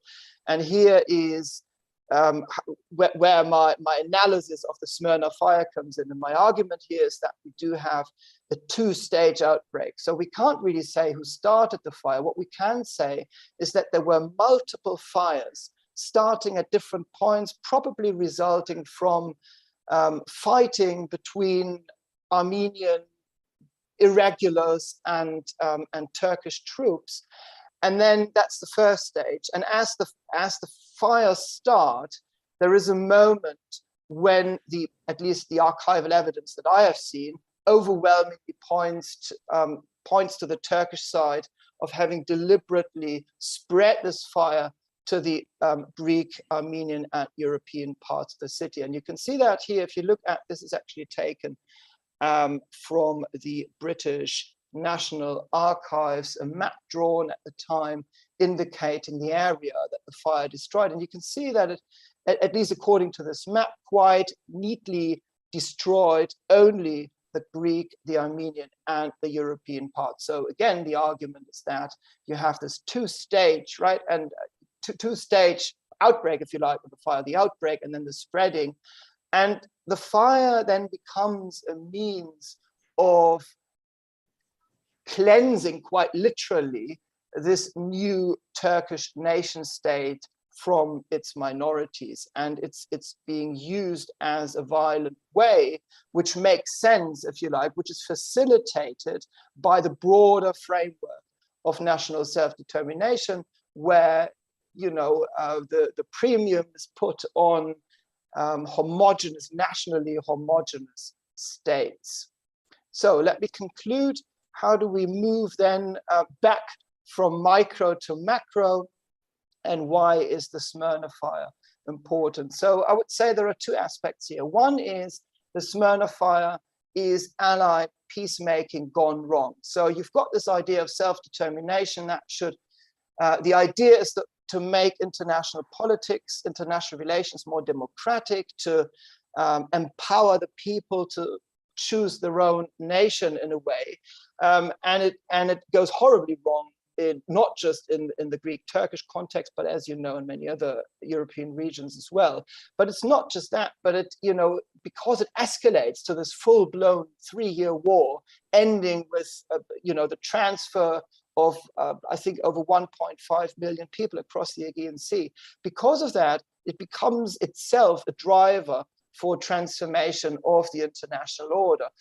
In one way, it establishes ethnic violence and forced population transfer. So it establishes these ideas as acceptable means to revise and stabilize the international order, and at the same time creates this blueprint that I mentioned at the beginning of the presentation, where you know, both in terms of ideas, but also in very practical terms, not just for the aggressive revisionist forces, but as you can see at the end of the Second World War, also for the Allied side, a way of resolving territorial conflicts, of making sure to stabilize national borders by, Michel mentioned this infamous quote from Lord Curzon, by unmixing populations. And I would say that this marks, if you like, if not the end of the First World War, it's almost the beginning of the end of the peace that followed the First World War.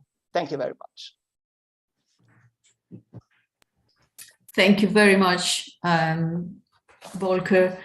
These were two very interesting complementary presentations. Smyrna is so central in the Greek collective cultural memory in history as well. And it's very interesting to see it being central also at the global level. Michelle's paper, I think, has a very strong argument about offering a different periodization of the First World War and putting Smyrna at the end of that war. So she urges and she convinces us, I think, that this is the time when the World War should be, when the end of the World War I should be seen by the European historians. Of course, for Greek historians, at least, that is the case, indeed. This is it's a question for Michelle, and probably it comes from my own background of looking at the Second World War. And one of the things Michelle said is that the Smyrna fire represents the end of Britain's ambitions to extend its influence in that region. And I was wondering whether she has anything to say about Churchill's ambition to occupy some of the Greek islands in 1943. Well, Greek islands, Samos, Leros, and no one agreed with him, but that was his little extra plan, which of course failed, and so we didn't see the continuation. I would love to hear any comments on that. I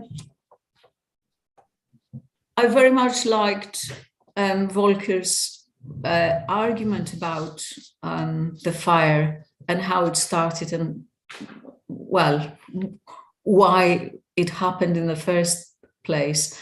And it bypasses the really one-sided perspectives that we're used to.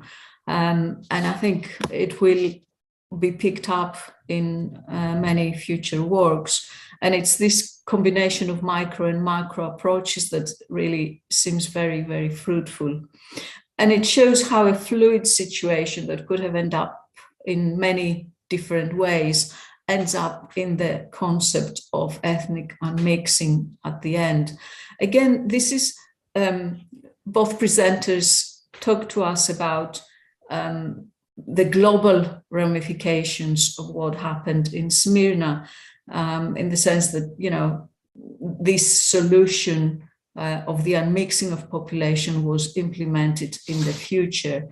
In a way, it allowed governments to implement it in the future. And I would like to hear a couple of cases, if you can present them, where, you know, the unmixing of populations actually, while it's happening probably by diplomats, do they refer back to 1922 and Smyrna? Do they make the explicit connection? I think I'll leave it to that, if you can respond, and then we can take further questions.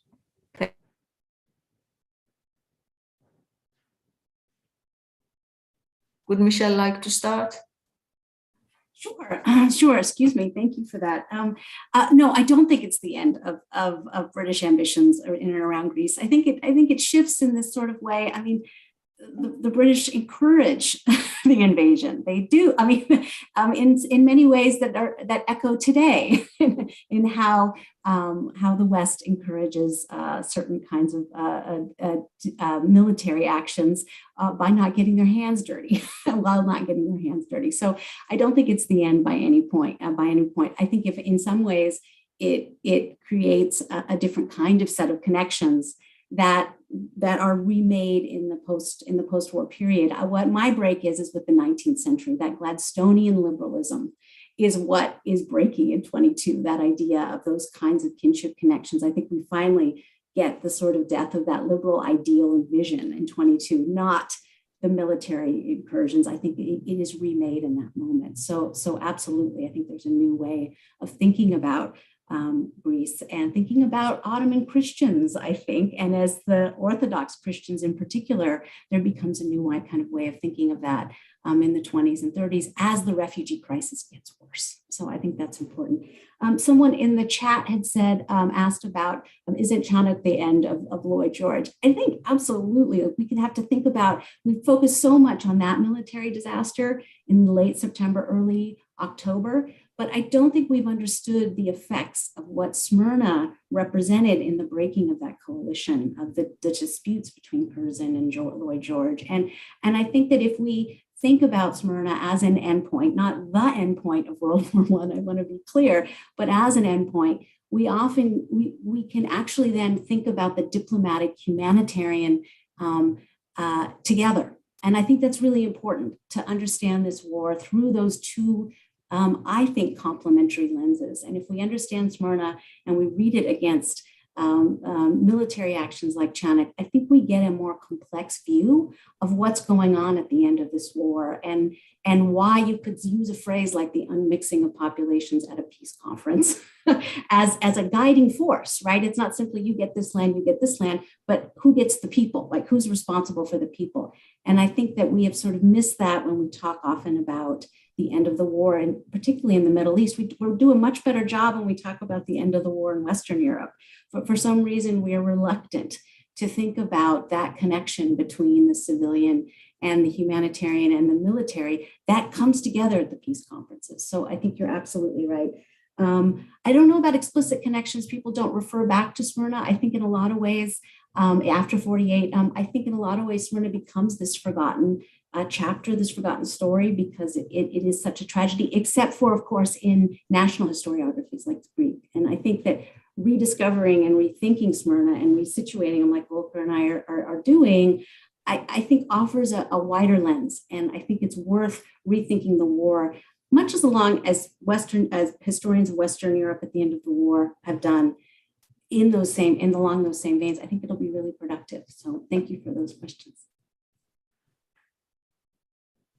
Thank you very much for the answers. Volker? I'm sorry, I didn't catch your, should I answer the same questions or did you have a separate one? There was just a short break in my connection, I think. Okay, basically I think for you, the question was whether the unmixing of populations that came with Smyrna, is it mentioned in the future in specific case studies? Have you come across it being mentioned explicitly, making the connection to it? I know that it has been mentioned and that it was used in subsequent cases, but as I haven't worked on, the later 1920s and 1930s, maybe some other people would be better placed. I mean, I know it played an important role later on in, the 1940s, and that, this idea of moving populations rather than borders, which for me really is the main difference between the First World War, the settlements after the First World War and the settlements after the Second World War. I know that it is picked up as kind of a positive idea also in the sense of international law, but I couldn't really kind of pinpoint, and I think, yeah, someone mentioned Matthew Frank's book. Yeah, so I think I referenced a couple of books in my paper that mention the that as a blueprint. But it would be really interesting actually as a research project to trace the impact of the Lausanne Agreement on international law, on international politics and forced migration more generally. And maybe some people have already done this and I'm not aware of it. But yeah, it certainly played an important role. Yeah. Thank you very much. And as you say, Antonio Ferrara mentioned that, yes, it is mentioned explicitly in a number of cases. The floor is open to questions. Any questions? Can I make a comment? Oh, so Michael, you can get started and then we can do the round. So, I listened with great interest to the two presentations, not least because I have a book coming out in the next week about this subject. In fact, it's a very old book. I wrote it 50 years ago, but the publisher is doing a reprint. And so it's a sort of trip down memory lane. And I learned a lot from the two presentations that we just heard. If I could just make one or two observations arising from them. First of all, about Lloyd George and the British side of it. I think we need to remember that from pretty early in this story, Lloyd George's position and his coalition government were considerably weakened as compared with the time of the First World War. So when the decision was made in May 1919 to authorize the Greeks to occupy Smyrna and its hinterland, it already should have seemed to those who were following events that this was a dangerous decision. And indeed, it did seem so, not least to the military advisors of Lloyd George and the American delegation, and no doubt the French also. So it wasn't that there weren't warnings, because there were, but they were ignored. And if you look at the actual decision to let the Greeks loose on Asia Minor and Smyrna, it was taken in the most amateurish and almost frivolous way by three men, President Wilson, Clemenceau, and Lloyd George, taking advantage of the absence of the Italian Orlando, who walked out of the Paris Peace Conference in a huff because of the Fiume question.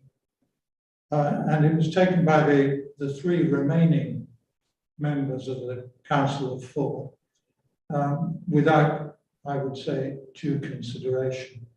So in a way, when you look at Smyrna, as we have been, and what happened in 1922, you need to look further back to see why it happened and to ask the question whether anything else could have been done. You may even need to look back even further, because it all started in 1915 with the offer of territorial compensation in Asia Minor by Sir Edward Grey to Venizelos, who was Prime Minister at that time. So that's just one not exactly random observation. And I'll stop with that.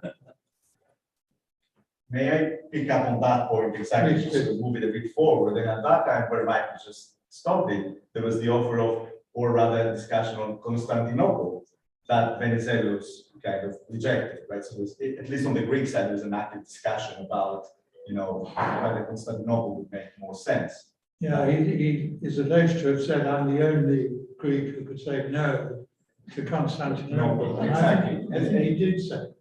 Yes, he did. And then we move on to the, you know, the kind of self-determination arguments pertaining to population measurements, etc. May I just explore another element? Thank you for both presentations, excellent papers, and I learned a lot. I'm interested in questions and solutions, national questions, the way people frame solutions. So, as Michelle and Holger know. So what's interesting to me, and just to expand on some of the points made in the British case, we have the end of, let's say, no, overall, we have the end of the Eastern question. We have a form of solution that comes in to kind of bring an end to that internal question. In Britain, I suppose, we have an end, one might argue even of a certain understanding of Victorian liberalism and liberty that takes into the principle of nationality, but that also takes me back to Wilson, because there's a Larry Wolff recently argues in a book about Wilson that essentially we distill what self-determination is according to Wilson. We are in Victorian land and territory. So a turning point for Britain could be that. Another element I just want to throw in, I don't have like specific, I have one specific question for Volker, but another element, the principle of nationality takes me to, you know, how to put it? Yeah, separate unmixed populations as an instrument to protect them. And this is what I would slightly disagree with Mr. Lee, if I understood correctly, I may haven't, that it is a success story. It becomes a success story in certain, at least liberal circles in Britain and elsewhere, the population exchange, what comes after Lausanne, because it is seen as something that, or as rather as an inhumane measure that nonetheless produces order and stability. And I would argue that this is potentially the kind of apex of dynamics that we find in the 19th century before the war and even during the war, when people think or observers think about Macedonia, Crete. There are ideas that are circulating in a local level, micro level, on how to resolve tension by disaggregating populations, essentially by moving populations. There are ideas in Crete about setting up banks in Asia Minor where Turkish creditors can actually, you know, go and they will have their, you know, their welfare guaranteed. So this is just a kind of a side note argument. One other point, and then the question for him at 10. The other point, an interesting transference here is, and I think there's a bit of work on that, on how Zionists are looking into Macedonia and the resettlement of refugees there as an experience or an experiment in settler colonialism, something that could potentially be of use in what happens in Palestine. So I think that's another interesting dimension one can think of when we talk about these dynamics. And the final kind of question, more specific question to Volker, if you, I know, you know, it's a work in progress, so you probably may not have yet time to look into this. I'm wondering if you have focused on depictions about, you know, Smyrna or, you know, from memory, you know, from Western observers or others after the fire, you know, if that fits into the micro story, you know, how do people write, or those journalists or whoever traverses the region about Smyrna after the fire, if that makes any sense. So thanks. So could the two presenters respond if they managed to hear the question, because I could not very well. I'll just say, go ahead, Volker, you had a specific question. I'll chime in later. Go ahead. Yeah, I didn't get it. I got maybe 50% of it, but if someone could. Can you hear me now? Can you hear me now, Volker? Yeah, more or less, yeah. Oh, okay. My question is, if you've come across or you're working with depictions of Smyrna after the fire, you know, kind of people writing about Smyrna, or if that makes any sense, you know, how do they, no, okay, fine, that's okay.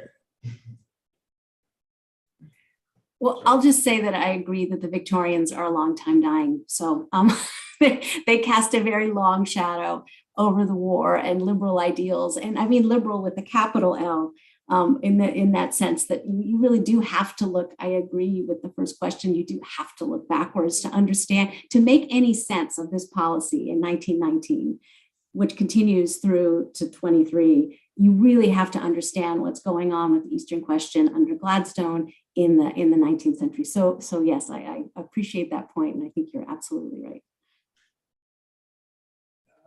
I'd like to raise 2 points.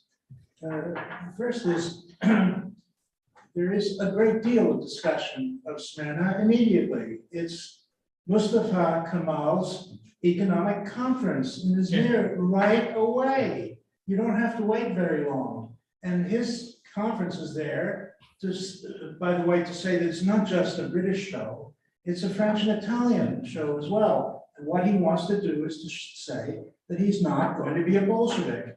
He's going to run a capitalist economy open to business on the part of British, French, and Italian banks, especially French banks, who were deeply embedded in the utilities and electricity and transportation industries. So there's an immediate discussion about Izmir, about Smyrna, which is fundamental. And at the moment when Lausanne breaks down, what happens? Mustafa Ismet goes back to get the Grand National Assembly's approval, and he gives to Mustafa Kemal, a later Ataturk, a present, which is the wedding ring for his immediate marriage. And it happens in Izmir. They're all talking about this is the end of the imperial moment in Anatolia.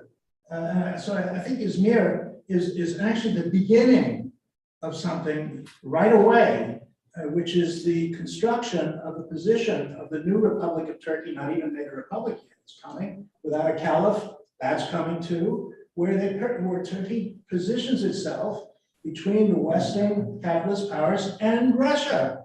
So Izmir, I think, is, when you put it in the way you did, Professor Toussaint, it makes perfect sense, as you would as a British historian. But I think there are other games going on in which Izmir, Smyrna are very, very clearly the symbol right away that the war is over, and to a degree, the old imperial order cannot be revived. And I think in some ways there's a missing link. Excuse me, can I interrupt you so that our speaker can give an answer, and there are other questions and people who are waiting for those. Michelle, would you like to give an answer?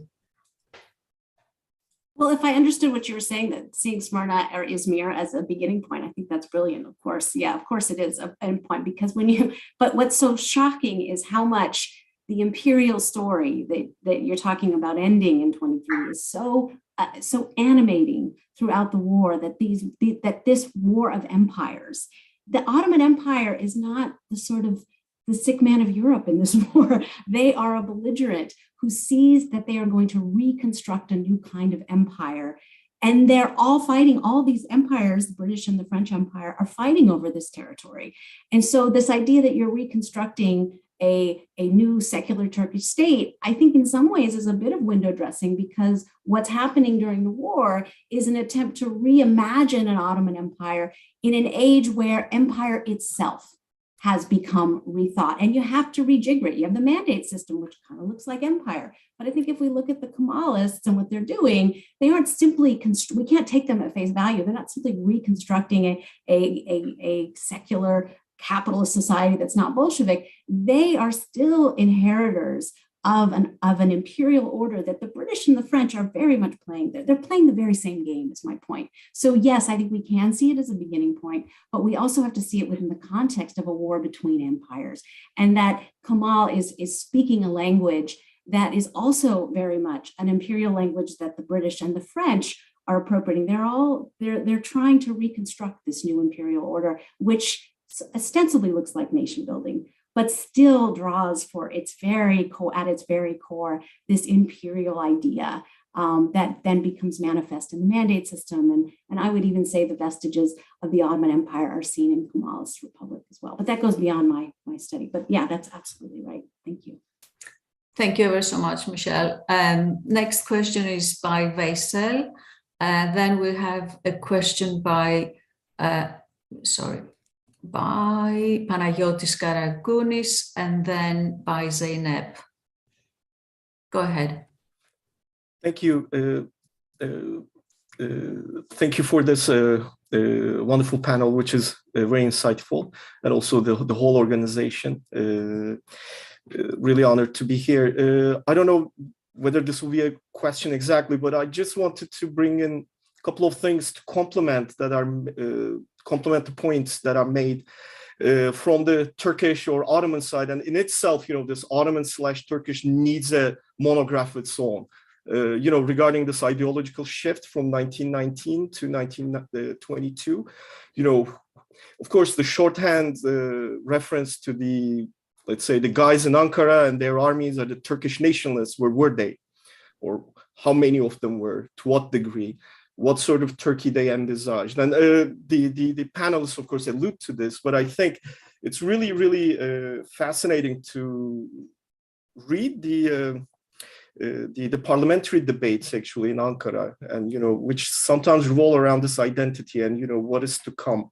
So I put this aside. I mean, it's something to discuss maybe later on, and I agree with Professor Winter and Professor Toussaint, regarding this, let's say, war, and we know that war, makes nations. For better or worse, but also, creates ideologies or shifts ideologies, alters them. So I think that's something we see in Anatolia in many levels, by the way. So that's one quick note. And another note is, I guess, I wholeheartedly agree with, the new chronology that we need to understand the First World War. In Turkey, it's the Seferberlik, the demobilization is 10-year war. It never ended, actually. I mean, and this is something we hear from all our elders. Of course, it's not maybe something, and I'm sure, similar thing is the case for the Greeks, who have been, many of their soldiers have been under arms since the Balkan Wars, right? I mean, when the August 1922 comes.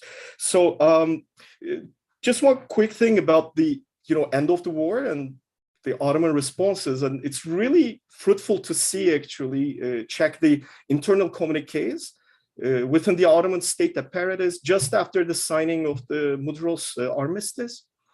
The very nature of it, it's a quick thing. I mean, it happens quickly. Rauf Bey, who signs it, newly appointed Minister of Navy of the Ottoman government, signs it, comes back, gives a press conference in Istanbul, just saying that we won't be seeing any Allied troops in Istanbul, just a day after the signing, maybe two, saying, this will be the best deal we could get. Also, I sort of trust the British. They are decent, they're honorable enemies. And well, things work differently. Well, this is one level, but then, you look at the communiques between the army commanders on the field, Mustafa Kemal, Ali Ihsan Sabis, who are holding the Iraqi and Syrian front around this time. They all allude to this dreadful Article 7, right? Which says basically allies can occupy anywhere they see fit, essentially. And we sort of see, well, then the demobilization starts, but then, it really didn't start because, again, the actions of these officers. I think my point here is that, yes, I mean, the war really doesn't end in October and not immediately. And I think we should also look what is happening before, like 1922, and the diplomatic contacts and all the memoranda submitted by both Ankara and Istanbul governments, actually. Which are not the same, again, during this time. And maybe, so the Mudros I mentioned, yeah. And one last thing about, this shift to empire to republic, just to build on or, complement what Professor Winter said about, what's the significance of, burning of Smyrna and, what is new to come. Asım Gündüz, who was the chief of staff of the Western Front in the Turkish War of National Liberation, well, independence, whatever you name it, Greek-Turkish War, he remembers in his memoirs, he recounts in his memoirs, talking to someone who is of his similar rank, equal rank, without giving any names, saying, oh, now, we retook Izmir, Smyrna.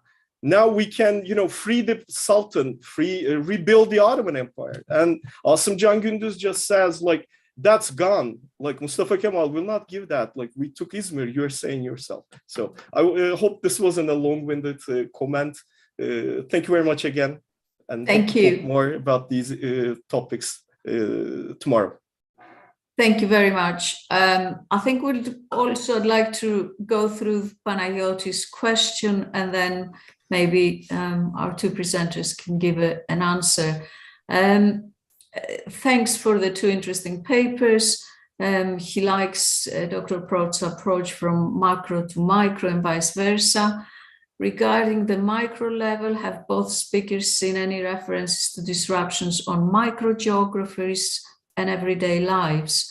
I mean, the fire disrupted the special organization and everyday life of many people that lived in different mahala, but in close proximity. Did they trace any emotions expressed, even mediated by common people due to the fire of Smyrna? What kind of perceptions of this natural disaster were emerged within the common people of Smyrna? I pass on to Volker and Michelle, if they have any comments. I didn't particularly study this aspect, but I suppose it must have been really traumatic. That you know, it's just I suppose what you would expect, that this is a great tragedy for the people who lose family members and friends and lose their home essentially. So, but I wouldn't be able to comment on the geographical aspect. I think one of the things that's important to remember about Smyrna is that Smyrna felt protected. The minorities there hadn't been touched during the Armenian genocide and during the, I mean, okay, maybe I'm overstating it, but they certainly were not subjected to the deportations and to the kinds of pressures that other minorities were. And there was a sense that some of the folks in Smyrna felt like they had kind of, that maybe this was going to be okay. And the true tragedy of Smyrna, I think in a lot of ways, is that it is one of the most dramatic destructions of a multi-ethnic, multi-religious empire in this dramatic form, because it had been happening in pockets during the genocide and during deportations from different areas. But Smyrna itself was seen to have sort of escaped all of that. It was a cosmopolitan, it was a port city. I mean, it had a great trade. It was really going to be the center of sort of renewal. And so I think the tragedy of Smyrna also needs to be taken from that sort of because refugees were coming into Smyrna for protection because it was seen as a safe place. I shouldn't say refugees, but communities that could leave, people who could leave, mostly of a wealthy or middle merchant class could leave.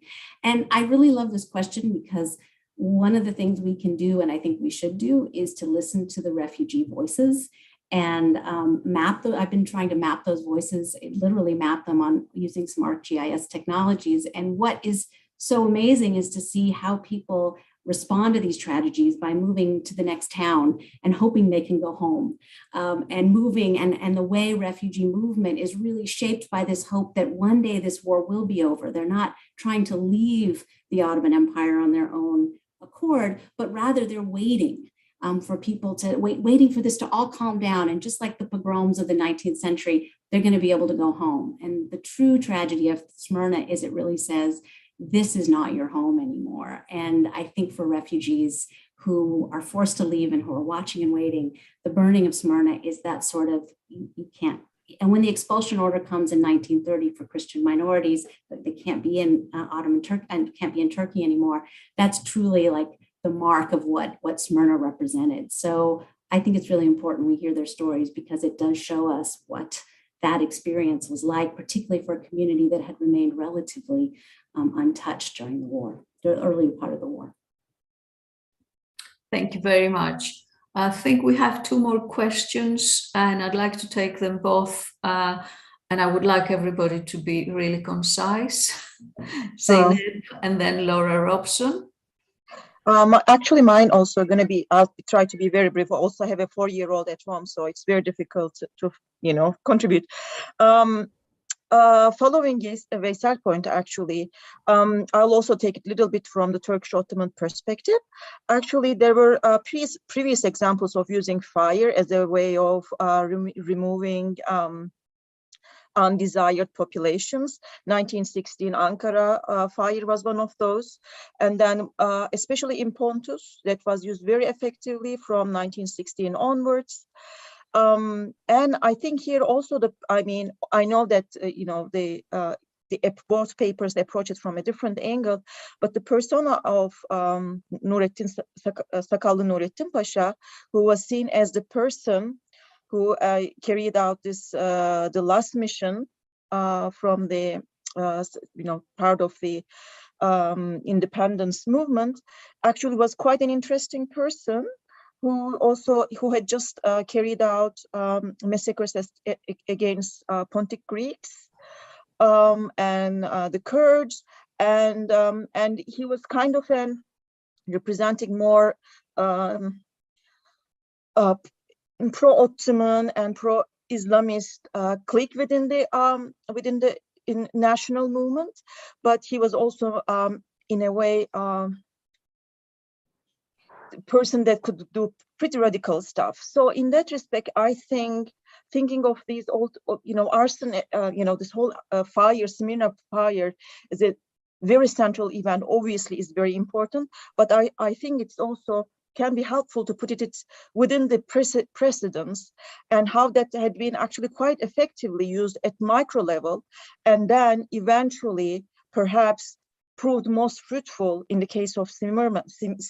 So thank you. Thank you very much. Laura, please, can we have her question? Yeah, I have lots of thoughts, but I'll keep it to one, which is that I think I would push back a little bit against this understanding of the end of the Paris Order in Smyrna, because actually, I mean, Smyrna is not even close to being the first example of ethnic expulsions in the interest of state building. We have it through the Balkans, the expulsion of Muslims from places like Serbia and Bulgaria in the late 19th century, which are also kind of, undertaken under the umbrella of imperial politics. And I would say that, what Eric Weitz means by the Paris Order is not just the replacement of empires with nation states, but the acceptance of the practice of ethnic cleansing as a legitimate international form of state construction. And that as in those terms, Smyrna is actually emblematic of the Paris Order, right? Which goes to Jay's point about the immediate acceptance of the outcome of this event. Even before Lausanne, right? Even before we have these renegotiations. So I think we really need to understand that this is the beginning of the new era rather than the end of it.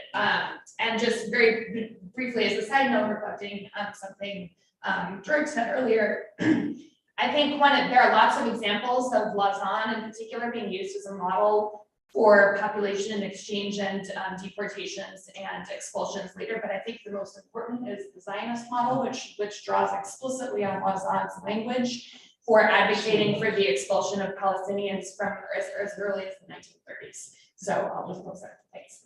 There's one more question here, right? Yes, I'm going to keep it very, very quick. So being Greek, when I was first exposed to the fire of Smyrna, we call it the Asia Minor catastrophe, which, I read in a book, and I can't remember which one, that only in Greece or even in Cyprus, they acknowledge the fire of Smyrna as the Asia Minor catastrophe. And then in the Western world, they just call it the fire of Smyrna, which I'd like to think that it's probably because of the fact that Smyrna, and the fire of Smyrna really affected Greek identity and Greek nationalism. And so part of that national identity was, okay, it's the Great Asia Minor catastrophe, Turks are bad, Greeks are victims, and that's what I accepted.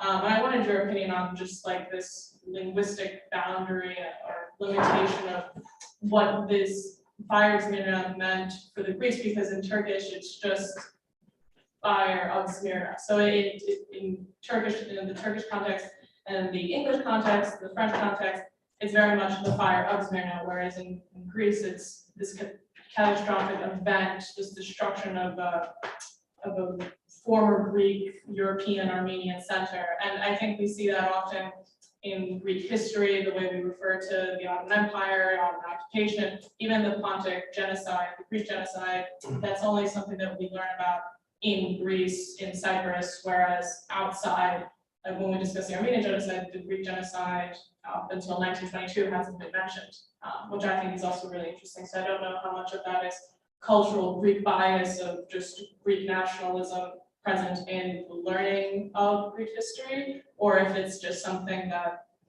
I don't know, there's another reason if someone had an answer, or if not, a comment, I don't know. Thank you very much to all. Would Volker like to start? And then Michelle. Yeah, thank you very much. Really interesting comments and questions. I've just been taking notes about the precedents of different fires. I think that's very important. So yes, absolutely, that is kind of embedded as I tried to mention at the beginning of my presentation, it's embedded in the context of ethnic violence. In fact, the Smyrna fires already, you know, in a way, this technique had emerged, had been developed in this conflict before. So that is absolutely, that's really important. And I think it also points to the fact that we really need to look at the different sides, right? We need much more research. So I speak neither Greek nor Turkish, so I couldn't, you know, work with these materials, unfortunately. But I think it's very important that we, you know, that we bring together these different perspectives in order to overcome exactly these tensions, these differences, these different views that were just mentioned. On the point of Eric White's and ethnic cleansing as acceptable, I think, you know, I mean, at least for my part, I completely agree. I think that there isn't really actually a difference here. But yeah, I think the point is very important that you make about you know, the immediate acceptance of the result of this you know, of this destruction of the city and the you know, ethnic cleansing in this case, that is really new. Yeah, so I think that's a really important point. So yeah, I'll just leave it here, and thank you so much for all your questions and comments. Thank you.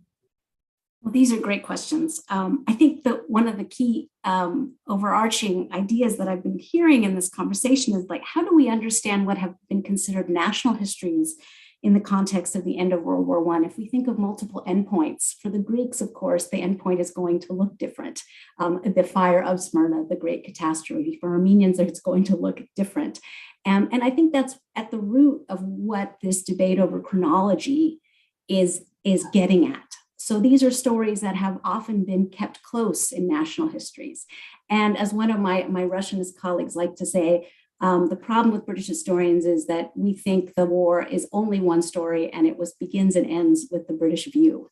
And when I started this project, I really wanted to sort of think about what happens if we take this British view of diplomacy and humanitarianism, what becomes an Anglo-American view, and pays attention to these other endpoints. What are we missing when we tell a British story along this, or a European story, I should say, on the arc of beginning and endpoints? What happens when we insert the question of Smyrna into the actual diplomatic process of Luzon? Yes, there's a lot to be said for it becoming on the White's point. It's not an end of the Paris system, right? But there's also a way in which we need to understand these national stories that have become national stories within this globalized context of the war.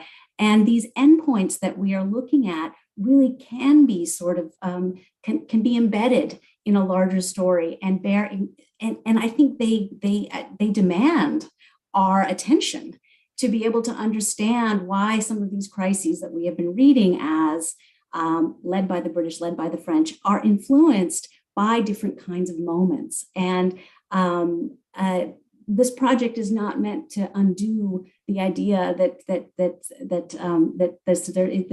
this is an endpoint of the 19th century. I might have spoken too strongly, but it really is to try to explore what is actually going on in that peace process, that Versailles moment that is actually extended all the way to 23. If you look at the hundreds of conferences and events that are going on in that period, what does that European style peace conference, what does that offer us to understanding the ending of a war that looks like no other? And I think that there are lots of opportunities for beginnings and ends. So I don't want to make the point that Smyrna is the end of the war, but it is an endpoint, and it's one that deserves explanation and understanding within that moment of making peace in that Luzon moment and several moments. So that's, maybe my goals are more modest than sort of undoing a thesis of that this is the end point. But I do think that these incidents bear our attention and demand that we